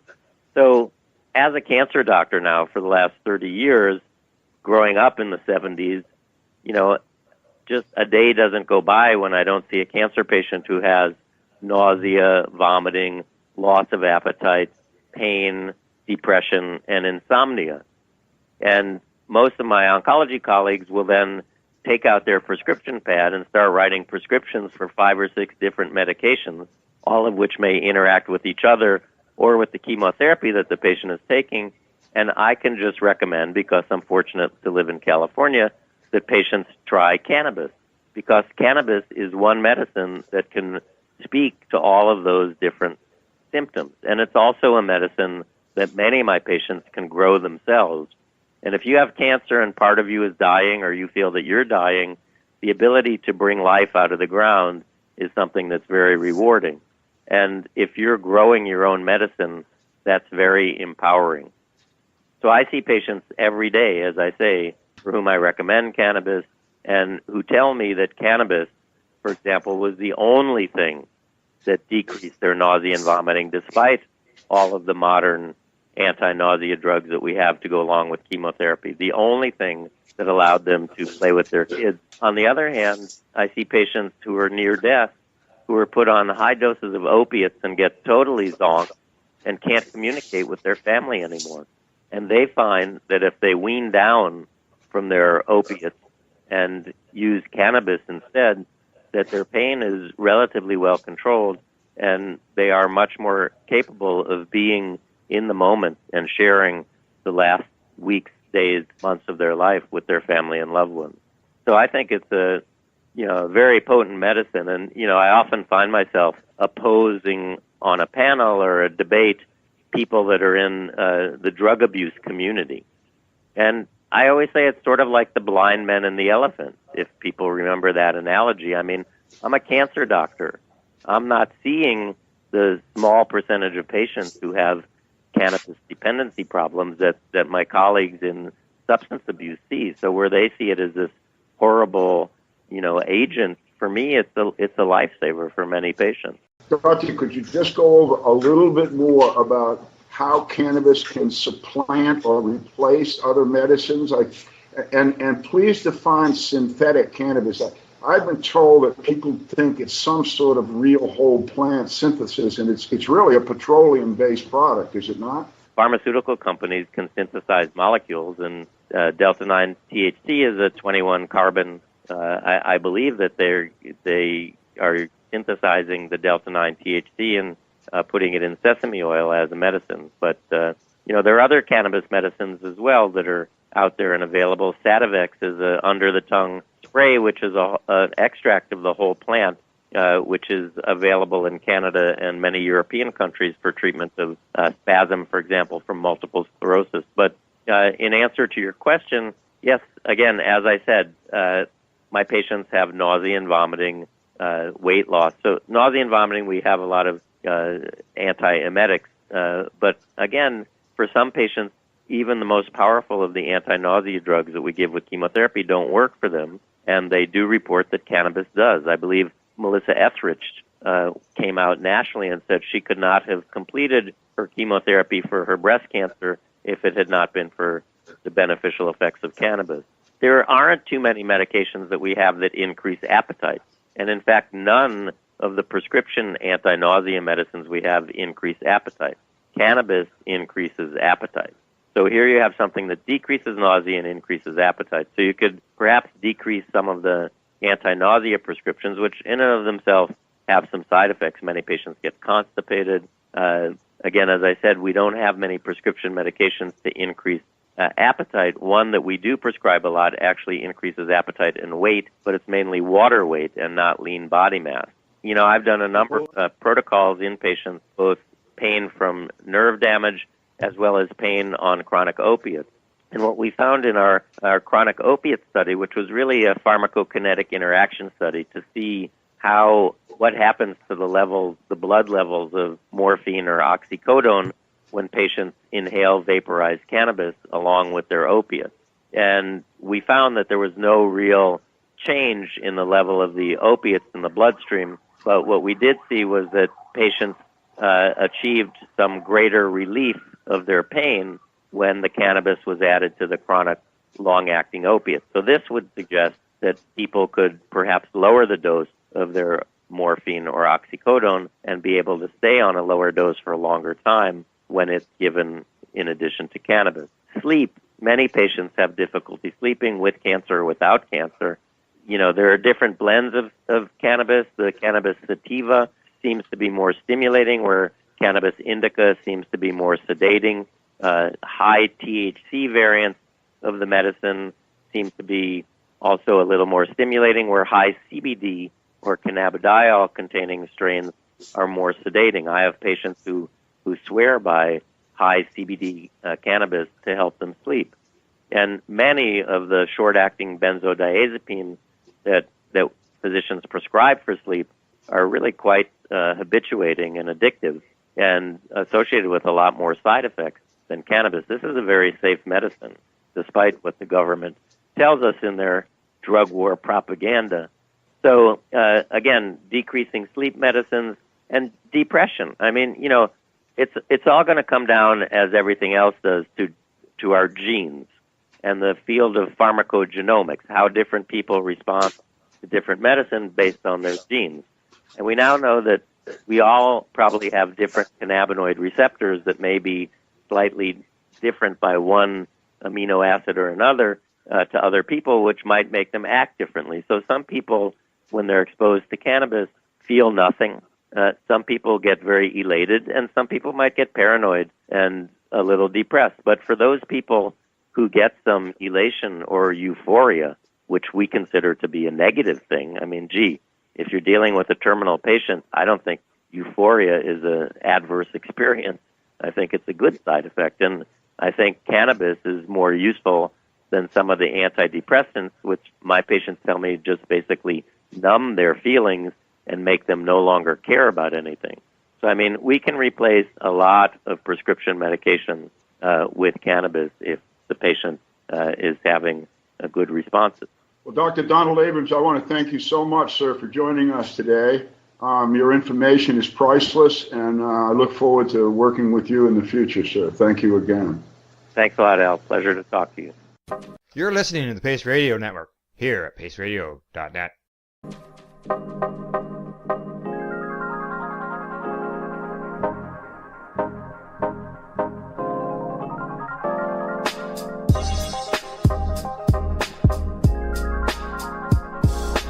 You are You're listening to the Time for Hemp Global Broadcasting Network. Please share us with your friends. My next guest on this program, this really a historic program, is Dr. Raphael Mechoulam.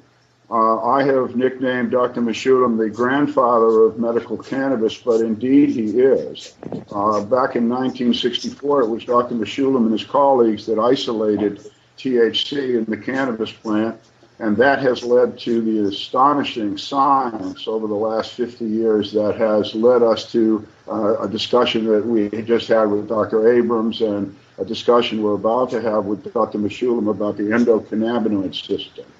Dr. Mechoulam, welcome, sir. You're welcome. Can you hear me?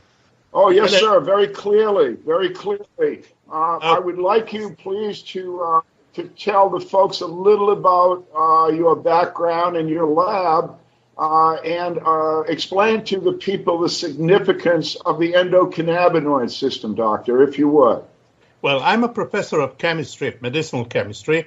I was a very young man when I looked at projects which were of interest, and I was surprised to a large extent to see that while morphine had been isolated from opium early 19th century and cocaine was known again 100 years previously, the active constituent of marijuana, of hashish, had never been isolated, had never been identified really. That seems strange. So I got some hashish from the police through the Ministry of Health here, and we looked at that, and we were able to isolate and elucidate the structure of the active constituent.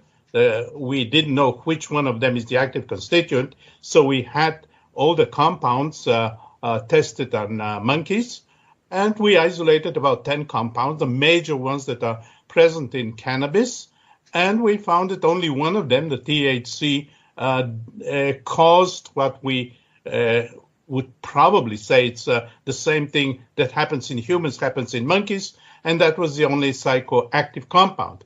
So that was 1964, and we also identified cannabidiol, which had no psychoactivity but had caused all kinds of other effects.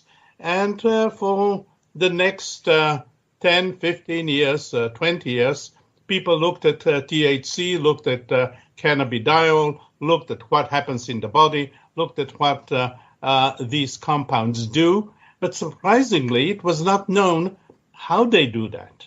Then my group and additional groups started looking for some details. And yes, we thought that there should be a specific biological thing, whether it's an enzyme, whether it's some receptive site or something in the body that THC stimulates. And indeed, Aline Howlett, she was a very young researcher at that time. Aline Howlett and her group found that there is a receptor in the brain. Then a second group in the UK found that there is a second receptor. They were different. And so we then knew that THC acts on a receptor and does whatever it does through a biological entity. Now, these receptors are not found in the brain because there is a plant out there. It doesn't work that way. There should be compounds which we produce, our brain produces, and these activate those receptors. So we started looking for the compounds, our own compounds, the endogenous compounds, which will activate these receptors. And about 15, 20 years ago, we were able to identify very small amounts produced by the brain of two compounds. One, the first one we called anandamide. Ananda is, we were very happy to have it. Ananda in Sanskrit is joy, happiness. We thought that it may be involved, but maybe we called it that because we were happy to complete that research after so many years. And my colleagues and I called it indeed anandamide. Then a second compound, which has a very long name, but the short name is 2-AG. these two compounds are formed in our body, both in the brain and in the periphery. They activate these receptors, and THC actually mimics their action. There has been a huge amount of work on these two compounds, on the whole endocannabinoid system, if you wish. These are the receptors, and these are the compounds found in the body that activate them. There are the mechanisms that the body uses to amplify or to block these actions. And all this represents the endocannabinoid system. But if you could just tell the folks listening, we've gotten to the endocannabinoid system. What does this mean for them? Well, we know, and we had studied the activities of THC and of cannabidiol previously quite extensively. And we realize that they, as I said, they mimic the activity of these endogenous cannabinoids. Unfortunately, we always believe that the medicine goes ahead. Well, fast, and we are much better than, let's say, in the 20s. Well, this is not exactly true. When insulin was discovered in the early 20s, within 6 months, it was used as a drug. When the steroids, the corticosteroids, were discovered in the late 30s, early 40s, within a year or two, they were used as anti-inflammatory agents and then as many, many other types of drugs. Well, anandamide and 2-AG, although they are present in the brain, they're present in our body, they do a lot of things, and they have never been administered to a human, at least not legally. Why? Because in order to put a compound like that in the body, one has to look at the toxicity. Well, these compounds are not toxic, but in order to do a very wide range toxicity, one needs a lot of money, and nobody has spent that kind of money. So we do not know what anandamide and 2-AG do when we introduce them into the body. We can give THC under certain conditions, and we have done that many times. We have used anandamide and 2-AG to look at diseases of mice and rats and other animals, but we have never given anandamide to a human. We have given THC. As a matter of fact, we gave THC about 25 years ago, or maybe it was 20 years ago, to a group of children who were undergoing cancer chemotherapy. And we gave THC under the tongue, 5 milligrams pure THC, prepared in my lab, and all these children stopped vomiting. We published that. We gave it 400 times, and 400 times the effect was absolute, 100 times absolute. We gave the other compound, cannabidiol, to patients that had epilepsy. This was done with colleagues in South America. And yes, we had absolute activity in these very difficult epilepsy patients. This has gone on and on. Very recently, a group in Germany did a very, very exciting work with cannabidiol, very large doses of cannabidiol, about 800 milligrams a day. They gave it to schizophrenia patients, and they compared these patients with patients that were getting one of the standard antipsychotic drugs. Now, both groups, in both groups, one could see positive effects, and both groups were essentially the same. The compounds worked. Both cannabidiol worked, and the known antipsychotic drug worked. But, and that was a big difference, cannabidiol did not cause any side effects. The antipsychotic drug, which is widely used, is known to cause side effects, and it did cause side effects. So here we have anti-schizophrenic drug. Hopefully it will be used, but I doubt it because there is no patent. No company will try to put it on the market. Here we have a compound at high doses, very high doses, that works in schizophrenia. Probably the same is true for anxiety. Now, I wish we could test anandamide and 2-AG in patients. We have done, and we and many, many others have done a lot of work on mice and a lot of other animals in a variety of diseases. And here we have a very promising drug which has never been evaluated. But let me go into a little bit deeper. The receptors, there are two receptors, the endocannabinoid receptors.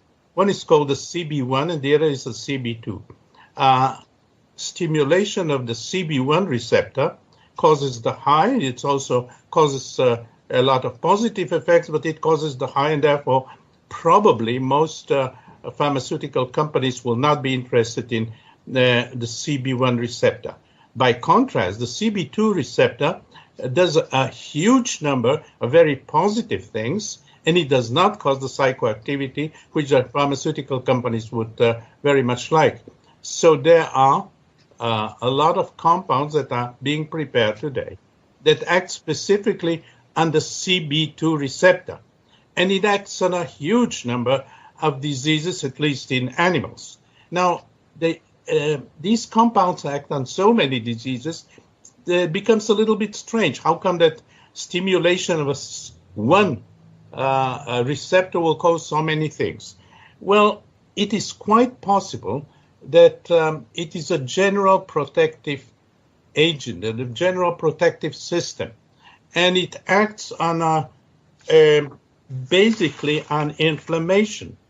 When one stimulates the CB2 receptor, one gets an anti-inflammatory effect. And one can see that in heart diseases, ischemia of the heart. One sees that in stroke. One can see that in inflammatory bowel diseases, in Crohn's disease, a lot of diseases that are based on inflammation. We have done, in collaboration with Spanish colleagues, work on Alzheimer. We found that if we cause an Alzheimer type disease in mice, we can lower the effects by administering cannabidiol. Other groups in other animal models have shown that again and again. So here we have a type of compound that may act on a huge number of diseases.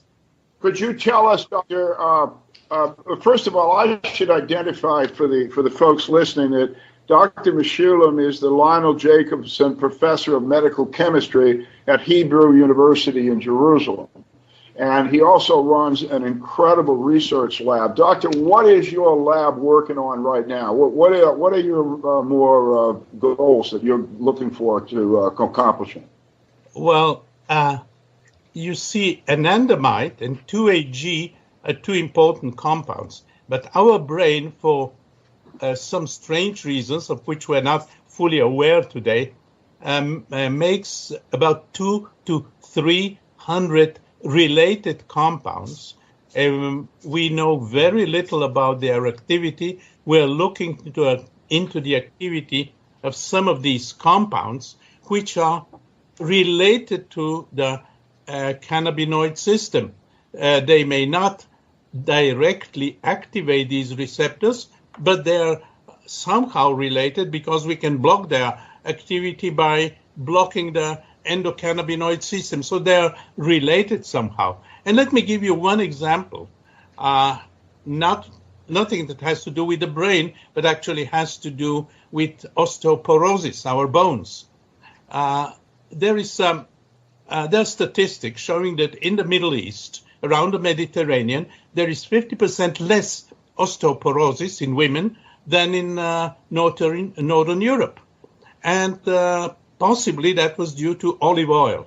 So we looked at olive oil, we looked at the constituents, nothing major. Then we decided maybe the body converts that constituent of olive oil or lactic acid, converts it into something which is closely related to anandamide, the endogenous cannabinoid. So we looked for that kind of compound in bones, and lo and behold, we found that. We found a compound which is closely related to anandamide, to the endocannabinoid system, and which is a very potent anti-osteoporotic compound. we synthesized it, and we tested that in animals that we caused in them osteoporosis, and it is extremely potent.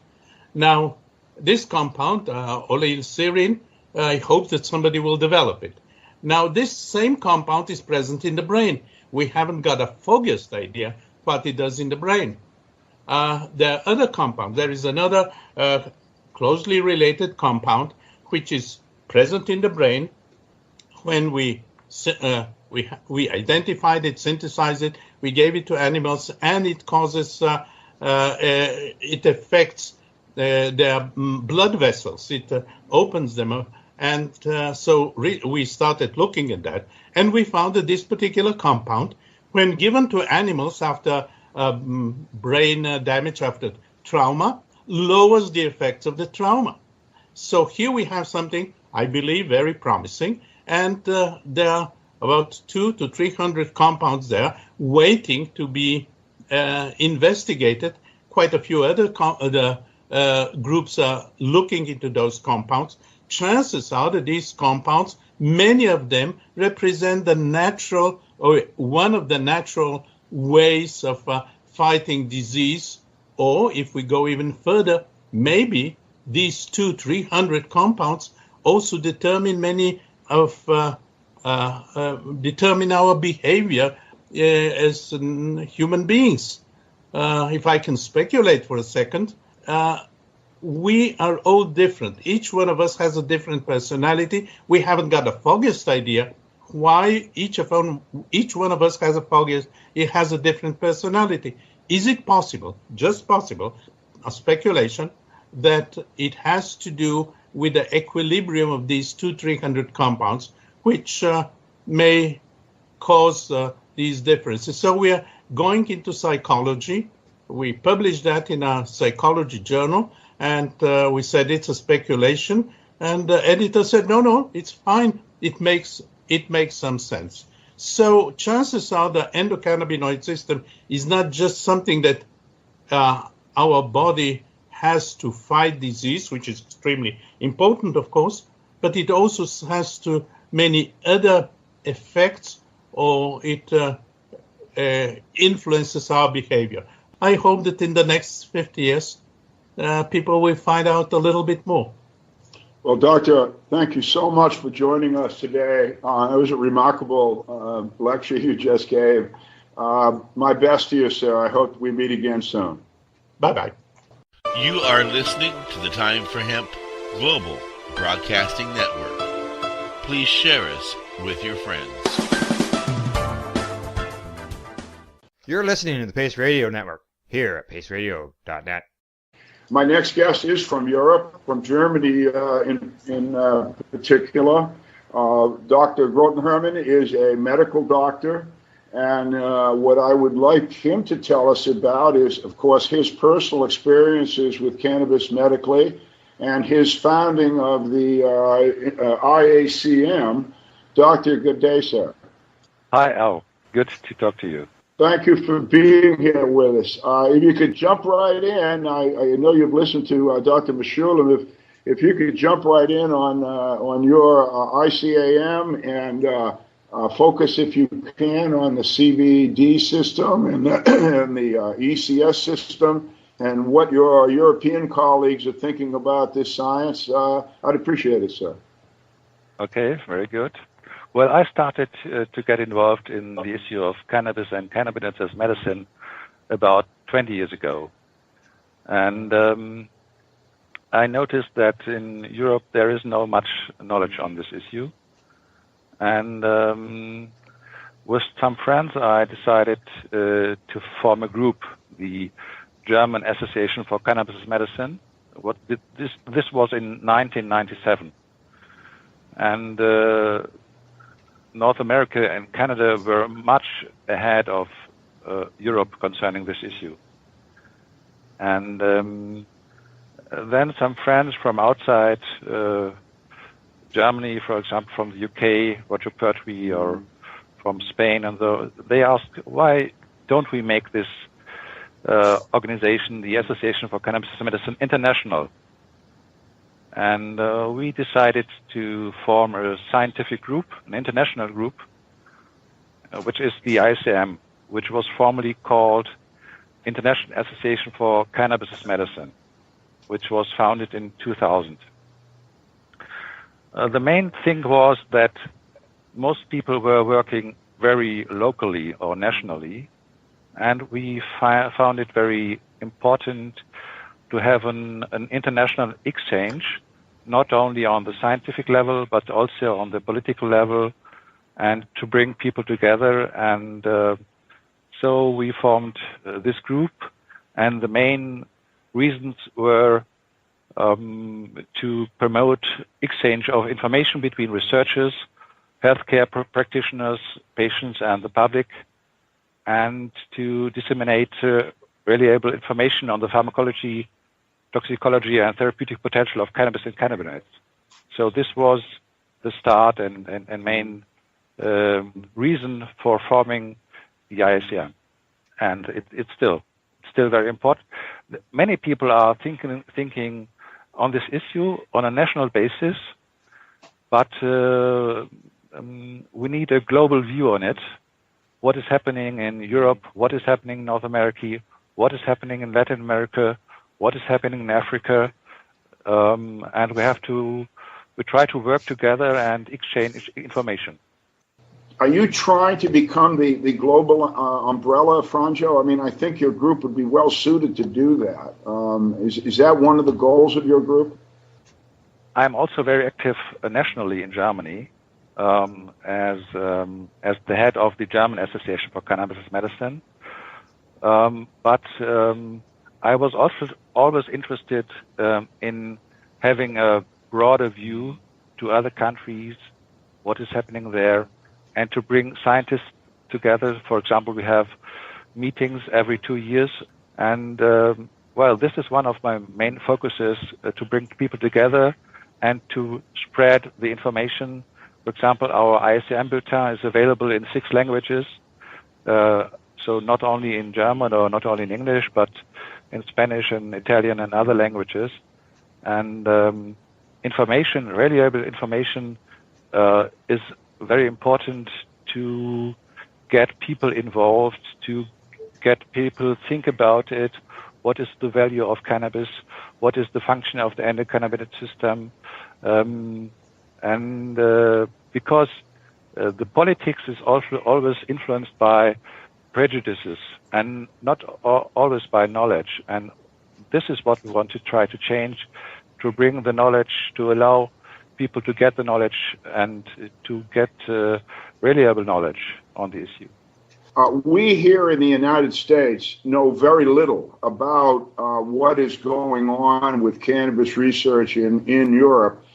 Could you give us a lowdown on Germany in particular, and then your best speculations about some of these other countries that may be leading the way here that we don't hear much about?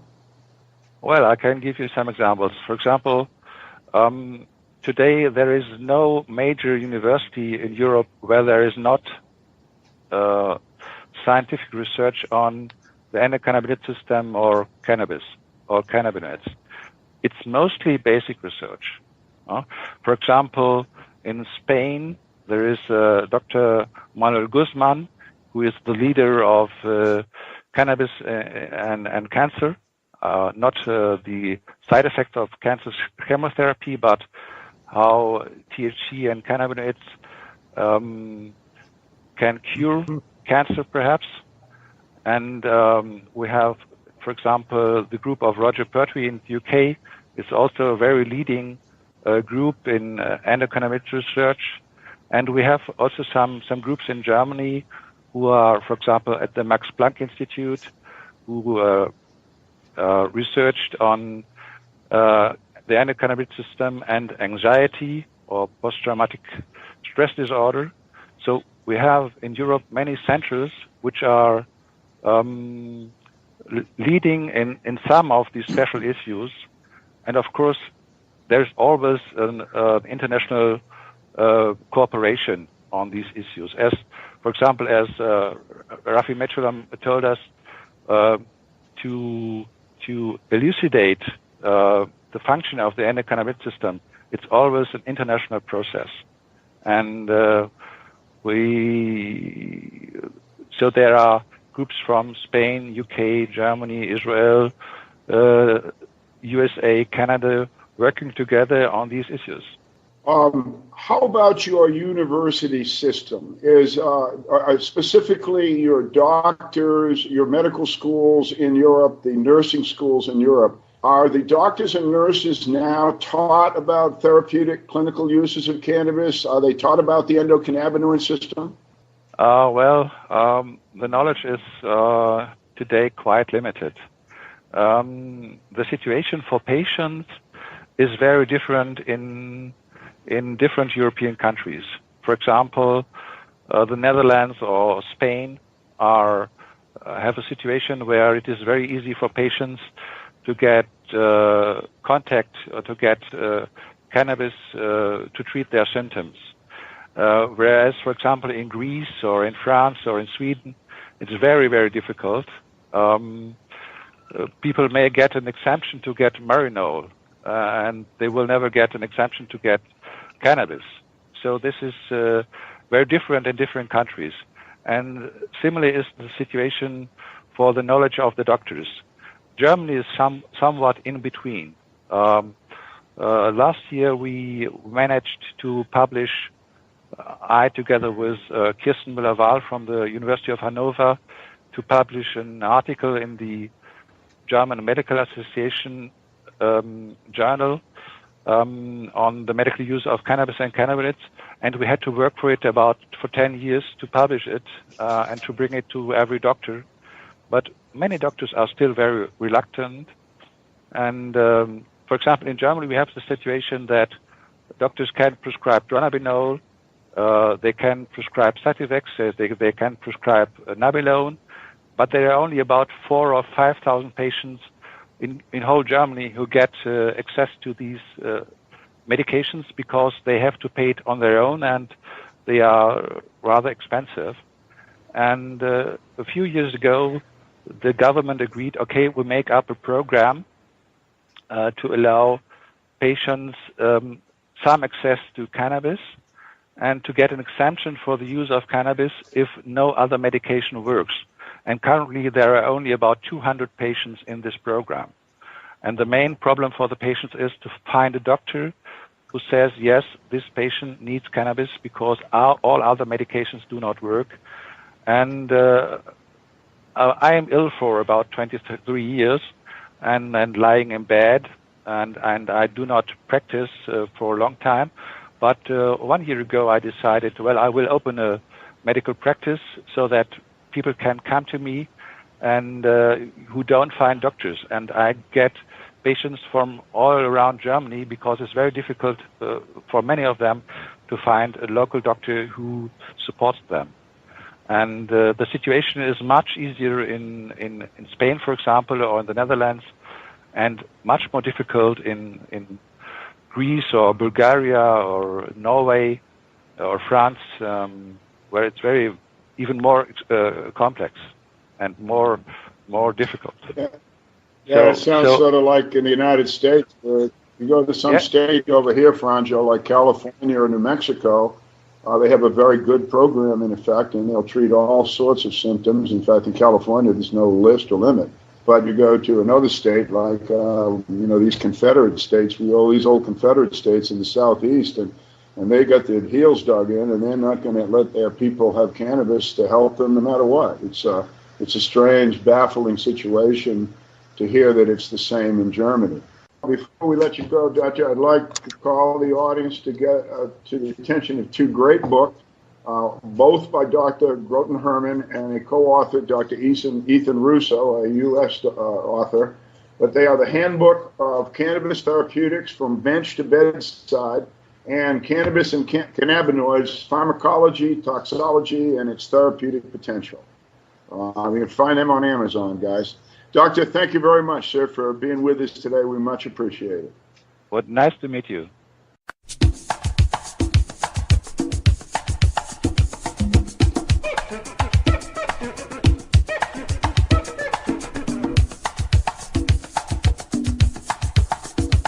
You are listening to the Time for Hemp Global Broadcasting Network.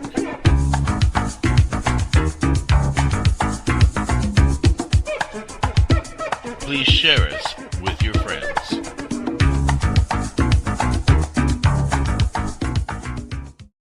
You're listening to the Pace Radio Network here at paceradio.net. Our next guest comes to us from the United States, again, California. We're going to find a lot of doctors out there have been using cannabis with their patients as a medicine for a long time. And one of them is our next guest, a medical doctor named Dr. Jeffrey Hergenrather from, what is it, Sebastopol you're in, Jeff? Yes, that's right. Sebastopol, California, up in Sonoma County. Well, good morning, and nice to hear your voice again. I think what I'd like you to concentrate on, at least at the beginning, we've talked to Dr. Meshulam. I know you've heard him and Franjo about the science and the research, etc. How about telling us about you as a clinician? How is that all going, and how does clinical work in California go now? Is it getting easier? Is it getting smarter, or what's going on? Well, it's going both ways, really. But just first of all, thanks so much for the invitation, and I'm really honored to be with such a esteemed group of scientists and physicians, getting an opportunity to tell my story. I've been in the practice of cannabinoid medicine in Sebastopol with opening an office in 1999, but since we passed the law to allow medical use of cannabis in 1996, I've been making recommendations. I've actually been recommending cannabis to patients since the 70s when I became a physician, because I did appreciate that there were therapeutic uses, but it's come a long way since then. After opening an office and really learning from the patients what conditions cannabis was working for. In order to really develop my scientific basis around my practice, I did join Dr. Todd Mikaria in the Society of Cannabis Clinicians back in 2000, and along with Fred Gardner, who produces the journal O'Shaughnessy's, to put out information on a regular basis to people, both physicians and patients, in explaining so much about both the science and really the politics of cannabis medicine. And in answering your question, California has a unique law in that we can allow use of cannabis for any condition for which cannabis provides relief. And that opens the door widely. And really, based on our understanding of where these receptors are in the body, it makes perfect sense that it helps with such a wide number of conditions. So I also joined the IACM and Franjo's group in Germany and have been a regular member of the IACM. I've been a member of the ICRS, the International Cannabinoid Research Society, which meets annually between Europe and North America. So going to these conferences has given me a really broad scientific basis and understanding of the science of cannabis and why it works the way it does. Now, in my practice, I really designed the practice to grow slowly because I wasn't really into what I was seeing as these real quick evaluations where you hardly needed more than, be able to fog a mirror to get a recommendation. I just wanted to be able to spend enough time with the patient to really understand their condition, represent them in court if I needed to do that. I usually spend about an hour to an hour and a half with the patient on the initial visit and then see them on a regular basis after that. So I feel very comfortable in my own practice now with about 2,000 patients. Probably at least half of them I continue to see on a regular basis. This is a pet peeve of mine, but this is a special show, and I want to bring up one of my pet peeves. I'm hearing that you, a medical doctor, are having your medical judgment questioned by attorneys and cops. Am I correct? That is correct. Law enforcement is really trying to get in between the patients and the physicians and determine what they can use it for and how much they can use. These are not issues that should be determined by law enforcement, obviously. Well, I agree. That's why I brought the question up, Jeff. Thank you. I wanted to tell you a little about the kinds of patients that I'm seeing in my practice. They range from those who have never used cannabis to those who are very experienced using cannabis. They range from infants to very old people. And I don't think there should be any limitation on the age that people are allowed to use cannabis for medical problems. I have an exciting case with a 1-year-old who presented with his parents with a large brain tumor, and due to a set of circumstances, they decided to try using cannabis oil rather than operate or irradiate or use chemotherapy. And over the course of several months, we saw this large, really inoperable brain tumor shrink, and now after about 1.5 years, disappear. So to put limitations on the age of patients is just way off the mark. This should be determined by the physician. And then I see a huge range, Al, in the kinds of conditions for which patients present for the use of cannabis. And this is obviously based on the widespread pharmacological effects of cannabinoids. Some has been said about the analgesic properties. That's probably the largest single group of conditions, but it's a very potent antispasmodic. It helps with spasms of all kinds, whether it's from stroke or paraplegia, quadriplegia, or whatever the cause. Cannabis stops spasms just in a few moments. It has a potent effect in increasing appetite and stopping nausea. It has many anti-cancer properties. It's antibacterial, antifungal, and antiparasitic. Some has been spoken about the potent anti-inflammatory potential of it, and it works in many inflammatory conditions. It suppresses the immune system, so it's wonderful in autoimmune diseases. It seems to be really helpful for graft versus host, so people that have had kidney transplants or other organ transplants do better when they're using cannabis because it quiets the immune system down. Neuroprotection is a significant role, and people with MS and other degenerative diseases, dementias, seem to have a much slower progression of their disease, if not no progression at all.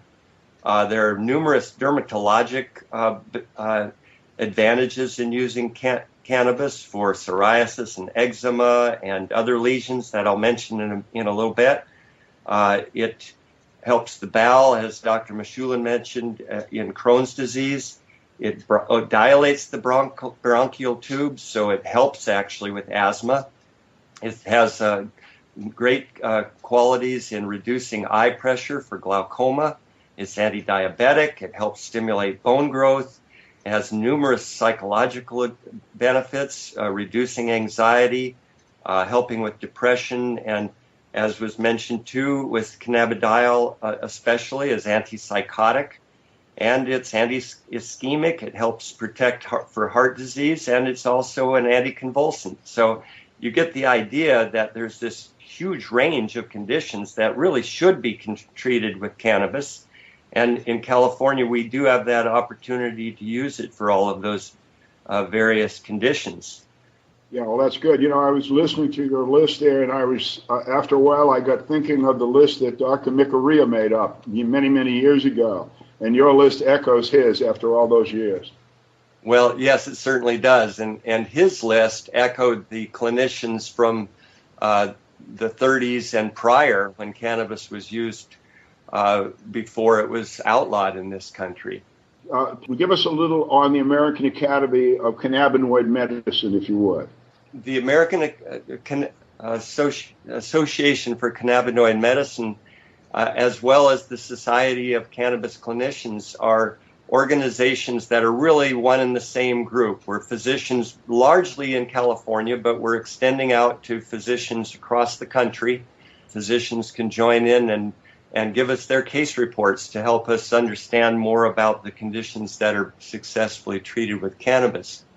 Which really brings me to the patients themselves, and what I like patients to know when we see them really starts with some understanding of the receptor science, and some has been mentioned already about this, but I thought a little more would be helpful, and that is to say that these receptors that we speak of, the cannabinoid receptors in the human body and really throughout the animal kingdom, are based in the nervous system and the immune system. That's where they're housed, and when they're activated by these plant cannabinoids, the THC, the CBD, and the other molecules, they have this wonderful effect of bringing the body back to a home base. When we speak of homeostasis in medicine, we speak of the ability of the body to correct its getting out of line, too anxious, too cold, too whatever. The body has an ability to correct itself.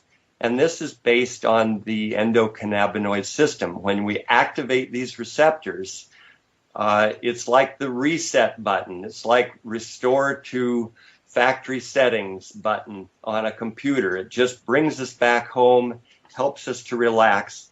It was Dr. Vincenzo Di Marzo, our colleague in Italy, who said that cannabis and cannabinoids help us to eat, sleep, relax. And the protection one is about protecting from cancer cells, but also this neuroprotective quality. Forgetting is about the mind's ability to rapidly get rid of unnecessary information that the body is taking in. So there is an important role in forgetting and relearning that is mediated by the endocannabinoid system. I also like people to really have some understanding about risks and benefits of cannabis use. And, briefly, I would just say that the single most significant issue is bronchitis from chronic smoking.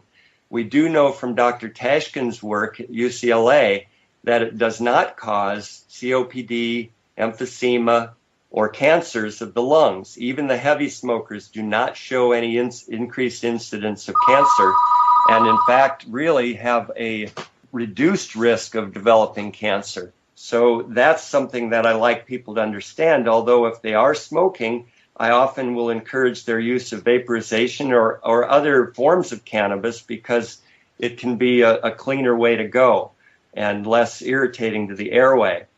Cannabis, of course, has a habit-forming quality, but it is not addictive. And the NIDA would have us believe that 9 or 10% of anybody who smokes cannabis is going to get addicted, as if this is a big problem. And it's really a silly and misleading designation. So I like people to really understand that, yes, they may use it. It really depends on the condition they have as to how much they use. Some patients are going to use it once a month, and others are going to use it every other hour, depending on the nature of their condition. Any withdrawal syndrome about cannabis use is really quite minimal. A big deal is made of it by NIDA, but it really is a pretty much insignificant problem for everybody that uses cannabis. There's no significant induction of schizophrenia. In Great Britain, when there was an 18-fold increase in the use of cannabis in the youth of that country between the mid-90s and the mid-2000s, there was no increase in psychosis or schizophrenia in that country. I also like people to understand that not all strains of cannabis are the same, and Dr. Abrams has pointed out that there is a difference in the sativa dominant and the indica dominant strains. And there's a difference, too, in the cannabidiol-rich strains if you want to achieve the medical benefits really without or with very little psychoactivity. So those are some of the things that I particularly like patients to understand on our first visit. Doctor, you've had 2,000 patients, give or take a few. All of them have used cannabis. What kind of negatives have you seen, if any? Besides the minor things you just talked about, et cetera. I would say over the years there have been 2 or 3 people that have just said it didn't really work for them. They tried it for whatever reason, they didn't like it. There's a rare person who just really can't tolerate any psychoactive changes. But by and large, people learn a way to use cannabis to mitigate symptoms of their diseases. And it's just been really a wonderful change in my medical practice to specialize in cannabinoid medicine for the tremendous benefit that is realized by patients. And really in California, there are millions of people who are benefiting on a daily basis with the use of cannabis. I think some of the biggest surprises for me in my practice have been seeing the skin conditions and the cancers that have benefited with cannabis use, where we have no other decent explanation for why the tumors have gone away. I've had patients with children with neuroblastoma, adults with melanoma, babies and adults with gliomas and glioblastoma brain tumors, patients with hepatic carcinoma, where these tumors have really melted away with the use of cannabis. They've disappeared with the use of cannabis. These are anecdotes, and we really want to study them in a way that would give much more useful meaning, because I have to say that this, people want to know, is this the magic bullet that we're looking for in cancer treatments? And it is, and it isn't. And in some cases, it really works dramatically to help cancers disappear. And in other cases, it doesn't. And so I want people to understand that when they're going to use cannabis for cancers, that they may or may not find that it really is going to help with reducing the amount of cancer that they've got. It certainly is going to help with appetite and their mood and sleeping and weight gain and nausea and vomiting and all the other symptoms. But whether or not it'll cause their tumor to disappear or not, some do and some don't. Worth a try, though, wouldn't you say? It's worth a try. And as Dr. Abrams said, when patients can grow this in their yard and have this relationship with a living plant, it means so much to them, and it's really worth a try, especially compared to some of the alternatives, which are going to make you sick, if not kill you, in an effort to try to control a cancer. In so many cases, we know that it won't kill the cancer to use conventional chemotherapy. It'll just give you a little more time. But in cannabis, even in some of the most difficult to treat cancers, we do see that people live longer and feel better. So it is worth a try. Dr. Hergenrather, thank you so much for your time and your knowledge, sir. We appreciate it as always. Thank you, Al. It's really nice to participate, and I appreciate the opportunity.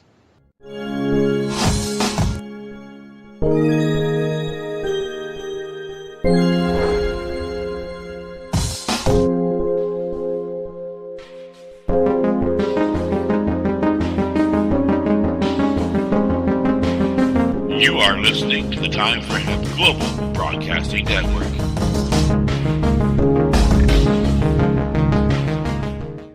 You're listening to the Pace Radio Network here at paceradio.net. The next guest is Dr. Dennis Petro, medical doctor. He is a neurologist with some 30 years experience in adult neurology and pharmaceutical research as well. That research has been done with industry, with regulatory bodies, and he has great expertise in drug safety. He's worked all over the place, U.S., Canada, the United Kingdom, and right now he's talking to us from Eastern Pennsylvania. Hello, Dr. Petro. Are you out there, sir? Hello, this is Petro. Please let us know your background, let the folks about your background, and if you could go back in time and talk about your early clinical findings, especially with MS, and we'll go on from there if you could. Sure. I actually go back to another era in time, and that is the 1960s. So when I started in medical school at Baylor University in Houston, Texas, in an MD PhD program, I was involved in measuring cardiac output in patients at several of the Houston institutions, including the Texas Institute for Rehabilitation and the Houston VA. And in measuring cardiac output, I was astounded to see that actually a range of patients were using marijuana clinically. And actually, my first patient was a very spastic teenage boy at the Texas Institute for Rehabilitation whose mother would bring in these cookies containing cannabis, and that was the only way I could get good cardiac output measurements after she gave her son some marijuana. And this is actually the same hospital where Gabby Gifford got her rehab after her brain injury. But this experience was reinforced in the 70s when I saw a number of patients, one patient especially who had leukemia and was using cannabis to take chemotherapy, and she became the first recognized adult with acute myelomonocytic leukemia to ever have a successful remission from her leukemia. Another case was a young, late 20s vintage MS patient who actually smoked marijuana in the clinic, and his spasticity literally melted away. So I applied to the FDA to do a clinical trial, and after about 4 years of back and forth, was able to do the first American double-blind placebo-controlled trial that demonstrated that cannabis was an effective therapy for muscle spasms in MS patients. And obviously this study was repeated by researchers in the UK, in Canada, in Germany, and to this day now it is generally recognized that major applications for marijuana is in treating spastic MS patients. But this was sort of a sidelight to my more significant work involving drug development in terms of drugs used in neurology and psychiatry over these years. And in the last perhaps 15 years, I've done much work in terms of investigating the safety of drugs. Obviously, not only cannabis, but drugs used in neurology, such as the antidepressants, antipsychotics, and the therapeutic drugs in general. So that's my background, and I guess that's a good starting point for questions. I would like to cover the whys of cannabis use with neurological problems. First of all, Doctor, I think we ought to tell the folks that the federal government has a patent, does it not, using cannabis as a neuroprotectant? Yeah, Julius Axelrod and Hampson and several other folks in the mid-aughts successfully obtained a patent, and the patent is so broad, it really is a joke when you read the patent, but it essentially covers the use of cannabinoids in general with no real specificity as to which ones, but as neuroprotective and antioxidant agents in treating disorders such as Parkinson's disease, multiple sclerosis, Alzheimer's disease, and other, quote, neurodegenerative conditions. And the obvious error in the patent is it essentially would block any independent person without prior approval, essentially, via the government to use almost any of the cannabinoids in medical research. It is really a ploy by the government, which in essence is a way to block independent researchers in this country. But again, it demonstrates the fact that the government has this technique, which is sort of the emperor's new clothes approach. That is, even though there is a vast array of medical science supporting the indications, and they say that in the patent application, organizations like the DEA, the Department of Justice, and the FDA essentially are in denial about any of the medical literature with regard to cannabis.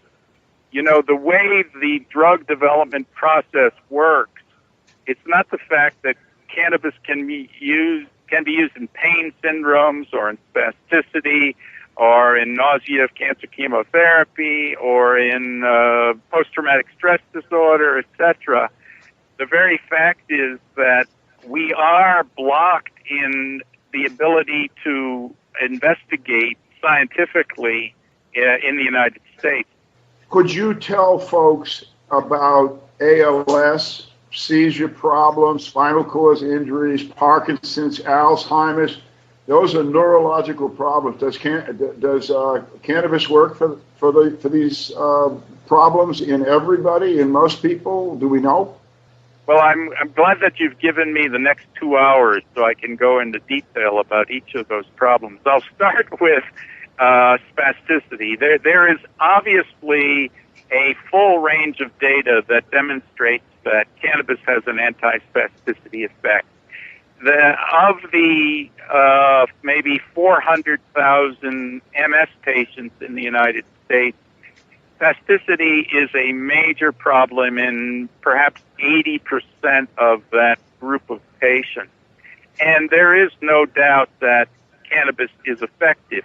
Now, there is a small minority of patients that have a syndrome which is not that is not represented primarily with spasticity, but with other physical signs. And those patients may, in fact, not get relief because they don't have the symptom for which cannabis is effective. So there may be a small, maybe 10 to 20% of the patients with MS who will not get benefit, but that's because they don't have significant spasticity. In ALS, the evidence is clear that for certain symptoms associated with the ALS process, and that includes things like excessive secretions or excessive oral secretions, and in terms of appetite issues, and in terms of sleep issues, these things that some non-physicians may say are really not important. Well, to an ALS patient, they may be absolutely critical. And cannabis is clearly a benefit in those symptoms. And, although, if you say, well, has there been a clinical trial in ALS? Again, that goes back to the fact that it's very, very difficult to do the clinical trials. So it's mostly observational, but it does support the use in ALS. The second part of that is, in terms of ALS being a, quote, untreatable disease, remember that the government's patent says that, again, cannabis has antioxidant and neuroprotective properties. And one might suggest then that it might be a reasonable drug to slow the progression of the disease, but that has not been studied in any great depth.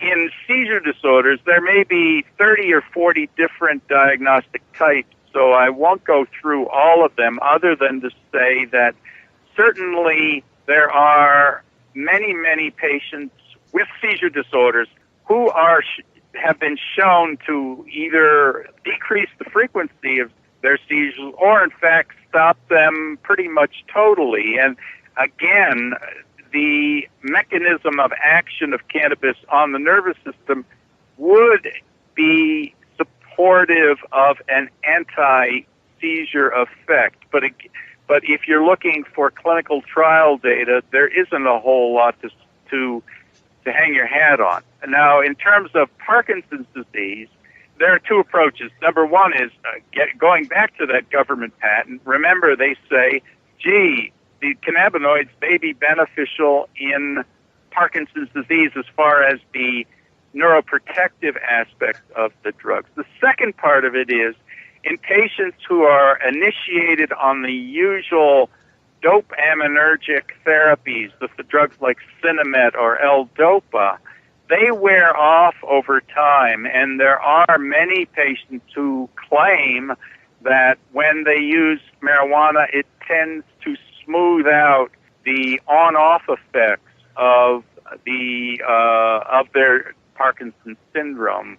Going back to the neuroprotective aspects of cannabis, it may be a drug which slows the progression of this awful neurologic disease, but we don't have definitive data to say one way or another, but I certainly would be a treatment option in patients who are concerned about trying to limit the progression of that disease. So in terms of seizure disorders, Parkinson's disease, motor neuron disease, and MS, there's a multitude of publications which would support both in animal models and certainly in spasticity in human studies that the drug would be beneficial. Before we leave you, Doctor, I wonder if you could just give the folks a couple of examples of people with MS and ALS that you and I both know closely. I'm thinking here of Barbara Douglas and Kathy Jordan, who are both known to you. Could you tell the folks their experiences with cannabis? Sure. In both patients, what we're dealing with, just to give you the Kathy Jordan story, by all rights, she should have died 20 years ago if you believe the natural course of a disease, which, incidentally, she's been followed by several of the world's important thought leaders in terms of the disease, and she carries with her a letter, or at least a little note supporting her cannabis use by one of the gurus relating to ALS. In MS, now, there have been questions with regard to the whole range of drug therapies because they have a treatment benefit effect, but it really isn't particularly significant when you think in terms of the progression of the disease. I'll give you an example. When we look at the normal MS patient, we can predict, in looking at a population, that in 10 to 20 years they will be in a wheelchair, and certainly their life expectancy will be decreased by 8 to 10 years on average. Now, when you look at patients, and the patients you mentioned, for example, their survivorship is testimony to the two things. Number one is they certainly aren't progressing more rapidly than the predicted course. And in a case like Kathy Jordan, by all rights, she should have died 10, 15 years ago if you look at the normal path of progression of this disease we call Lou Gehrig's disease, or ALS. Thank you, Dr. Picho. Again, very much appreciate it. I'll talk to you soon. Righto. Bye-bye.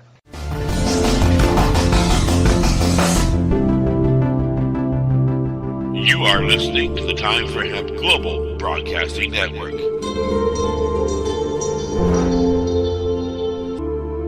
Please share us with your friends.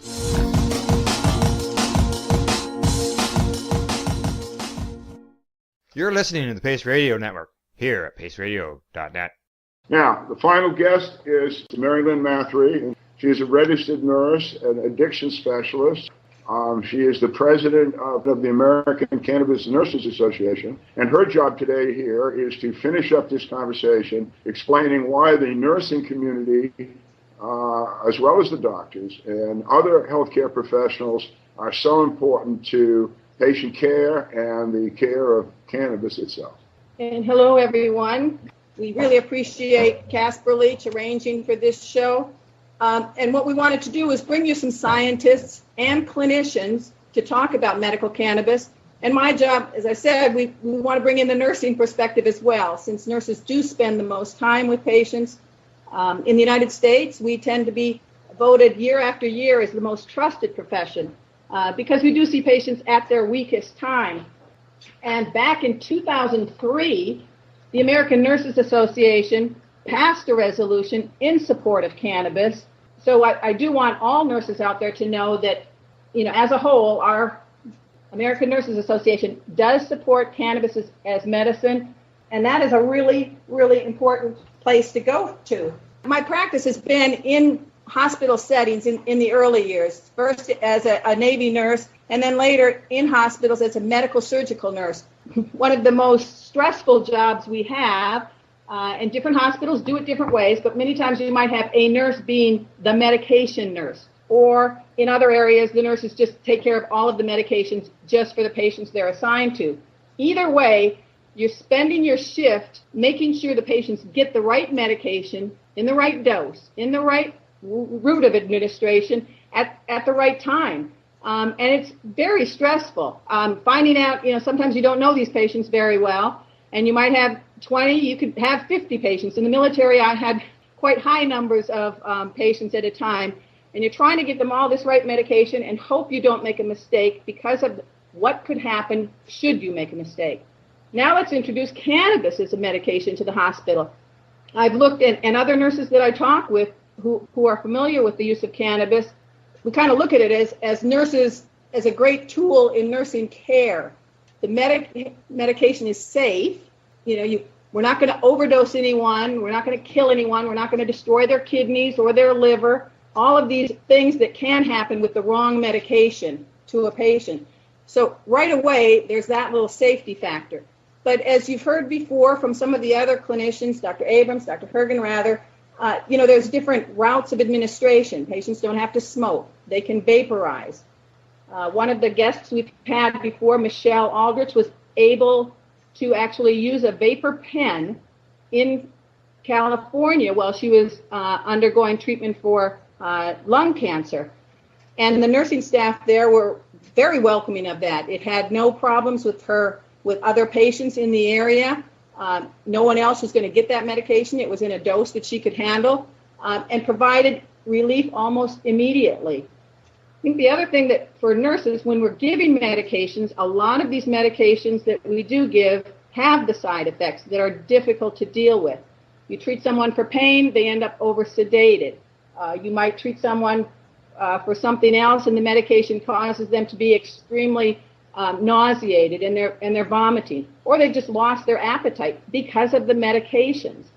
Cannabis not only helps with many of the symptoms that patients complain of because of their diseases, but literally helps with a lot of the symptoms of the side effects of the standard medications that they're given. And in that respect, again, trying to use cannabis, the nursing time, I look at it and think how much time I could save if I was giving cannabis to several patients, again, whatever form is appropriate for the patient, whatever the route, whatever the frequency, but to give them that, and I would say easily 50% of my time. And that's not saying that we get rid of all the other standard medications. There certainly is room for that.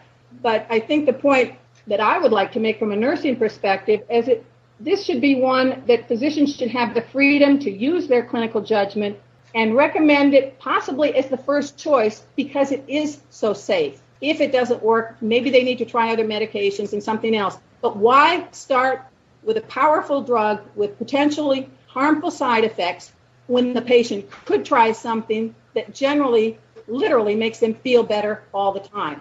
The other point about cannabis is it's not all about the THC. THC has its therapeutic effects, but it also is the primary psychoactive cannabinoid in the plant. And that's why you've heard them talk about CBD, cannabidiol, non-psychoactive. When taken with a cannabis, when in the cannabis plant with THC, it helps actually lower the high effect.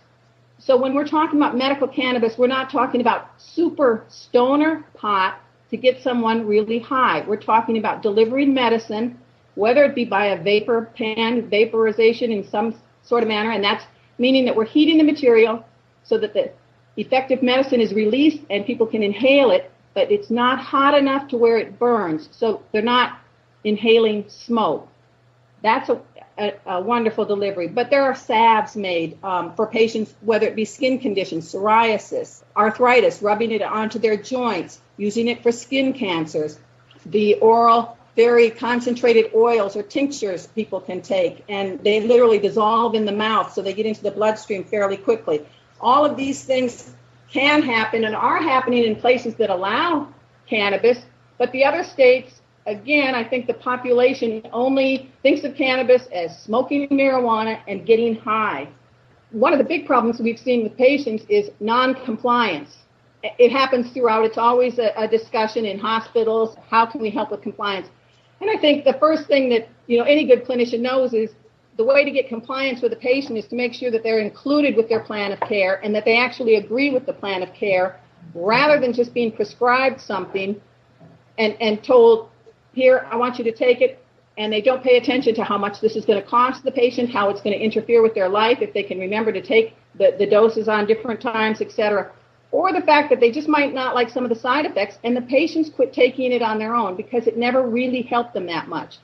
Again, cannabis, I think as Jeffrey Hergenrather had said, and others, that they've learned from their patients. Patients often are coming to healthcare professionals saying, this really helped with my spasticity.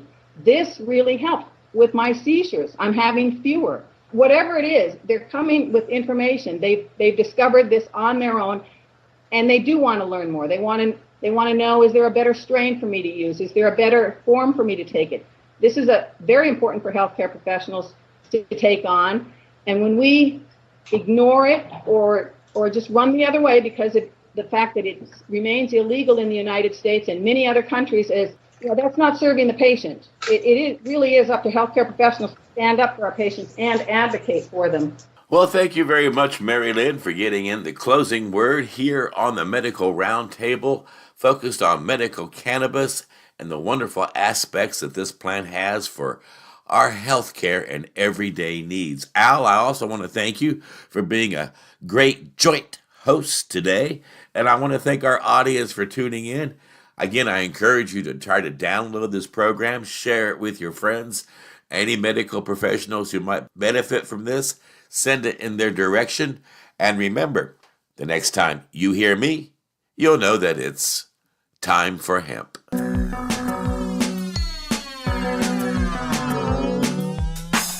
Look at all that money, yeah, the money that they spend. Take another look now and take some time for hemp. I don't cut trees for paper, cause it hurts the environment. Stop deforestation, yeah, it's time for hemp. Whoa, an acre of hemp makes 20 barrels of oil. No need for pesticides to poison all our soil. People got no food, they got no clothes, they got no rent. Well, right now it's time for hemp. You're listening to the Pace Radio Network here at paceradio.net. The opinions of the individuals during this broadcast are their own, and may not be the opinions of their group or other organizations they may be involved with. All medical advice during our broadcast is not a medical opinion and should be checked with your medical physician. When you have a pain that's reached its peak, legacy for 20, it's so unique. If organic cannabis is what you seek, here's your trusted partner 7 days a week. Suppository salves, vapes and drops, topicals, edibles, infused pop. Just when life seems like it ain't easy, at Legacy 420 enjoy a pop freezy. Lab tested products make them the GOAT. Legacy 420 out on your road. Legacy 420 in Tyndonega Mohawk territory. Indigenous organic cannabis at its finest.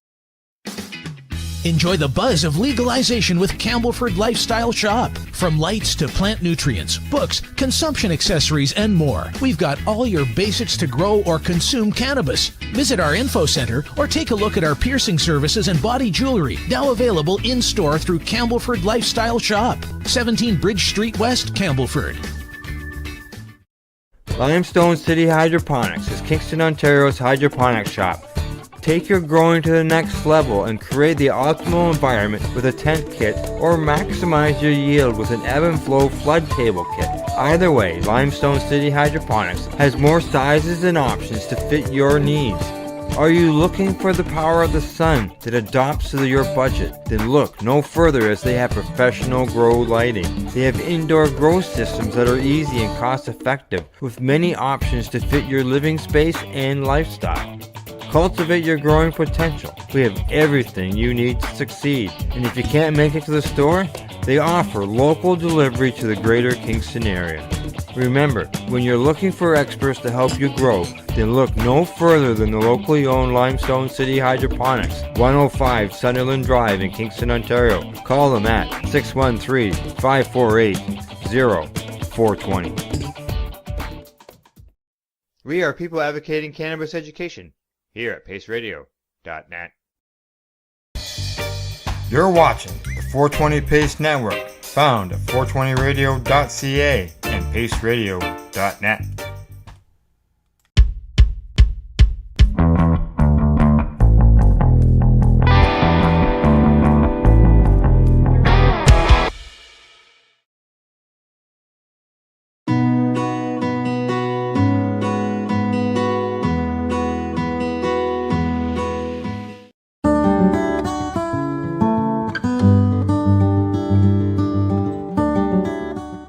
Video duty here.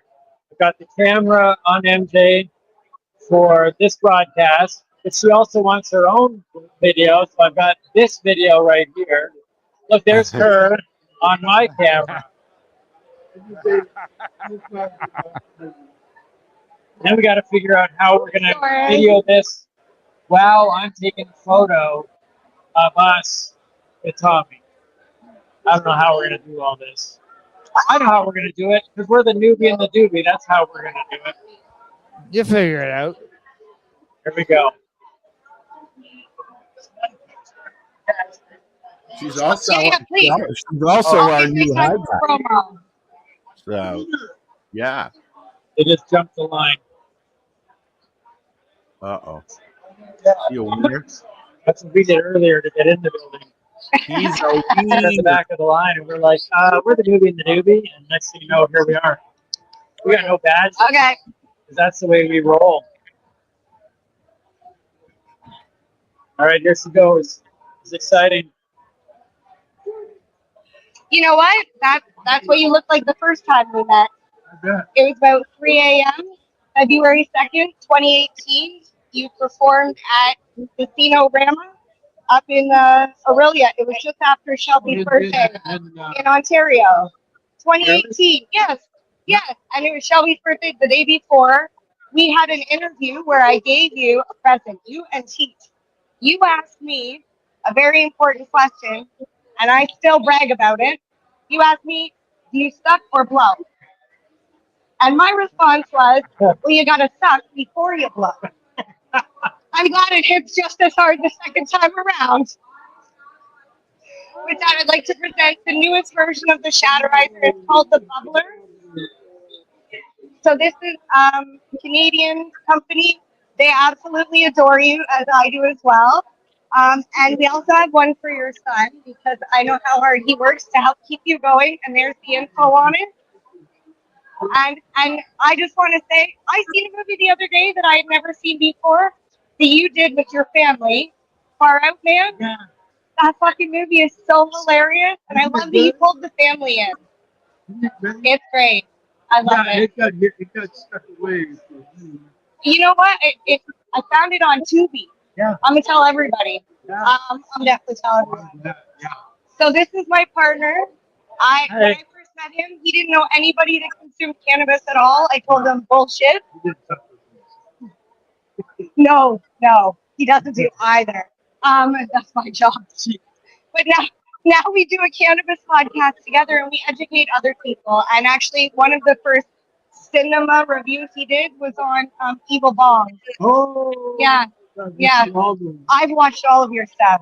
My dad had me watch even the Corsican Brothers, which is, I will say it's not my favorite, but it's still good. It's still good. No, and it's definitely no, what is that, up in smoke? Yeah, for sure. It's amazing. All right. Mary Jane Baker. I'm the doobie. That's the newbie. We have a podcast called The Newbie and the Doobie. Doobie? Newbie and the doobie. Because he's a newbie. I'm in it. And I'm the doobie. All right. Do you want to get a selfie? Yeah, can we get a picture with you? Okay. How you doing? I'm Timmy. Nice to meet you. Or doobie? I'm the newbie. Yeah, he's the newbie. All right. Do you want to flip it selfie-wise? Yeah, I got to flip this. Too many technology here, Tommy. Too much technology. Here, I'm going to set you down. Do you mind? Can I sneak over here? I'm really tiny. I promise I won't. Okay. We do this thing called the newbie and the doobie sandwich, and you're the meat. Okay? All right. You mean head? No, definitely not. We've Ready? lost your video, by the way, guys. Oh, did you? Oh, okay, I'll move back in there. Yay! Newbie and Newbie and doobie. Please tell Paris I said hello. I know he's around here busy. And this is our card here. That's us. Can you tell we like to have fun? It was so nice to meet you, Tommy, again. Oh, you're fine. I'm good. Thank you. I know. I've seen it. Thank you so much for your time. You've always been awesome. Thank you so much. Okay. All right. Those are for him. Yeah. Thank you so much. One's for Paris, though. Okay. All right. Let him know. There they go. Newbie Oh my God, I'm got the Shatterizer into them.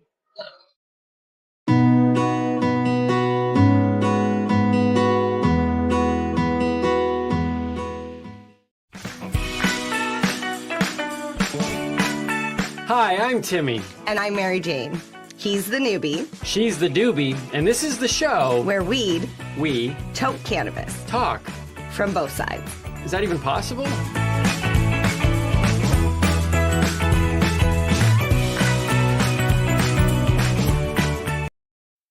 You're listening to the Pace Radio Network here at paceradio.net. The views expressed by the individuals during this broadcast are their own opinions, and they may not be the same as those of their group or other organizations they may be involved with. All medical advice during our broadcast is not a medical opinion and should be checked with your medical physician.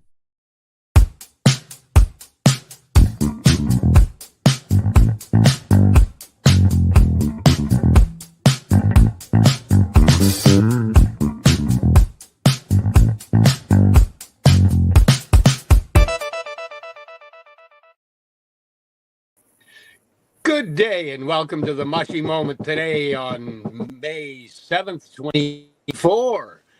We're here live on paceradio.net and many other places. Give me just a second. Hi, everybody, and welcome. Steve apparently has somebody knocking on his window, which has honestly never happened before. That's actually kind of funny. That's never happened to me. That's the first. It's a gentleman from just down the road. He used a bunch of the black oil to get rid of cancer on his nose. And he's inquiring about the 7 mushroom blend and some of the other products to help him along the way. Excellent. That's wonderful. So how was your day? So far, it's going incredibly well. Strange people knocking on the window. It's awesome. Oh, yeah. The phone's already been going off. It's a good day. It's beautiful and sunny. And, it seems like things are a little more settled in the planetary solar area, or at least not bouncing right at this moment. And, life is good. It's nice. I took Meek out for a nice walk already this morning. She enjoyed a bit of sun. It's a beautiful day. Wicked. I had some fun over the weekend. I went to a tattoo convention here in Nova Scotia. And one of the tattoo artists that was set up there is the gentleman that I received my first tattoo from 30 some years ago. But yeah, he was there. He's 78 years old now. He still tattoos. He doesn't do much for designs, but he was there doing autographs for a lot of money. But he is one of the most worldwide famous tattoo artists of all times. Sailor Jerry. Some of you might have heard of his rum. Not that I promote rum, but some of you might have heard about his rum, Sailor Jerry. And so this is the man, the myth, the legend, and he autographed my first tattoo this past week, which is really cool. So my first tattoo was done by Sailor Jerry himself, and although he wasn't up for doing any retouches to it, he did sign it and add a second little mini anchor to the bottom of the Y, which is pretty cool. Nice. Man, myth, and legend. We have one of those on our show today, too. We do. We do. The man, the myth, the legend. You can't be in any of this natural medicine without knowing who this man is. Everybody knows him. He fought for cannabis. He's currently fighting for mushrooms. He's got this amazing coca. I keep doing that. Cafe in Vancouver. He's got a few cannabis dispensaries. He's got a few mushroom dispensaries. And he is just, downright a nice guy that fights for the rights to natural medicine.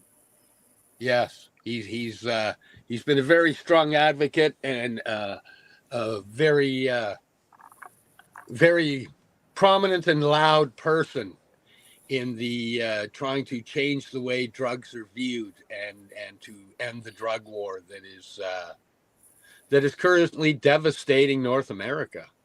Yeah. And I'm really happy to have him on the show. It takes pretty big nads to keep going in there and fighting like that. And he gets raided, he gets taken down, he stands back up and goes, no, this is something I believe in, and this is a fight worth fighting. And I'm fucking honored to have him on the show.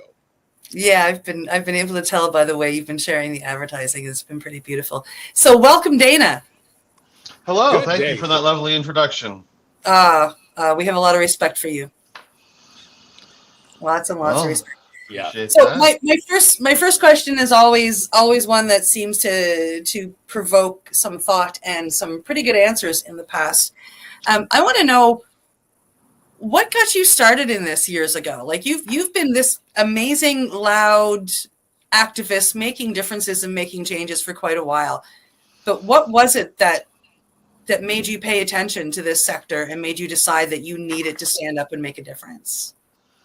Well, about 35 odd years ago, when I was in my late teens, I started using cannabis and learning about the benefits and the hidden history. And I read the book, The Emperor Wears No Clothes, which is kind of an oldie but a goodie. And a lot of people, I think, read that book and helped open their eyes to the truth about cannabis and a lot of the information that had been hidden.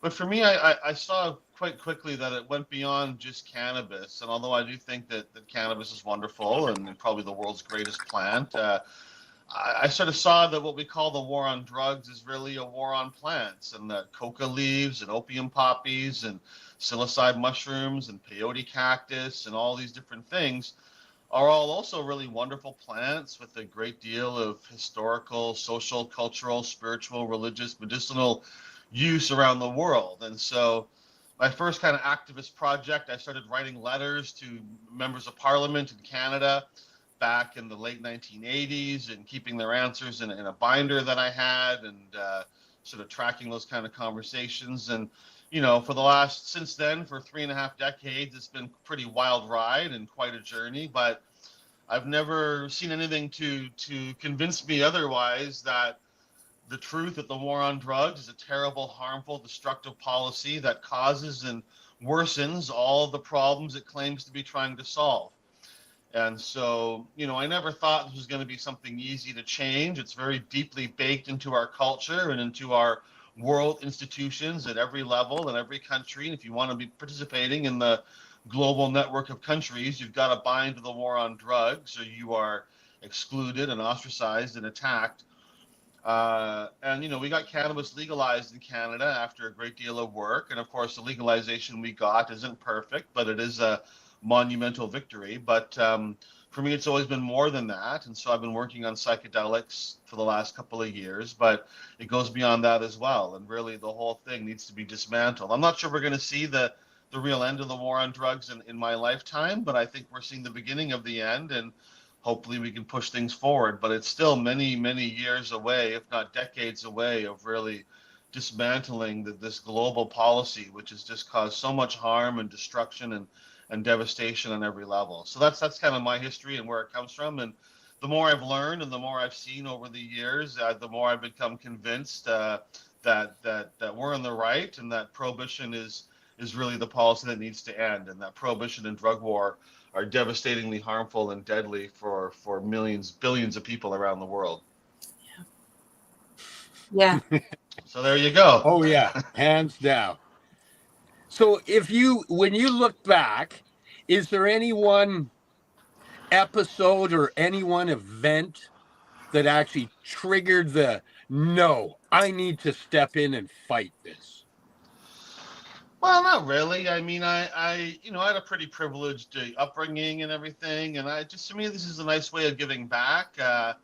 I've enjoyed my work. I mean, there's definitely been challenges and losses and hard times in this conflict, and lost a lot of good people to drug issues and poisonings and things like that. But aside from that kind of thing, it's been a great journey. I've had the chance to do lots of different kinds of things, start businesses, write books, do political projects, and then work like that, run for office under a few different banners and all different kinds of things. So for me personally, it's been a pretty exciting and positive kind of adventure. I've had challenges and losses, but also a lot of victories, and helped a lot of people live better lives, I think, and done a lot of good through this campaign. Especially with our Get Your Drugs Tested project, which has been going on for the last 5 years or so, and really grew into something much bigger and more fantastic than I ever really expected when we started it. We've now become the busiest free street drug analysis center in the world, and help tens of thousands of people make better decisions and more informed decisions about what they want to put in their body and the substances they're using.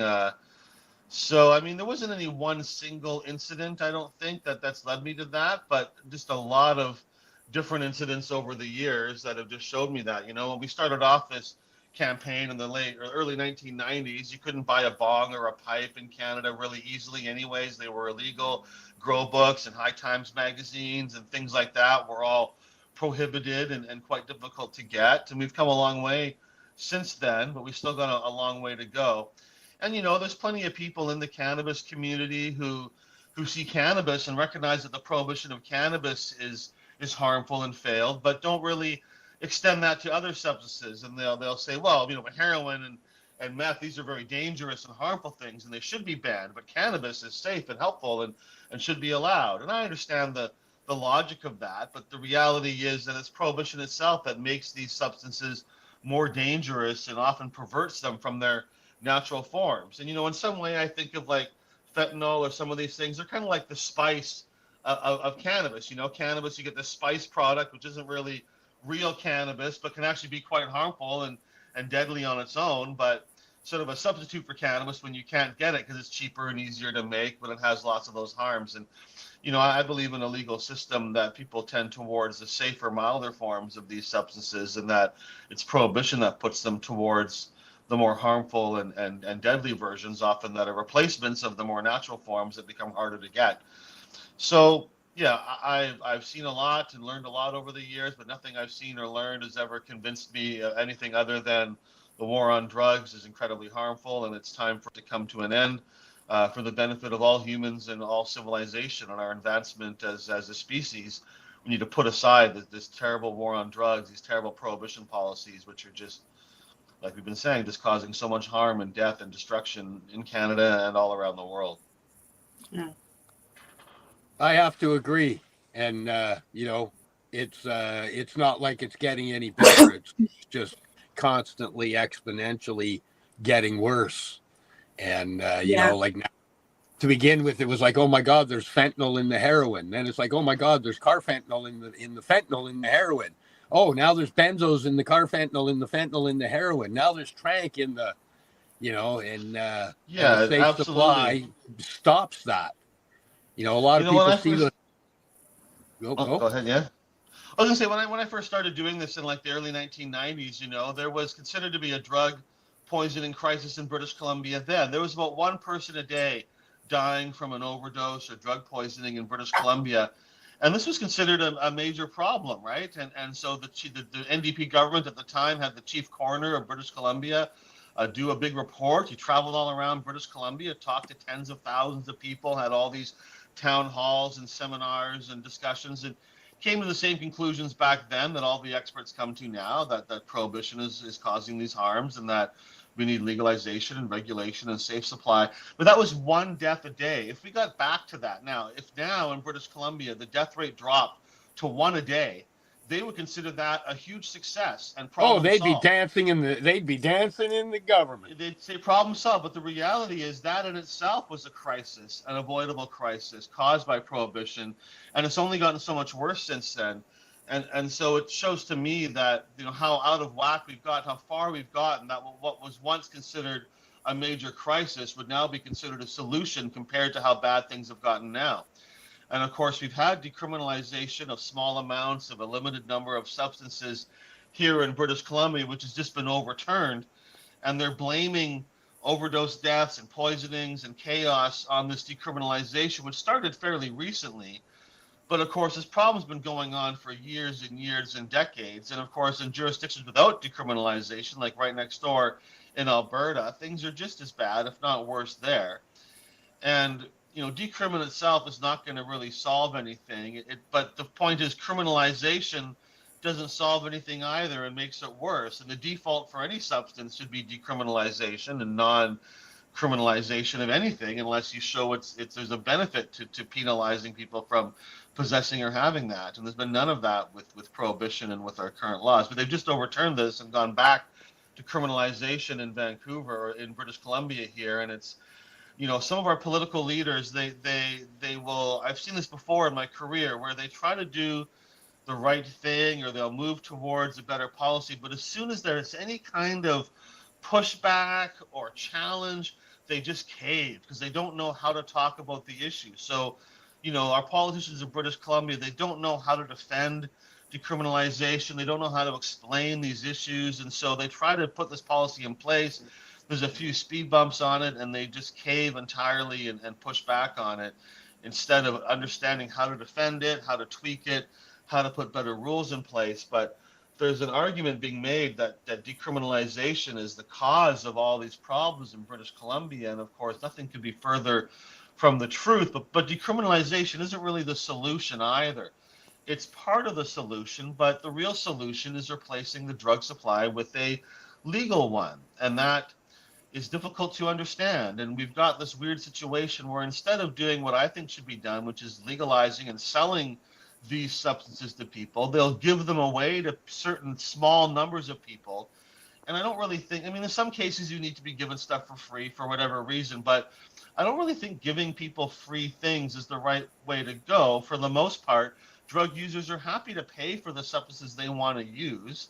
We didn't end, you know, a criminalization of cannabis with free cannabis for everybody. Like, you can grow your own, you can produce your own, you can share it, and certainly the taxes are too high. But I do think people should be paying for these things if they're going to be using them, right? But the reality is, we're pushing back on this. It's going to be years again before we get another opportunity to move forward on decriminalization again in British Columbia, and we really got to go beyond that. But I think one of the important lessons for us, we saw this with cannabis also, it's not going to be politicians coming to our rescue. It's going to be us as activists at the grassroots level making these changes happen, and then forcing our politicians to lag along and come along behind. And this happened with cannabis, right? I mean, it was years after bong shops were all over the country and the police had given up on raiding bong shops.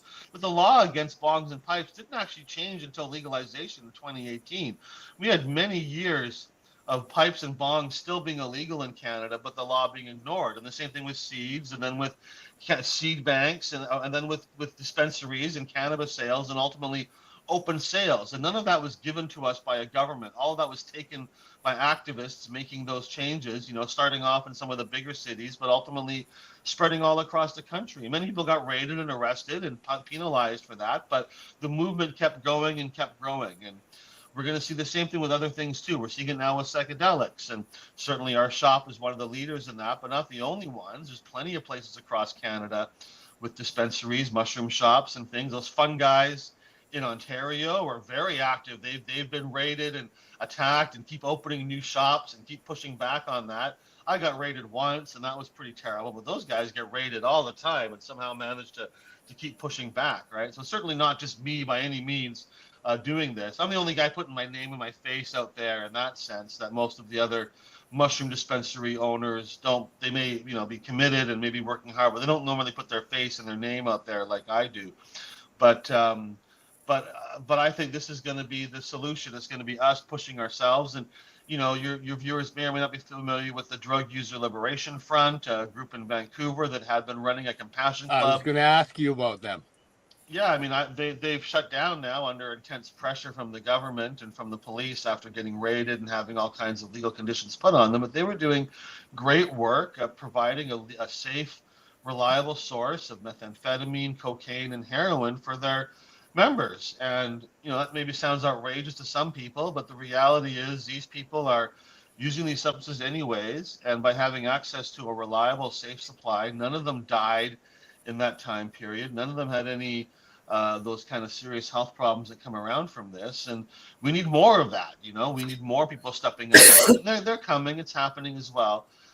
These substances perceived as the hard drugs, this is the hardest ones to kind of get people's minds around. But I approach that from a different angle with the Coca Leaf Cafe, where we sell coca leaf and coca tea and things like that. And of course, coca is the leaf you make cocaine out of. And I believe cocaine should be legal, but I also believe that in a system where coca leaf and cocaine were just as legal as coffee beans and caffeine, we would use them in similar ways. And so, you can go snort caffeine if you want to, and some people do snort caffeine and use caffeine in kind of unorthodox ways. But the reality is 99.999% of caffeine users, they don't want to snort caffeine, even though it's cheap and accessible and easy to get. They'd much rather drink coffee or energy drinks or things like that. And in countries where coca leaf is legal and available, the vast majority of people who chew coca leaf or drink coca tea, they have no desire to move on to other substances or to anything else. And if Canada fully legalized cocaine in all of its forms, this would not mean everyone started snorting cocaine all the time. It would mean that people started drinking coca drinks and coca teas and things like that. And that's really, what I think is more natural. You don't need to we don't need to ban caffeine powder to stop anybody from snorting caffeine. We just make safer, milder forms available. That's what people really want to have. And so, and there's another example of something called Doda tea. And Doda tea is made from dried opium poppies. And you get some dried opium poppies, grind them into a powder, add hot water, and let it steep, and you've got kind of a mild opium tea. And this is pretty popular in the Southeast Asian community in Canada, especially out west, but all across the country, and widely used. And then in the early 2000s, the police decided they were going to crack down on this. And they actually had to convince Health Canada. They would send samples of this Doda tea to Health Canada, and Health Canada would say, we can't find any opium in there. The opium level is so low, we can't even find it. And the police said they had to send someone to Health Canada and pressure them into changing their tests so they could find some opium in there to allow the police to do this crackdown. And of course, they start raiding shops that are selling Doda tea. They start going after people bringing in small quantities of Doda tea. What happens? 5 years later, 10 years later, massive heroin problem in the Southeast Asian community. And I read interviews with people who talk about, hey, I'm a truck driver. I used to drink Doda tea. Help me with my pain, help me get to sleep. Now it's gone. Now I'm injecting heroin. Now I'm using fentanyl because I can't get heroin. Now my life is all fucked up and my family's in chaos and things are really bad and I'm worried I'm going to die. Well, that person was fine drinking Doda tea, but now they've been pushed by prohibition into these really hard, more difficult substances to use responsibly, more potentially deadly substances. I say bring back the Doda tea, bring back the coca tea, bring back these options for people that are safer, that have historical benefits and health benefits, and that are the more natural, easier way to use these things, right? But prohibition pushes people to the harder forms, right? Prohibition can push people away from cannabis towards spice, which can be more available. It pushes people away from opium tea and towards heroin and fentanyl. If you think about it, it's very odd that it's easier to buy cocaine and fentanyl than it is to buy coca tea and opium tea, or even opium. It doesn't really make any sense. Shouldn't a good drug policy make it easier to access the milder, safer forms and harder to access the more risky and dangerous forms, but our drug policy does the opposite. It makes it so the only forms that are available are the most deadly, harmful forms of these substances, and the more natural forms are impossible to get, right? You can buy cocaine in 15 minutes in any big city, but I'm the only place in North America where you can walk in and buy coca leaves. And even I have trouble getting coca leaves in, right? So it just shows how these laws have the opposite effect of what you intend.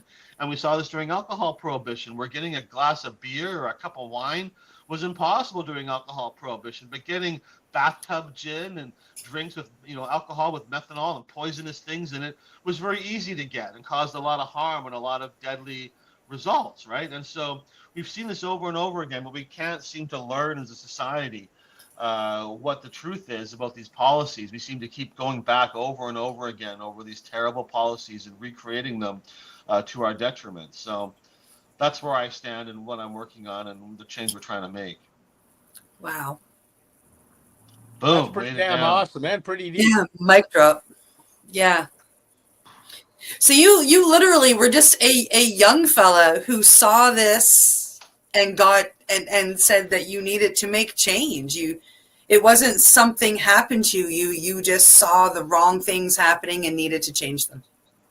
I will say that for the most part, a lot of people that I meet who become activists, they usually do so because of a personal reason, right? And that makes sense. I believe a lot of different things, but the ones you really work on and become active for, those are the things that affect you personally and that you have a deeper belief in, right? And so, it's not surprising that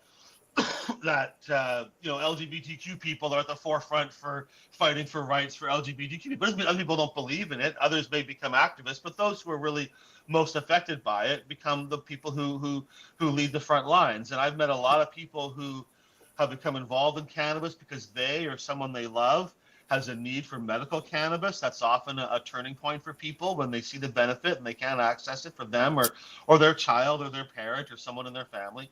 Or often it's the case that this person or someone they love has been adversely affected by a prohibition and has been arrested or gone to jail or been penalized or lost their children or their job for some reason, and that motivates them to want to get involved and get changed. But for me, it wasn't really like that. For me, it was more of an idealistic kind of thing. I've suffered challenges from being an activist, but it wasn't anything like that turned me into an activist. I started doing this because I believed in it and because it just seemed like the right path for me to go on as a young person. And I don't regret any of it, but that's my story. I came into it from a slightly different way, but some are motivated by idealistic issues and some are motivated by things that have happened to them and this and that. And I'm not sure it matters necessarily what brought you into this movement, but we've all got to push this movement together. And whatever the reason we come into it is, we got to work together and make these changes happen in our society. What we do, I say what we do in Vancouver resonates across Canada. What we do in Canada resonates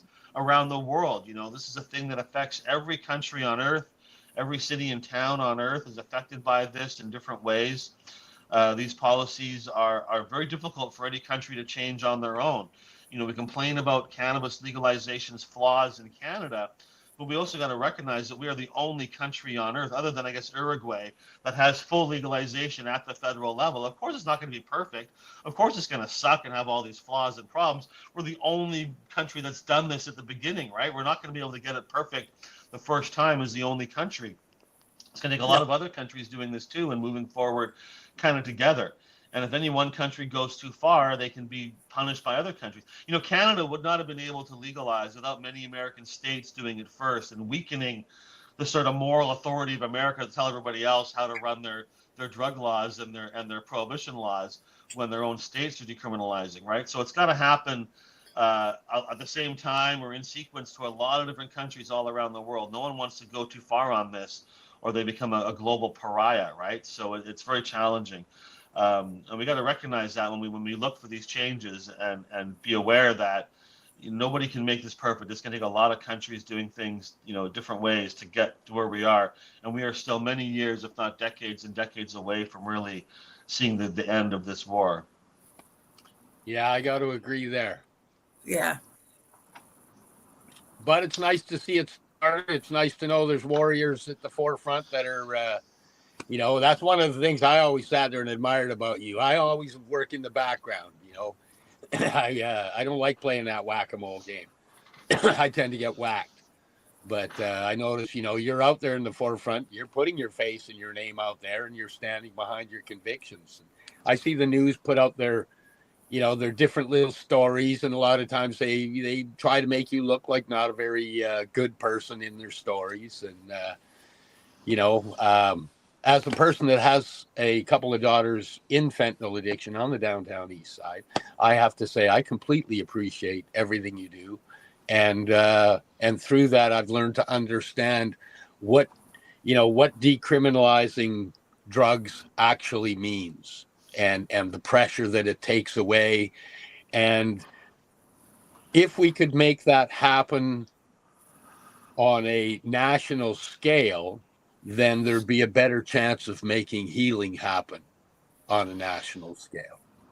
Yeah, I mean, decrim is important, but ultimately it doesn't really solve the problems of prohibition, right? It takes the boot off of users and opens, allows them to lead a bit more of a normal life without being afraid of being arrested and penalized at any moment. But it doesn't really solve the problems of a safe drug supply. And that's really the key issue, right? Is having access to this. And to me, a safe drug supply doesn't just mean like fentanyl or crack or these things, right? Like a safe drug supply should go the whole gamut. And so, I support safe access to these things, but I also think if you've got someone who's an opiate user, for instance, who's using fentanyl, if they need safe fentanyl, okay, let them have some safe fentanyl, but maybe offer them some heroin or some opium tea or a really strong cannabis edible or some kratom or things like that are also safer options for a lot of people. And these things aren't available either, right? And so when we do make a safe supply available, it's often only the most strong kind of forms, right? We offer hydromorphone tablets and things like that. And I fully support that. That should be allowed. But why are we not offering other alternatives? Why isn't kratom part of the conversation? Most Canadians aren't aware of what kratom is. We sell it at our shops, and it really helps a lot of people that are opiate users have a safer option, right? And offering things like Dota tea and opium tea and things like that should also be available. I've talked to drug users who have told me, this was a few years ago, I met a guy who uses heroin when he's in Vancouver. He said he went and lived in Vietnam for many years. When he was there, he stopped using heroin and started drinking opium tea. He said he found it fine for what he needed. When he came back to Canada, he couldn't get opium tea anymore, so he went back to heroin. Now, I'm not sure how many users are like that, whether it's 10% or 90% that could switch from their current substance to a milder form. But whatever the number is, they should have that option, right? But there's no safe opium tea supply going on. There's no safe kratom supply coming from the government. Kratom is still prohibited. There's no safe, try some extra strong cannabis edibles as an alternative. These things aren't going to work for everybody, but they're going to work for some people, and they should have that option, right? And I believe if we have these milder forms, many folks would never move to the harder forms in the first place. No one's going to be drinking bathtub gin if they've got nice beer and wine available, right? Same kind of situation. I agree. On that note, we've hit the halfway point, so we've got to take a break and let our sponsors have their moment. So we'll be right back shortly after our sponsors here on paceradio.net with our awesome guest, Dana Larson. See you in June. We are people advocating cannabis education here at paceradio.net. Limestone City Hydroponics is Kingston, Ontario's hydroponics shop. Take your growing to the next level and create the optimal environment with a tent kit, or maximize your yield with an ebb and flow flood table kit. Either way, Limestone City Hydroponics has more sizes and options to fit your needs. Are you looking for the power of the sun that adapts to your budget? Then look no further, as they have professional grow lighting. They have indoor grow systems that are easy and cost effective, with many options to fit your living space and lifestyle. Cultivate your growing potential. We have everything you need to succeed. And if you can't make it to the store, they offer local delivery to the greater Kingston area. Remember, when you're looking for experts to help you grow, then look no further than the locally owned Limestone City Hydroponics, 105 Sunderland Drive in Kingston, Ontario. Call them at 613-548-0420. Enjoy the buzz of legalization with Campbellford Lifestyle Shop. From lights to plant nutrients, books, consumption accessories, and more, we've got all your basics to grow or consume cannabis. Visit our info center or take a look at our piercing services and body jewelry, now available in-store through Campbellford Lifestyle Shop, 17 Bridge Street West, Campbellford. Are you looking to get your medical cannabis grow license? Limestone City Hydroponics can help patients through the process of obtaining their license to grow medical cannabis. What's that? You don't have a doctor. If you meet the medical criteria, Limestone City Hydroponics has a nurse practitioner who can assess and provide medical cannabis prescriptions. What are you waiting for? Contact Limestone City Hydroponics at limestonecityhydroponics.ca or call them at 613-548-0420. PACE Radio is the People Advocating Cannabis Education Radio Network. Legacy 420 have an awesome array of cannabis-infused beverages, from pop to Nature's Nectar's teas, all in amazing flavors. What a selection! We even have a delicious mango-infused juice, and let me tell you, it's delicious. Everything is infused in-house, so we buy our syrup from the same place where everybody else buys their syrup for their pop, and the infusion is done in the lab. It's all canned here, labeled here, produced 100% on Tyendinaga. We have two lines of drinks. One is called our Nature's Nectar. That was our original line that we came out with. And then we also have a line under the Red E brand. We have them in 10 milligrams, 30 milligram, and 60 milligram cans. What a great selection for a get-together with friends or after a long day. Remember, if you want to wet your whistle with on-site lab-tested products, come see your trusted partner. Legacy 420 out on your road.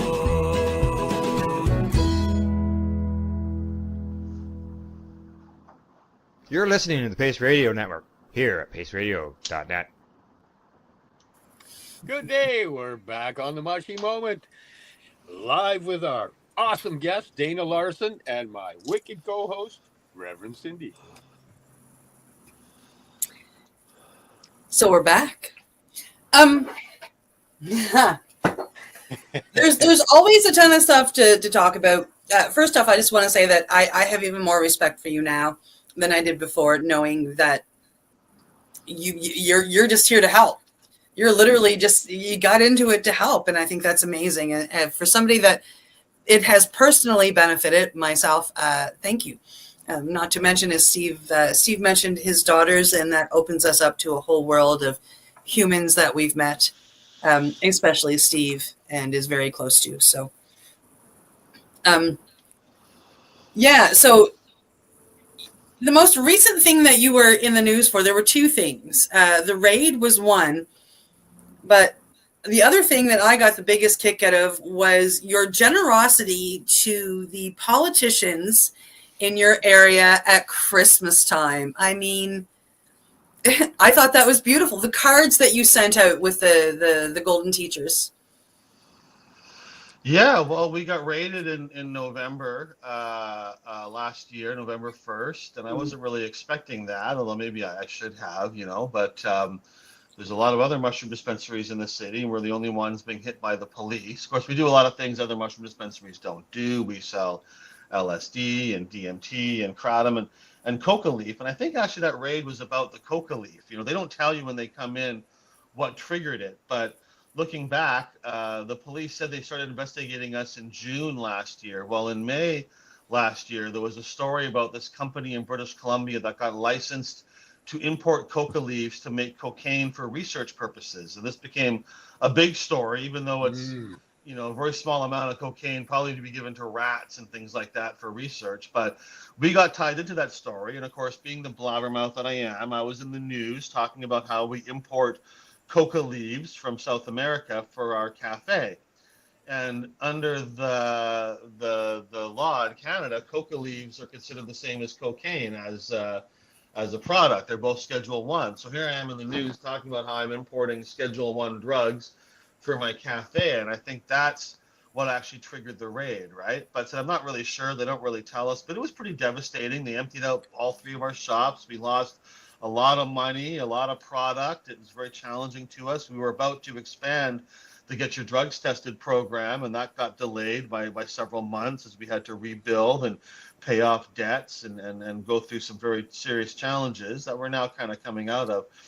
But after that raid, I wanted to respond, and I thought about, I had this idea, maybe I should send some mushrooms and coca leaves to the members of the legislature. And I was pretty nervous about doing that. And I'm not always, some of these things come off as just an easy thing, but I wasn't really sure this was a good idea or not, right? But I thought about it, and I decided, okay, this is what I'm going to do. I wrote a nice letter to the members of the legislature in British Columbia, inviting them to come to our dispensary, come to get your drugs tested, meet the kind of clients that we have, see the work that we're doing. Maybe we'll change your mind about us. And I included a gram of mushrooms, the golden teacher mushrooms, and one single coca leaf for each of them.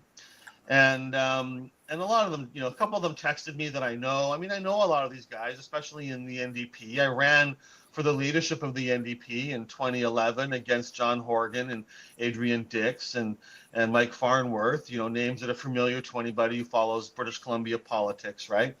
But I sent out the sample, and I actually, the most over-the-top response came from a member of the BC United Party, formerly the BC Liberals, a woman named Eleanor Sturko.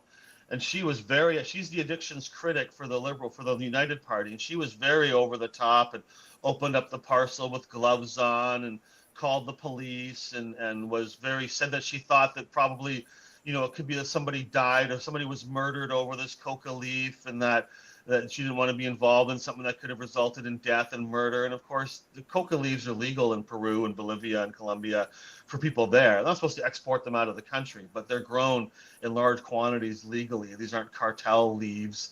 They're not sending me, the whole thing is ridiculous, right? But and Eleanor Sturko's she's got kind of a compelling story, right? I mean, she as a young woman, she wanted to help people. She joined the RCMP, became a police officer, was exposed to some terrible things and dead bodies and murders and stuff, which kind of messed her up, gave her PTSD. She started drinking excessively to deal with her PTSD, descended into alcoholism, eventually got her to act together, went sober, stopped drinking, ran for office, and became a member of the legislature. But the thing is, she didn't have to ban alcohol for anybody else to stop using alcohol. We didn't need to prohibit and punish alcohol drinkers for her to be able to get off of alcohol. But her lesson from this is that all these substances are bad, and that it's triggering for me to send her a mushroom because it's a drug and everything. And of course, a lot of people find mushrooms very helpful to stop using alcohol and other substances, and very beneficial to understand themselves better, to deal with the PTSD and trauma and underlying issues. Oh, and yeah. she would probably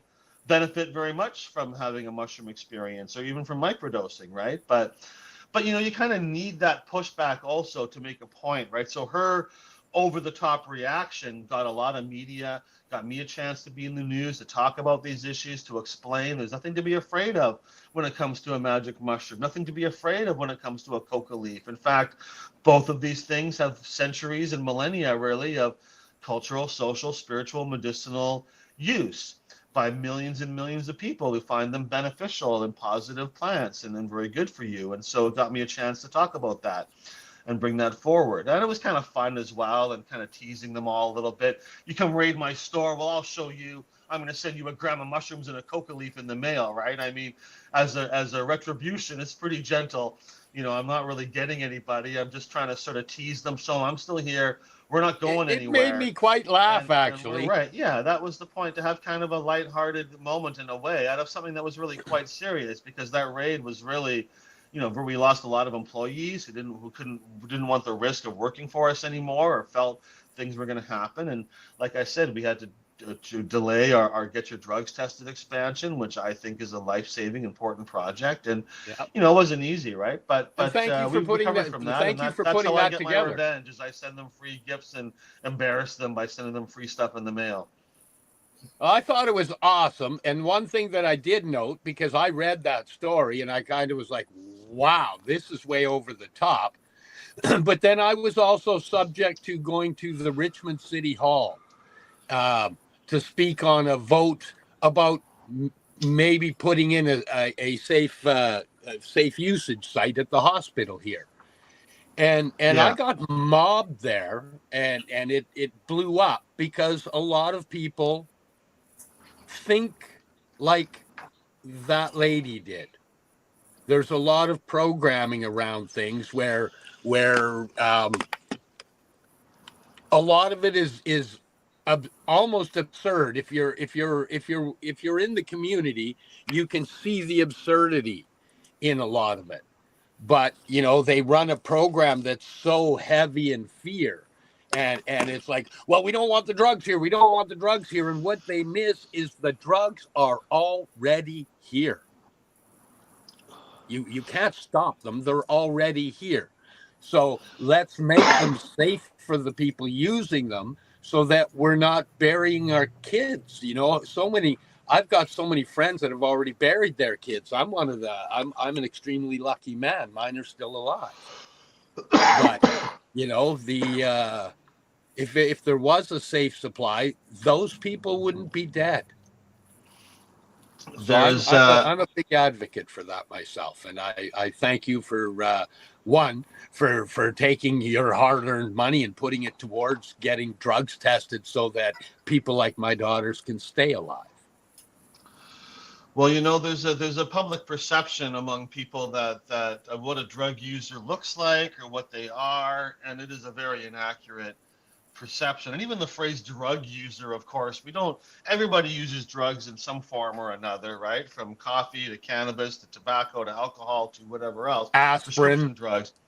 So when we say a drug user in that context, we really mean opiate users, right? Typically, we mean that substance. We're not really referring to pot smokers or to psychedelic users when we say drug users, even though all those things apply. But really, the reality is that drug users or users of banned drugs are the last group you're legally allowed to hate in Canada, and that the government is promoting a hate campaign against, right? I mean, all the same things they used to say about gay people, they used to say about black people and racialized people, they say about drug users. Or after your kids, they need treatment, especially like the gay community, and the way they were treated and the kind of rhetoric that was used against them is very, very similar to that's now used against drug users. And often the same groups, right? I mean, if you go back a few decades, the RCMP, for instance, put out a statement that they opposed legalization of cannabis and legalization of homosexuality because they both lead to degradation of the individual. So they tie those two issues together as the police, right? That these are both things that are the same to us, being gay and being a drug user, being a pot smoker at the time, but more broadly, being a drug user. This is both deviant behavior. You just need some treatment to be like everybody else. We just got to get you in some mandatory treatment, and this idea that drug users need treatment. What the treatment is for drug use, I have no idea, and no one else really does either, because there isn't really any treatment, because the whole treatment complex is full of bullshit.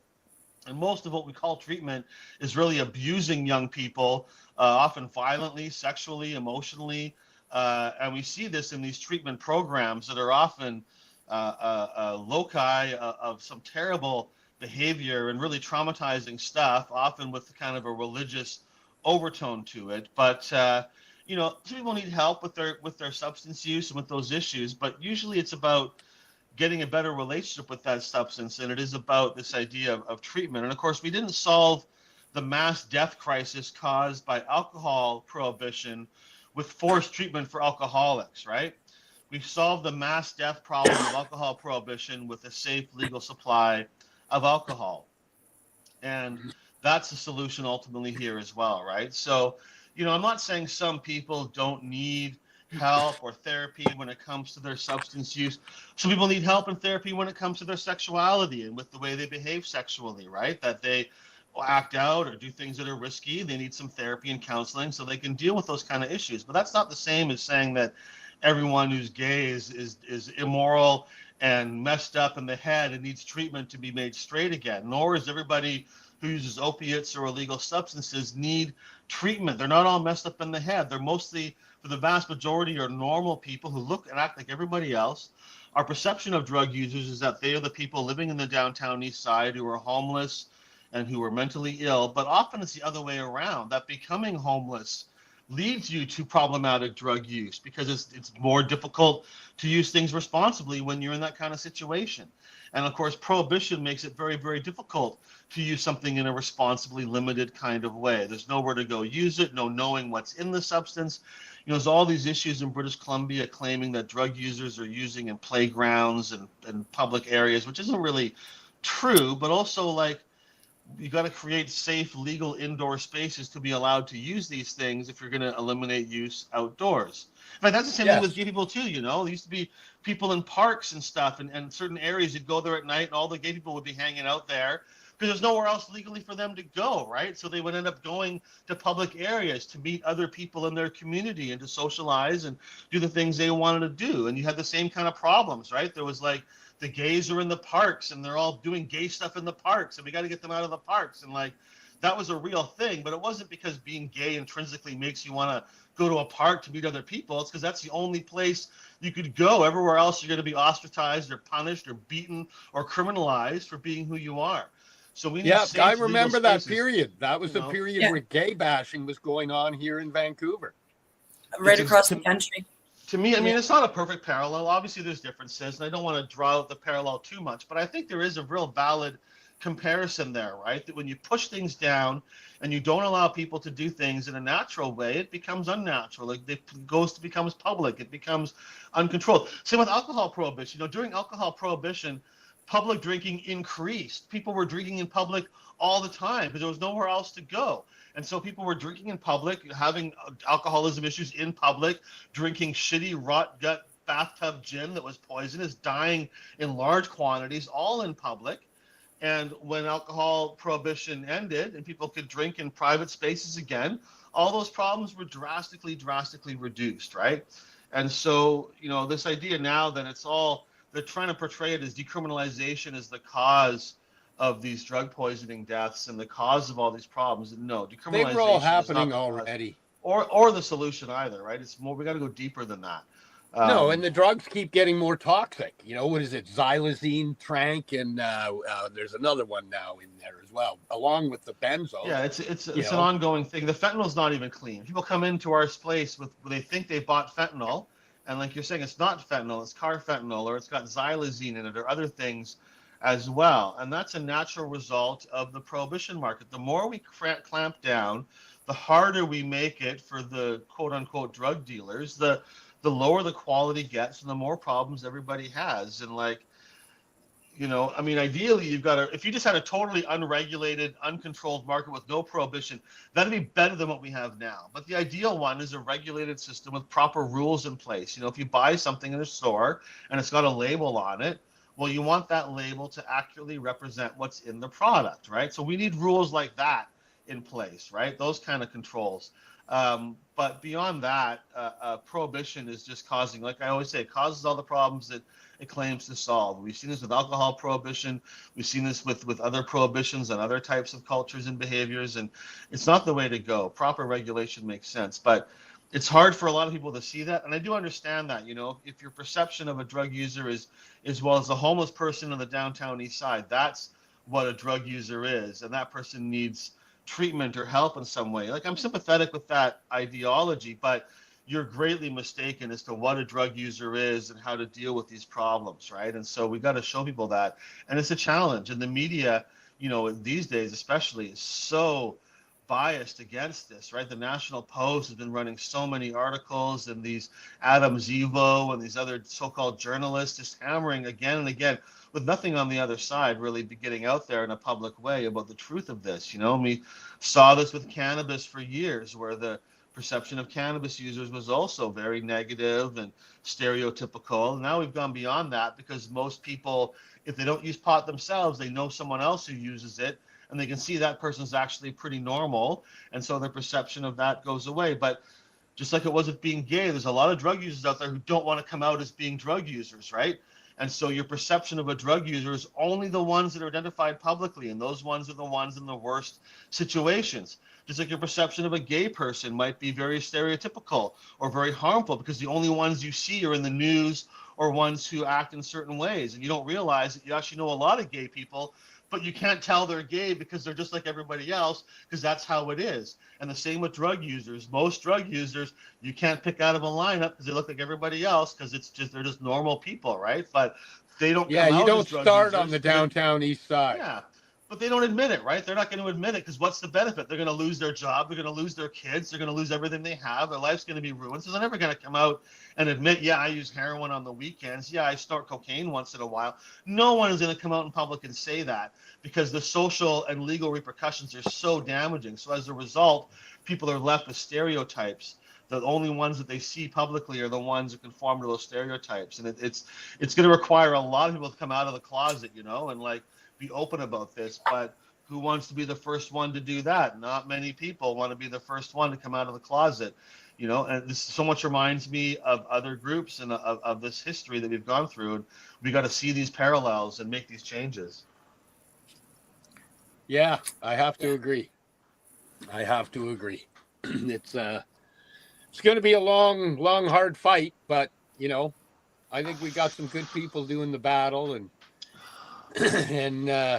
it's just kind of standing strong and dealing with the convictions, and both the convictions, your conviction and any that might come along from the authorities. Our convictions too, right? And those are challenging. And I mean, that's part of my work, I guess, is try to show the plant origins of these things, and try to show people what coca leaf is and what opium poppies are, and why these plants are so important to the cultures that use them and revere them, and why in many ways what we call the war on drugs is a genocide, certainly a cultural genocide. When you go to someone in South America whose culture has used coca leaves since long before recorded history, and you say, well, the United Nations policy is to completely eradicate coca leaves from the face of the earth and drive this plant extinct. Well, that's kind of cultural genocide, and also like a real biological genocide to wipe out these useful plants. But really, you're trying to destroy a culture, an indigenous culture, and that's like, we shouldn't be doing that, right? And I think most people recognize that as a bad policy, and rooted in just like the worst aspects of colonialism and these policies we got to really put behind. These laws came in over 100 years ago, and so many other policies and viewpoints and ideals from 100 years ago we have set aside, right? If you talked about women or racial groups or homosexuality or things the way they did a century ago, you'd be seen as a dinosaur. But you talk about drugs the way they did a century ago, and you are right up to current times, right? There's one policy left from that era that we got to change and that we got to set aside and forget, but has just somehow become deeply embedded in our culture. Boom. Yeah, I'm glad boom you, again. I'm glad you decided to come on our show, my friend. This is awesome. I'm really enjoying this. Yeah, well, thanks for having me on. It's good to talk about these issues. It's amazing to hear you speak. You have a lot of passion when you speak, and these are very important words. I don't know if you've been paying attention to what's been happening in Ontario lately, but Toronto, the mayor is behind the decriminalization of drugs there. But she's working, she believes that, recovery centers and places where these people can go, as you were saying, is definitely what is most important. So I it's reaching. Because, they are looking at Vancouver. So what Vancouver is, had done before they rescinded it, is reaching across the country. And, I drove last summer from BC to Nova Scotia, and, I watch the issue in Vancouver grow every time I come out for a visit. And I've got to say, I don't know if you've ever been to Thunder Bay, but they're probably their rivals what is going on in the downtown east side. Almost the entire city has been, taken up by homelessness, and, the bad drugs are running rampant. When I was in Thunder Bay, the ambulances and the police cars on the constant go. you know. It's very expensive too, having all those ambulance trips. I mean, aside from the human cost, people dying all the time, it's incredibly expensive to deal with this as an emergency and send all these emergency places out all the time to deal with the results of prohibition. And the first responders that are getting messed up because of it over and over and over again. Yeah. And of course, there's harms that come from a drug poisoning, even if you don't die. There's often can be psychological and mental and brain and physical issues that come out of that. So it's not just a question of, overdose death numbers going up or down, because there's a lot of repercussions from drug poisonings that don't necessarily mean death, but still mean lifelong health issues and that kind of things, right? So it's deeper than that, and it is in every city and town across the country and really around the world in different ways. This is an issue, right? And these are important issues, and people are suffering, and it's easy to blame the substances, but the reality is prohibition is what makes these substances much more dangerous. And homelessness also leads people to these kind of things. If you're homeless, you got to be on the watch a lot of the time, especially as a woman, but as anybody. You don't want to get raped or murdered or have your possessions stolen and robbed. So a drug that helps you stay up later at night, well, that could be kind of useful for you maybe, right? So maybe you decide to take some meth to stay awake tonight so you don't fall asleep in a dangerous situation. Maybe you're in pain because you're sleeping rough and you don't have a home. And being in chronic pain is a definite result of being homeless, right? I mean, number one result of being homeless, you're in pain all the time. You're not sleeping properly. You're not eating properly. You're not sleeping in a nice, cozy mattress in a quiet room. You're sleeping on the sidewalk or in a park where it's noisy and problematic. Someone offers you something to relieve that pain, even if you know that thing is dangerous and might cause you long-term issues. Pain makes you crazy. Chronic pain is terribly psychologically damaging for people. The opportunity to be relieved of pain for a short time becomes very enticing. And that's very normal and natural, and a decision we would all make in that same situation. We'd be doing the exact same thing. So often it's the homelessness that leads to problematic drug use and not the other way around. We see folks using drugs in a public area. You go, oh, well, they're there because they use drugs and now they're homeless. That happens sometimes, sure, but by and large, it's the other way around. They became homeless for other reasons, economic reasons, which can lead to problematic drug use, or even just public drug use, because you don't have a place to do it in private. So now you're doing it on the street, right? So the cause and effect are often reversed in our perception of these things, right? And that's a key issue that I think gets missed a lot of the time. What causes this and what the effect? They get it backwards, right? Homelessness itself causes a lot of problematic drug use, and prohibition only makes that worse. Yeah. Oh, we're at that time. An hour. Yeah, it's been an hour. Do you have anything that you wish to add on to what you've already said before we say our goodbyes? You've had our websites at the bottom of the screen. So, getyourdrugtested.com. We've got all our test results online. We accept samples really from anywhere in the world by mail and drop in Vancouver. And we've hit over 65,000 tests. So we're very busy.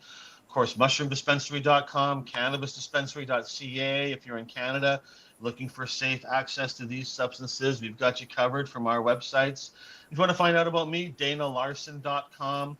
And I got a YouTube channel at Dank Arson because we burned down the dank. Oh, so, yes, I missed that one. I do some shows on YouTube as well. I'm not too busy on YouTube, but I've got a few things out there and more to come. So those are some places you can check out my work and see what I'm up to, what I'm doing. And I guess potheadbooks.com for my Harry Pothead and the Marijuana Stone, and a few of my other fun and educational books about Canada and cannabis and that kind of thing.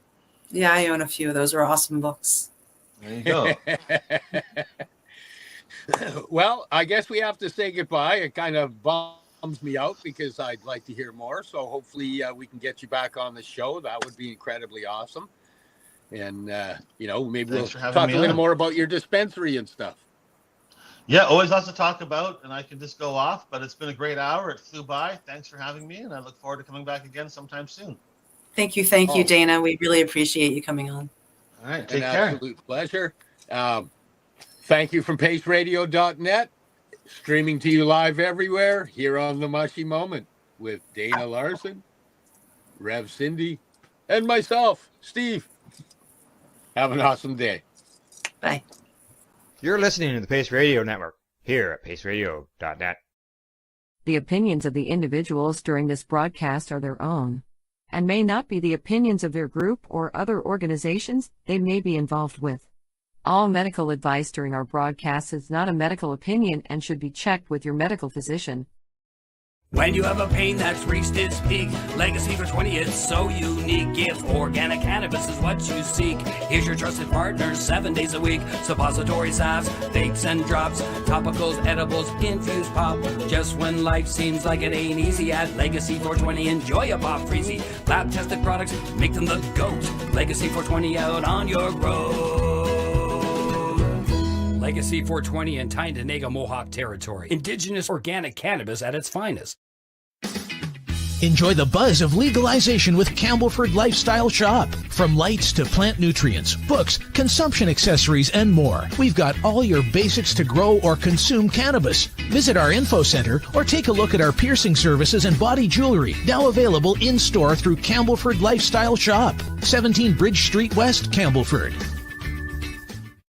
Limestone City Hydroponics is Kingston, Ontario's hydroponics shop. Take your growing to the next level and create the optimal environment with a tent kit, or maximize your yield with an ebb and flow flood table kit. Either way, Limestone City Hydroponics has more sizes and options to fit your needs. Are you looking for the power of the sun that adapts to your budget? Then look no further, as they have professional grow lighting. They have indoor grow systems that are easy and cost effective, with many options to fit your living space and lifestyle. Cultivate your growing potential. We have everything you need to succeed. And if you can't make it to the store, they offer local delivery to the greater Kingston area. Remember, when you're looking for experts to help you grow, then look no further than the locally owned Limestone City Hydroponics, 105 Sunderland Drive in Kingston, Ontario. Call them at 613-548-0420. We are people advocating cannabis education here at paceradio.net.